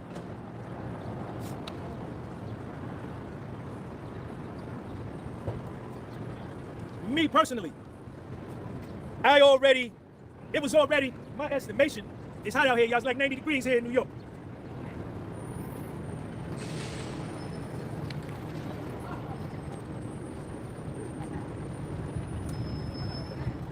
When Dawn Richard got on the stand as a government witness and told 13 lies, perjured herself, she told 4 different stories about the eggs in the skillet.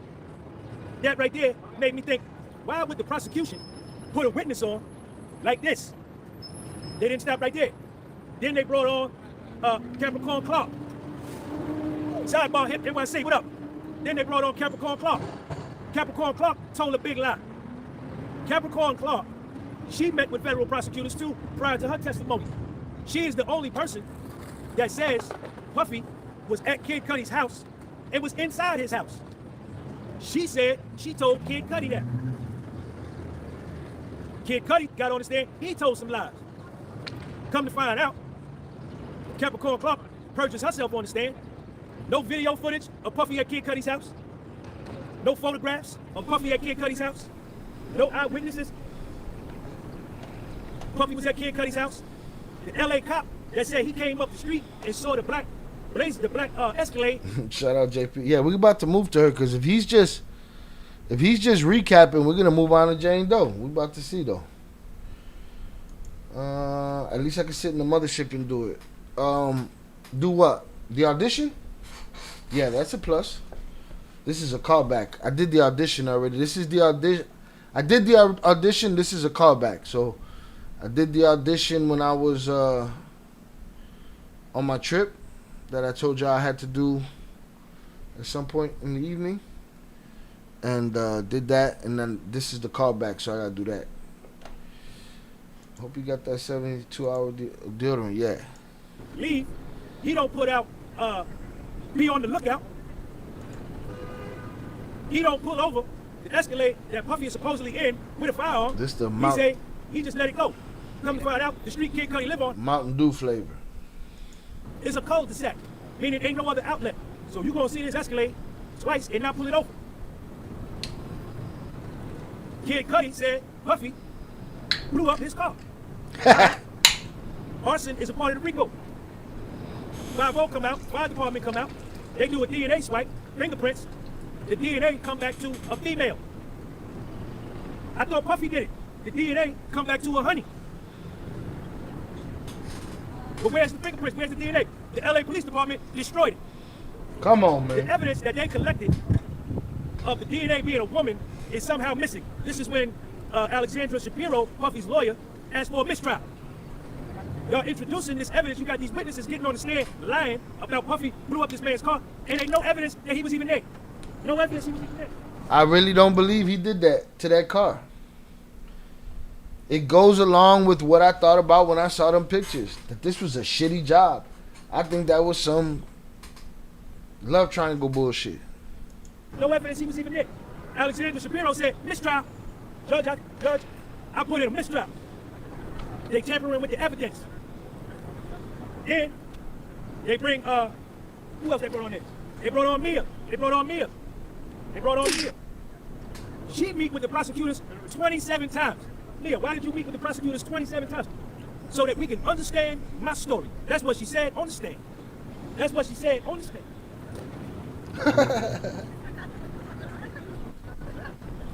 She sued Puff for $10 million. Lauren Richard sued Puff for $6.4 million. Then they brought this girl up here today, they brought up there yesterday, Brianna Bungler. She tells this whole elaborate Santa Claus, Easter Bunny, Woody Woodpecker, Bugs Bunny story that Puffy hung her over the balcony, brought her back. She said on the stand, she brought her way back. That's what she told prosecutors. She met with federal prosecutors 7 times before the trial. She met with... You fought your way back. If you're fighting being hung over a balcony, you're falling. With him yesterday, probably met with him today, met with him Wednesday, Tuesday, met with him every day this week before court. Cassie texted her yesterday before court. Deontay texted her yesterday before court. Hey Deontay, hey girl. Cassie and Brianna, they just ain't platonic friends. They more than that. Because Brianna only like women. She don't like dudes. She ain't attracted to dudes. We heard all this. Pull out the notes. Special underwear. In space, astronauts can rely on its own decision making. Notes. Better than you. Brianna, when you met with the government the first time, January 18th, 2024, I got that locked in the dome. You don't mention nothing about the balcony incident or the sexual assault. That's first crazy. Time you meet with the government. You don't mention none of that. 13 days later, January 31st, your lawyer, Tyrone Blackburn, sends multiple demand letters to Puffy asking for $10 million. Your lawyer, 13 days after you met with the feds, you don't mention nothing about sexual assault, you don't mention nothing about the balcony. 13 days later, your lawyer writes a demand letter mentioning that Puffy grabbed your breast and squeezed your breast so hard that they had bruises. But you didn't say that in the first meeting with the feds. Why is that, Brianna? That's a lie. I didn't tell him to do that. I didn't approve that letter, and that's why I fired him. That's what Brianna said on the stand in the court. But then Nicole said, yeah, I hear you. I hear your mouth talking. But after you fired Tyrone, you hired a new lawyer, and you kept running with the breast, the sexual assault in the breast, neck. Now, it just ain't now it's just not your leg and your back hurt. Now your neck, your head, everything hurt. And you kept running with the sexual assault, knowing it was a lie, because you said you fired the lawyer because he lied, but you keep telling that story going forward.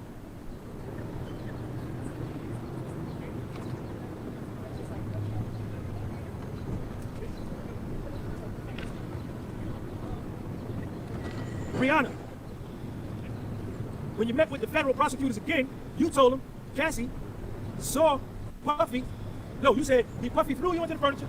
Then Cassie came to the door and said she didn't see you hanging over the balcony, but you said she came to the door and said, did you just hang her over the balcony? Then on another time, Brianna, you said, yeah, Cassie saw him hang me over the balcony, and my girlfriend was there. Can't make this up. Sean T. Y'all gotta give me 500 thumbs up, man. Y'all gotta give me 5. Shout out JP. I'm gonna keep it a buck. I at least thought he did the alleged Kid Cudi vehicle thing based on Black and Drake's eye for the 0 to 100 track. Don't get it fucked up. Puffy a jump. He's known for doing stupid shit like that. He feel protected. He got security, whatever. He'll run up and slap somebody. He done it with Cole. He done it with Drake. He done it with Steve Stout. He done it with plenty of motherfuckers. That don't make him no tough guy, but he'll go in that regard. I didn't think that it was out of his grasp to have done that to Kid Cudi until I saw the pictures and I said, this looks stupid. This looks like a failed attempt. You know what I mean? And they said they found a woman's fingerprints. And they said he's at his ex-girlfriend's house for Christmas after he separates from Cassie. That could be Cassie, could be another girl, could be whoever. They don't know now. But it was a girl's DNA, so that just tells me. And then Puff told him, I don't know nothing about. He testified. Puff told him, I know what you're talking about. He probably didn't know what he's talking about. You know? So that shit fell off the table for me. Cudi's car, I don't think Puff had nothing to do with that. I think they was paranoid. 500 thumbs up. I got 377. Double tap that screen, give it a thumbs up. Let's put it on 500. Mountain Dew flavor. I don't know, that old classic Mountain Dew flavor. It's hot as a firecracker out here. It's like 80, almost 90 degrees out here. I'm sweating all in this shirt and my hat. Still cool though. Still look good though. Still look money though. Brianna. Isn't it true, Brianna, that this balcony incident never happened? Now Nicole Westmoreland is hocus pocus, keep the focus. Hocus pocus, keep the focus. Nicole Westmoreland focused on it. And all the answers she could give is, I don't remember. I don't remember. The same thing me was saying, oh, you gotta ask my psychoanalyst, you gotta ask. Now we asking you. Then, Nicole Westmoreland, she tired of playing with her. 469. I need 27 more. I got 473. Run it up. Nicole Westmoreland playing with her for 2 days. Nicole Westmoreland like, man, I'm done with this. Nicole Westmoreland from Atlanta. Oh, Georgia girl. Oh, black girl out of Georgia. Nicole Westmoreland out of Georgia. She's from Georgia. She's from Atlanta. I used to live in Atlanta. I used to live on Buford Highway. I used to live in Austell, and then I stayed on the campus in the AU Center at Morris Brown.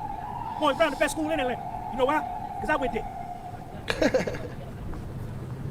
So Nicole Westmoreland tired of playing with her. She said, could you please put up the picture? There's a person in the court that's in charge of all the information technology. They put up the pictures and this and that. And Nicole Westmoreland, very professional, said, could you please put up the picture that Brianna sent from her phone to the government? They put the picture up. And this is the same picture that the prosecution entered into evidence. The prosecution put the picture up there first. The picture is dated September 26, 2016. What's up, baby? Yeah. How you doing? Come and say hi to my people. Come here. I was just come and say hi. I'm gonna send them to you. Come on, you can work with me. You promote yourself. Come on. You good? All right. The government, the prosecutor, the U.S. Assistant Attorney Miser introduced the picture. Brianna had a big old bruise on her leg right here, and her back was all red. The prosecution put the picture in. Nicole Westmoreland said, yo, put that picture back up. The original.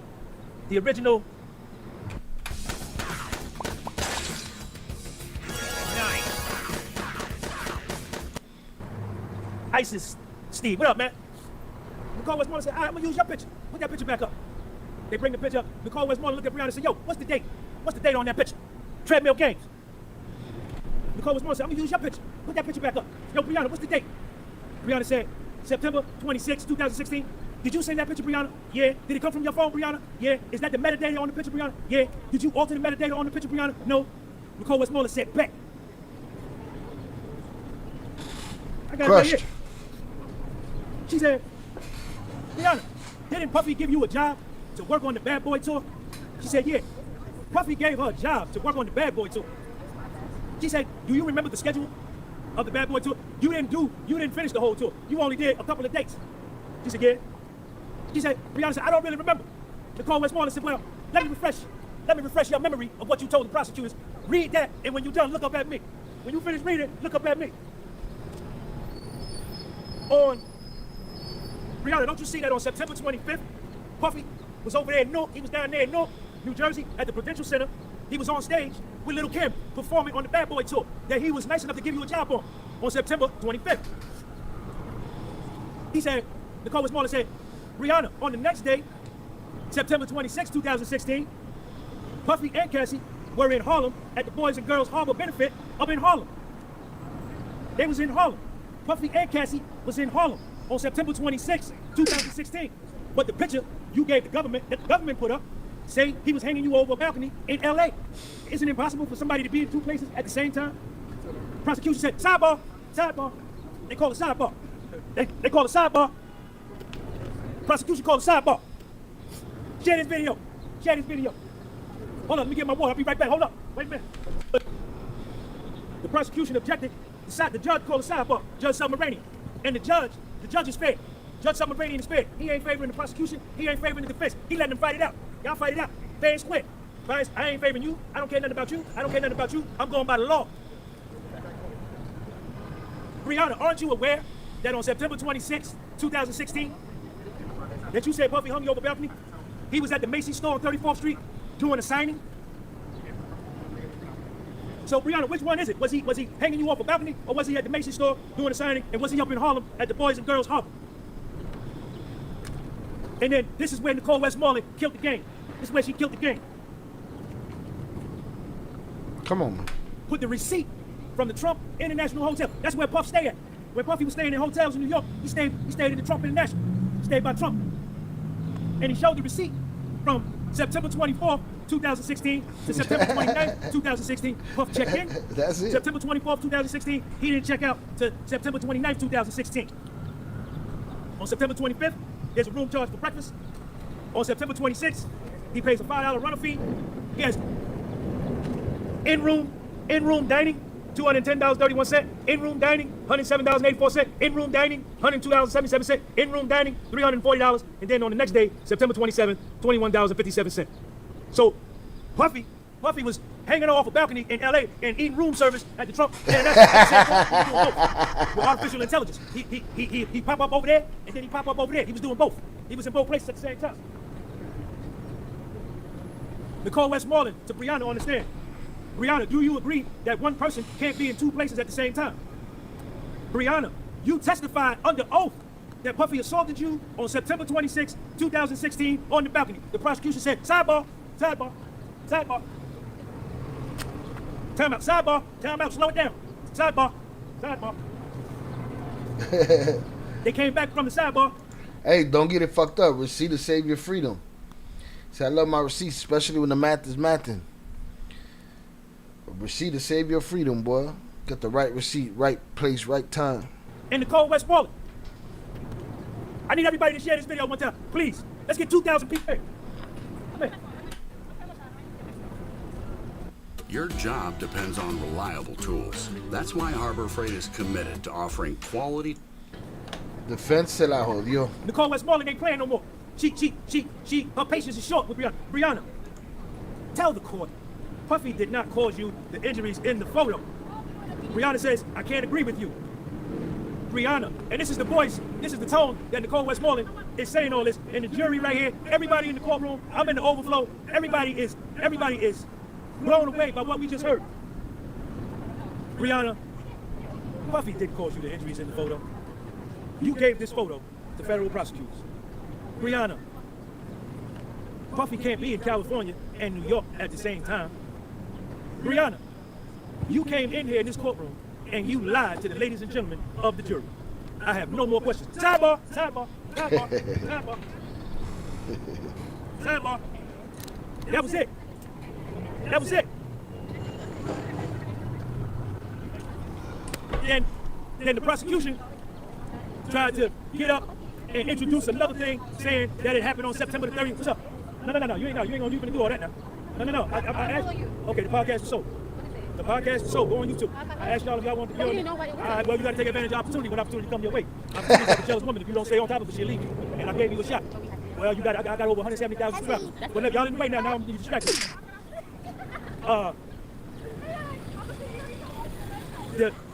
After Nicole Westmoreland said, I ain't got no more questions, like Easy E, the prosecution got up and tried to introduce a text message from Cassie to KK that Puffy hung Brianna over the balcony on the 30th, conveniently after Puffy checks out of the hotel. And then wait, what? She was like, man, get out of here with that. They try to switch the date. That sounds desperate and stupid. They tried to introduce a text message from Cassie to KK that Puffy hung Rihanna over the balcony on the 30th. Conveniently after Puffy checks out of the hotel.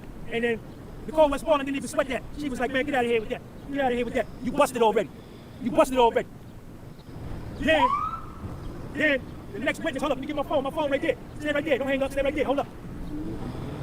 Then the next witness the government called is some forensic cell phone analyst from the Southern District of New York, a Spanish dude, Enrique Santos.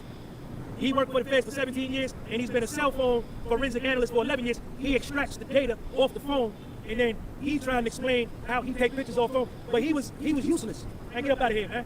Rihanna already destroyed the prosecution's case. No witness that they could bring now has any kind of credibility. The Southern District of New York prosecution team ain't got no credibility. Their whole credibility is in the trash can, in the Dipsy dumpster. Why would you bring these witnesses? Why did you do your homework before you put these witnesses on the stand? Puffy legal team, Mark Agnifilo, Danny Correcos, Alexander Shapiro, Jonathan Pop, Nicole Westmoreland, Brian Steele, the black dude Donaldson with the bald head. They're killing him, man. They're killing him. Puffy's lawyers are far and above better than the prosecution team, man. It ain't even no competition. Whatever the prosecution do, Puffy and them, Puffy lawyers, they eat that shit up. They kill it. They kill it. Listen, now, the judge, I went back in the courtroom after I came out and did my live, and they said that the judge admonished Puffy and threatened to throw Puffy out the courtroom because when Nicole Westmoreland busted Rihanna up there telling lies, Puffy looked over at the jury like, yeah, did some kind of gesture, like, yeah, because the jury, I guess when Nicole Westmoreland busted Rihanna, the jury must have looked at him like, yo, what up? The jury must have been like, yeah, you see what it is, you see it. And Puffy made some kind of gesture, and the judge told him, say, yo, I'm gonna throw you out of here if you make any kind of movement or gesture. Yeah, sit your goofy ass down, sit still. To influence the jury, I'm gonna throw you up out of here. Puffy, chill. Puffy got gray hair, all his hair gray. Nigga beard gray, but I knew he was coloring his hair because me and him the same age. I knew that. Your hair ain't jet black like that every day. And you damn near 60. Stop that, man. Don't do that. Don't do that. All right. Here's my question. What's the date that Rihanna said Puffy hung her over a balcony? What's that date? Put it in the live chat. 26. Listen, we're going to move on to James before I get out of here.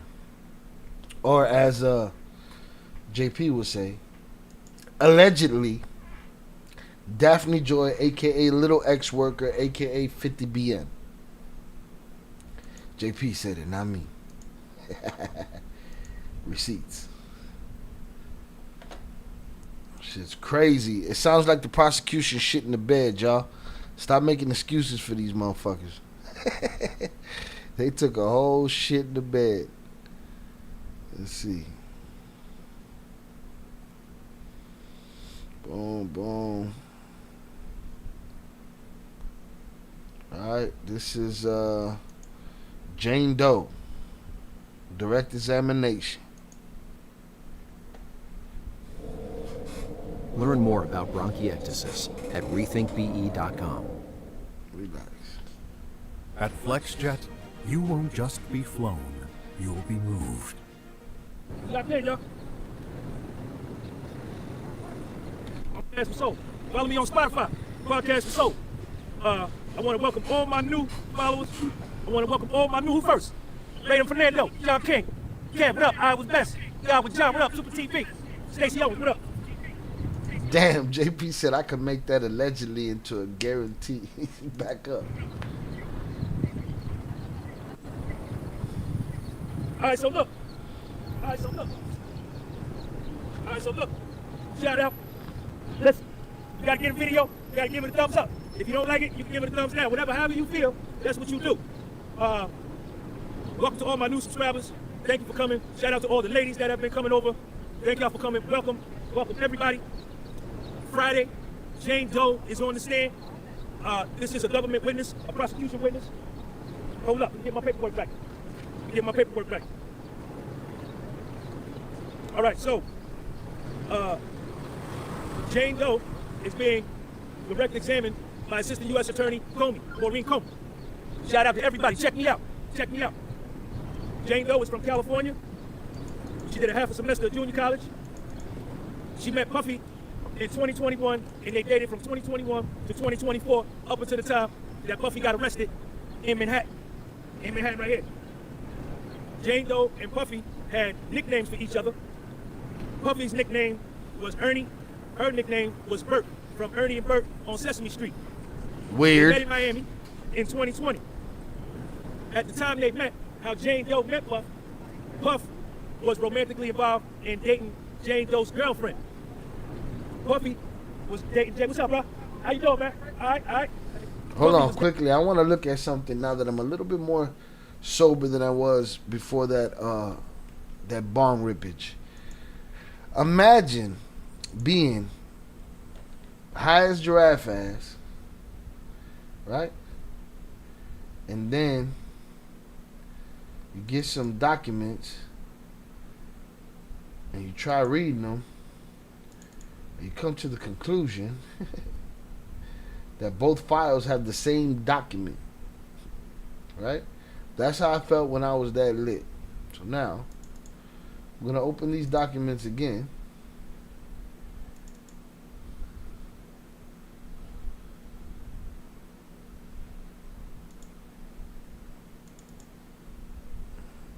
Yeah, they're both the same documents.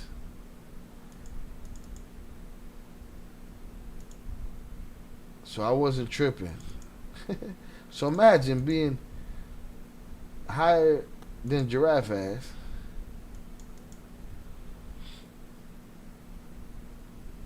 Let me see something. Yeah, it's the same numbers and everything.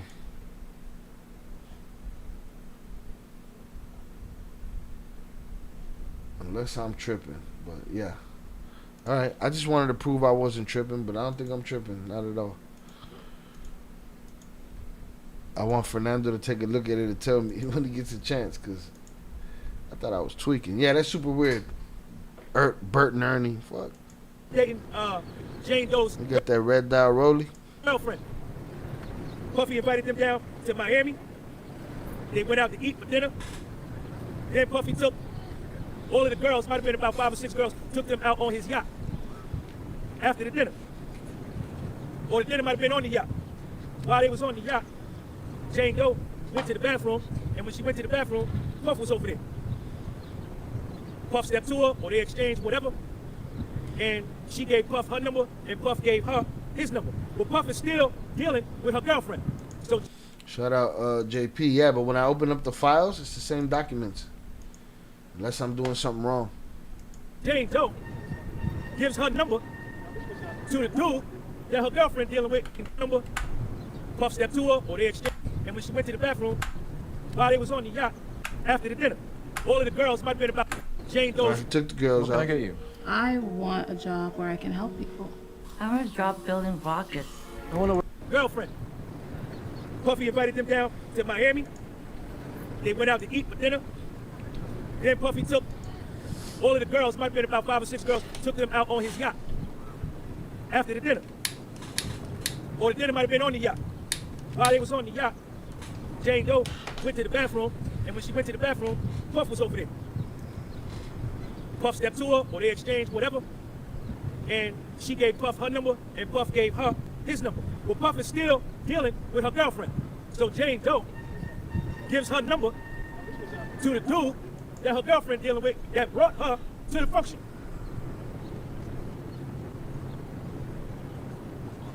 After they went out on the yacht, they went to the studio in Puffy's house, and this man came in and gave Puffy some pink powder, and Puffy took the pink powder and gave some of the pink powder to her girlfriend, who Puffy was involved with. This is her testimony.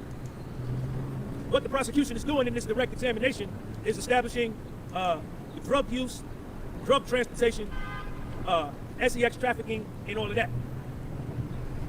That was day one. The next night, Puffy invited all of the girls back to his crib in Miami. They had a movie night at Puffy's crib in Miami. Puffy, I was going to say Muffy. Puffy got a big movie theater in his crib. So he invited all the girls back so they could have a movie night in his crib. After the movie night, she went home. She went home. What's up? You understand? Then she went home. Then on November the 30th, what you want, man? I'm trying to do something here, man. Look. Go ahead, man. I left my water in the joint. November the 30th, 2020, Puffy text Jane Doe, call me. Puff still dealing with her friend. I want to thank everybody for the cash apps, the PayPals, and the super chats. Thank y'all. Jane Doe I'd testified. like to thank everybody that played the game. Salute to all the donators, wrenches, members. Salute to y'all. That Puffy pursued me and invited me to Miami. By this time, my girlfriend got engaged to another dude and moved overseas. And when my girlfriend got engaged to this dude, that she was seeing, her girlfriend was seeing Puff and seeing this other dude. Flip the freedom. Thank you for the super chat. Jane Doe's girlfriend was seeing Puff and she was seeing this other dude. Then she got engaged to the other dude, and then the girlfriend dipped with the other dude overseas. So when her girlfriend dipped with the other dude, Jane Doe felt like, bet, now I can get with Puff. January 2021, Jane Doe came to Miami. Puffy got her a hotel room. And she said when she first met Puff, these are her words, they had dinner on the balcony at the hotel. He got in the hotel room. He was charming. And they had a nice time. Now, right off the rip, Jane Doe stepped to Puffy and said, yo, our child's father don't like you. And she told Puff, I dated someone close to you around 2015. Jane Doe let that be known right off the bat, straight up. Say, yo, my child's father don't like you, and I dated somebody close to you around 2015. What's up, man? Wait. JP, maybe you can help me with this. So she got with Puff after she was already 50 baby mama? Stand that they made love all night and they walked on the beach. After they made love all night, they got dressed and went out on a date night. Jane Doe then said after the trip to Miami, after I left, I was head over heels already for Puff. I was head over heels in love with Puff. After I left, head over heels.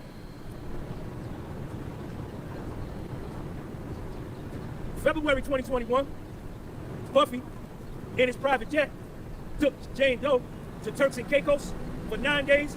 He rented a villa, and then after they chilled in Turks and Caicos for 9 days, they went to the Bahamas for 6 days, and he rented another villa, all on his private jet. On the private jet was KK, his chef, the butler, a photographer, and a barber. All of them is on the jet. Everybody on the jet, on Puff jet.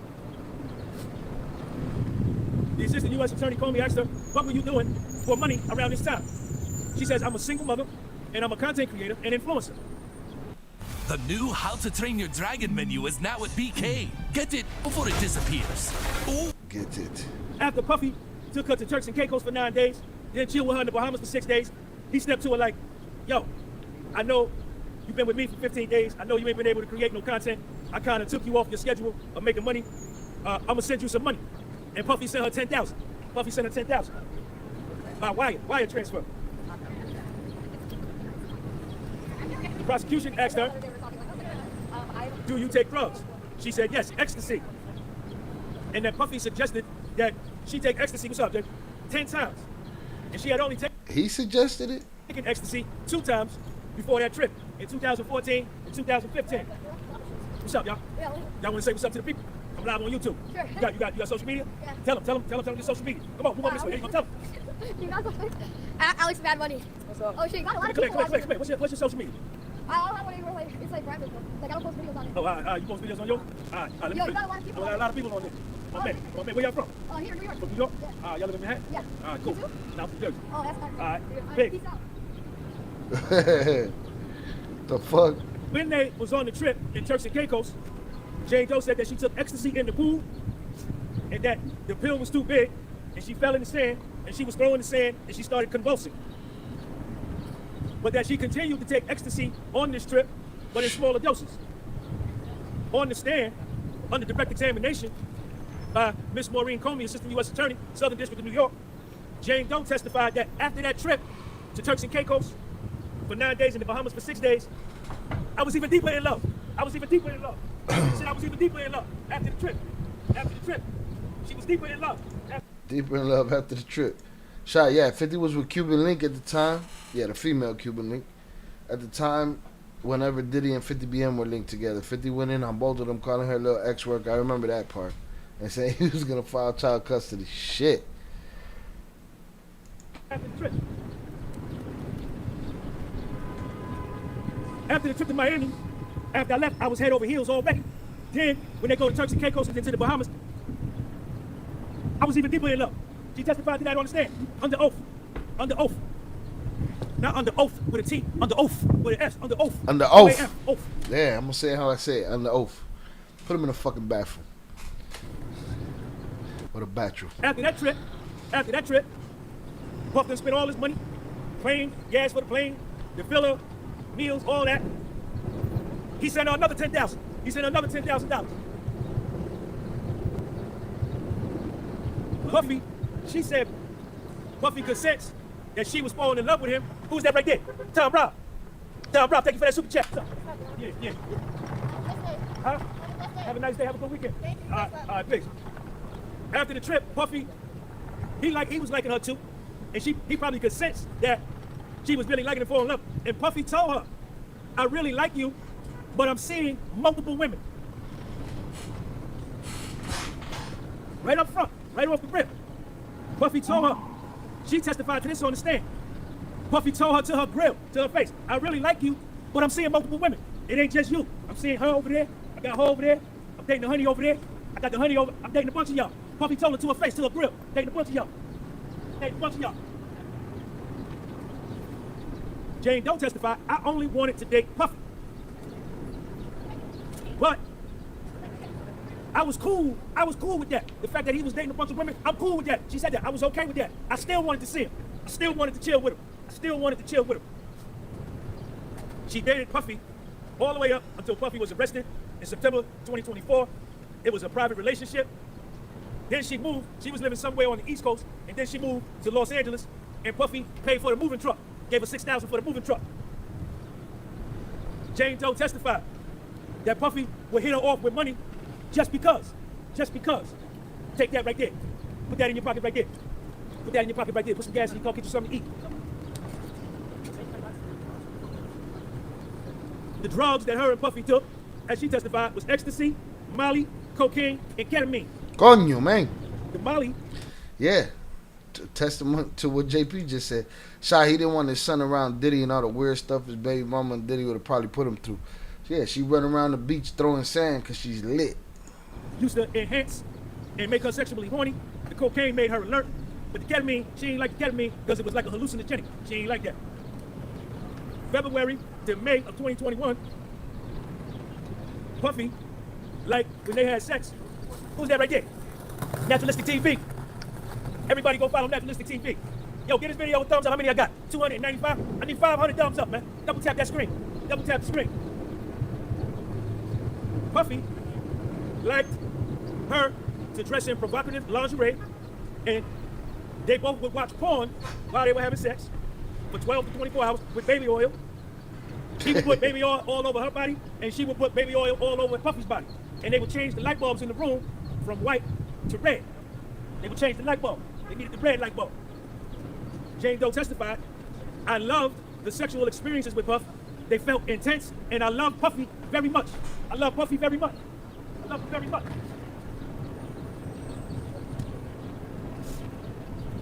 May 2021, Jane Doe, we would be watching pornography, and we would have these fantasy conversations. And Puffy suggested or asked me if I wanted to role play with other men. Puffy said, do you want that? Can you imagine that? And her and Puffy had been awake for 24 hours. And then Puffy told her, I can make this happen if you want it. Puffy said, I can make that happen tonight. She said, tonight? Wait, she brought it up? Can you imagine that? One of these fantasy conversations. Jane Doe, we would be watching pornography, and we would have these fantasy conversations. And Puffy suggested or asked me if I wanted to role play with other men. Okay, but it was Puffy's weird ass idea. Of course. Puffy said, do you want that? Can you imagine that? And her and Puffy had been awake for 24 hours. And then Puffy told her, I can make this happen if you want it. Puffy said, I can make that happen tonight. She said, tonight? Then Jane Doe said, I bet. Make it happen tonight. Let's do it. Jane Doe agreed. She is of age, of sound, body, mind, and spirit. She's a consenting adult. She said, I bet.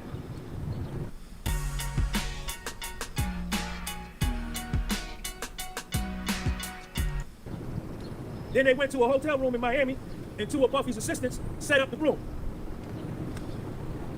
Then Puffy told her, there's a guy coming for sexual things. Puffy walked out and was talking to a man. She could hear him. And then a dude walked in named Don. He was a male escort from the company called Cowboys and Angels. I need 500 thumbs up, man. Wait, so she said yeah? Well, man, there's a guy coming. Then they went to a hotel room and consenting adult. She said, all right, of sound, body, mind, and spirit. She's a consenting adult. She said, all right, bet. Then they went to a hotel room in Miami, and two of Puffy's assistants set up the room. Then Puffy told her, there's a guy coming for sexual things. Puffy walked out and was talking to a man. She could hear him. And then a dude walked in named Don. He was a male escort from the company called Cowboys and Angels. I need 500 thumbs up, man. 425. I need 75 more. Double tap that screen. Get a video with thumbs up. I stood up. Don came in. The male escort came in. I stood up, took off my robe, and I started dancing with my lingerie. Don began touching me, and I began touching Don. And Puffy is standing right there, butt naked, watching, masturbating.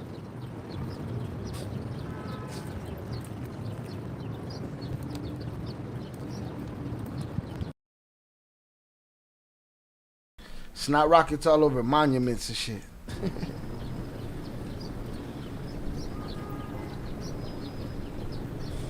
Me and Don are doing foreplay. I performed oral sex on Don for a long time. While I'm performing oral sex on Don, Puffy is talking and being real positive. Then I, Jane Doe, moved me and Don to the bedroom. Then I asked Puffy for a condom. Puffy said, these guys are safe, some of the cleanest people. But then Puff gave Don a condom, and her and Don had sex for a while, and Puff is watching. Puff is watching. Don left. After Don left, her and Puffy made love, and Jane Doe said, we were happy. We were happy. Don left. Don left, her and Puffy had sex, and she said, we were happy. Then she said, I left. How many? There I go, 512. Share this video with your girlfriend. Share this video with your main man. Share it with your cousin, with your uncle. Share it with somebody close in your life. Told you. That's how it's done. Jane Doe left, and Jane Doe testified on the stand, under oath, under direct examination by the Assistant U.S. Attorney from the Southern District of New York, Miss Maureen Comey. When I got home, I felt exhilarated. It was fun. It was taboo. It was sexy. It was crazy. That night, opened up a Pandora's box. A door was open that I couldn't shut. After that night, 90% of the time, I slept with other men. I didn't want to. I only wanted to sleep with Puff.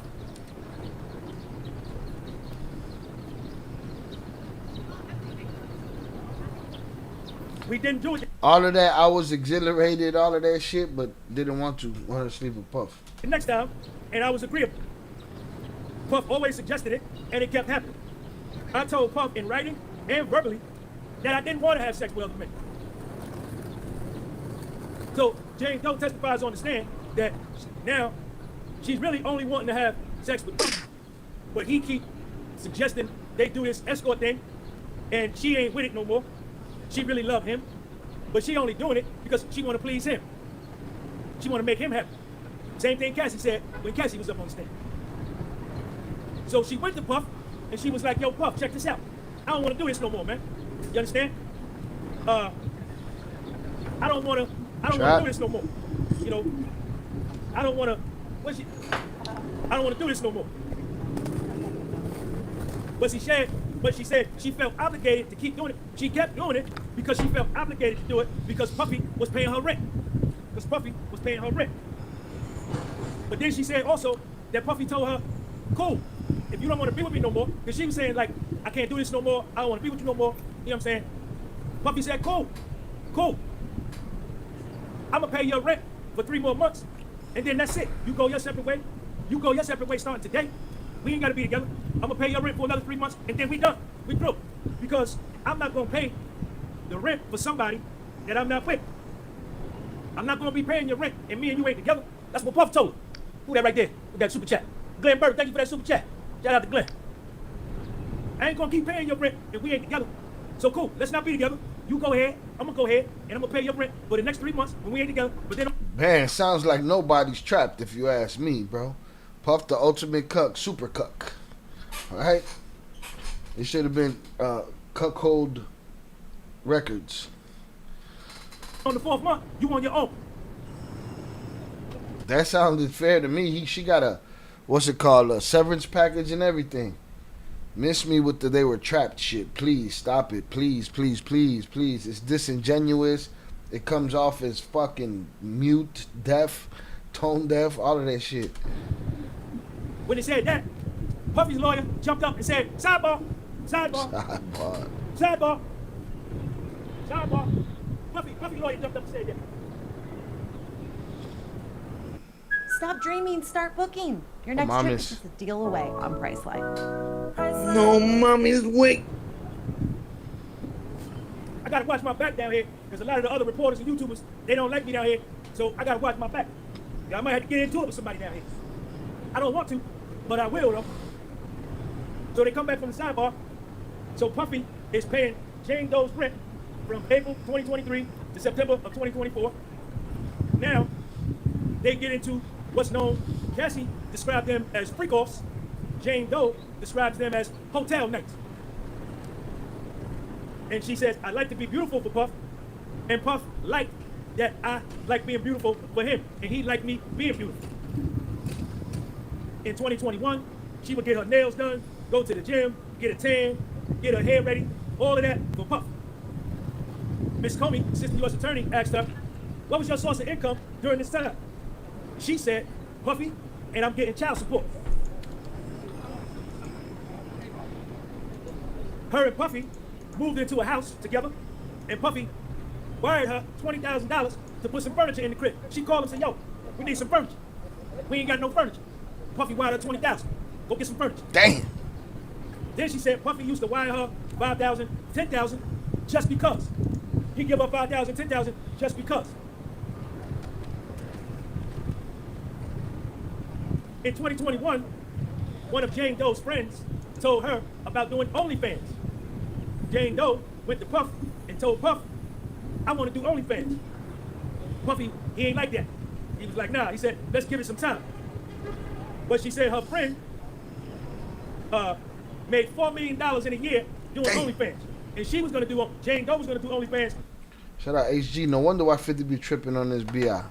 I believe her child support is like $50K a month. She's sitting here begging Diddy for rent. 50 dropping 50 on him. Bikini, lingerie, and light nudity. And she wanted Puffy's approval. He was like, nah. The lease to the house that she was living in was in her name, and the rent to the house that she leased in 2021 was $10,000 a month. That was the rent.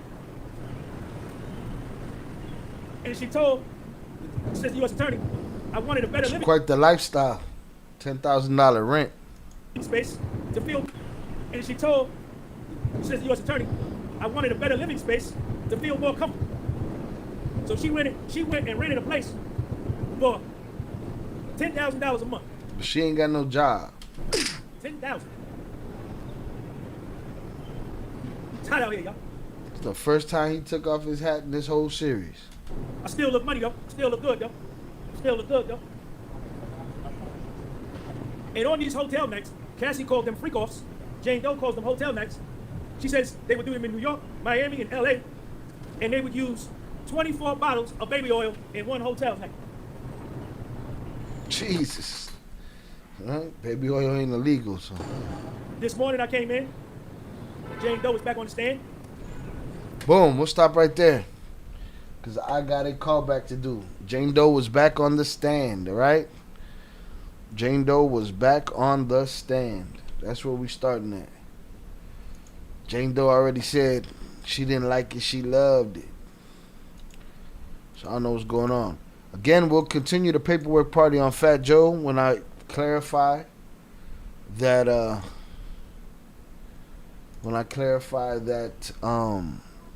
I got the right paperwork. What I have is the original. There's an original and then there's the continuation, but both files are the same information. So when I get that, we'll continue that. Who knows? Maybe I come back later after the callback. But I got to do this callback and I need a little buffer of time before that. All right, salutes. Shout out to all the usuals. Salute Shannon, Zoraida, JP, my brother also. Shout out all the donators today, everybody that played the game. Shout out Young Jizzle, Upper Echelon, JP, Velez. Salutes to y'all. Salutes to everybody that hung out today. We've been here for a bit over 4.5 hours. Also said 24 bottles is crazy. But listen, man, you know, they're talking about thousands of bottles, and we'll get to those pictures because I seen them. But they was talking about underage girls. They was talking about secret cameras. They was talking about. This has been basically a waste of. What's the word? This is like toxic time. This is just rich IP2, rich people doing dumb rug infested things, living toxic lifestyles, and then some, you know, feel like they were victims in it, and then they sue, and then, but all the shit, they had tanks. They ran up on his house with tanks. I'm still sitting here wondering when I might have my aha moment. You know, so I ain't had it yet. This is bullshit to me.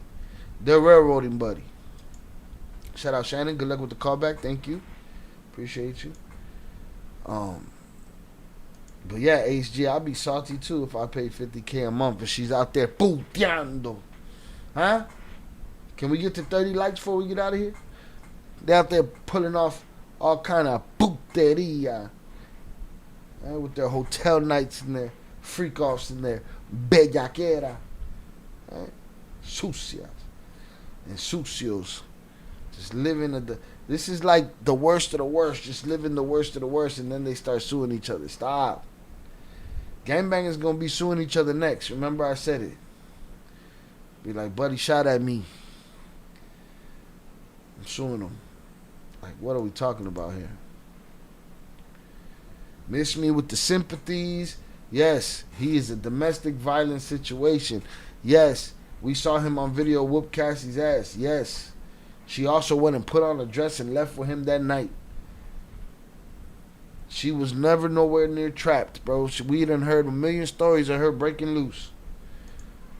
Shout out JP. Hope y'all had a great and blessed day. I wish you the best, my Higgins Shy. Like and subscribe to the great quality content. 100K 24-hour live stream. Incredible Hulk and more in the works. Salutes. Puteria at its finest. God bless you all. 100. Salutes. Puteria at its finest. It's going down. Right? They need to cut the shit already.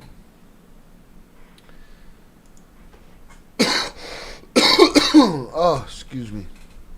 Have a good night, y'all. Stay safe, hydrated. Keep your head on a swivel. Stay safe. Salutes. Yeah. Maybe we come back. Maybe we'll be back tomorrow. We'll see how it goes. Hopefully the temperature chills out. But this is summer, right? Everybody wanted summer. Now you got you some summer. Enjoy that shit. Alright? None of this shit matters anyway, so enjoy it. Hundreds up in the chat for y'all. Shout out to 298 for playing the game. Velez. JP. Young Jizzle. Salutes. Cumplido mi condena. That first bong rip put me on fucking Space Cadet. Boom, we hit our 30. Thank you. Shout out Upper Echelon for the super chat.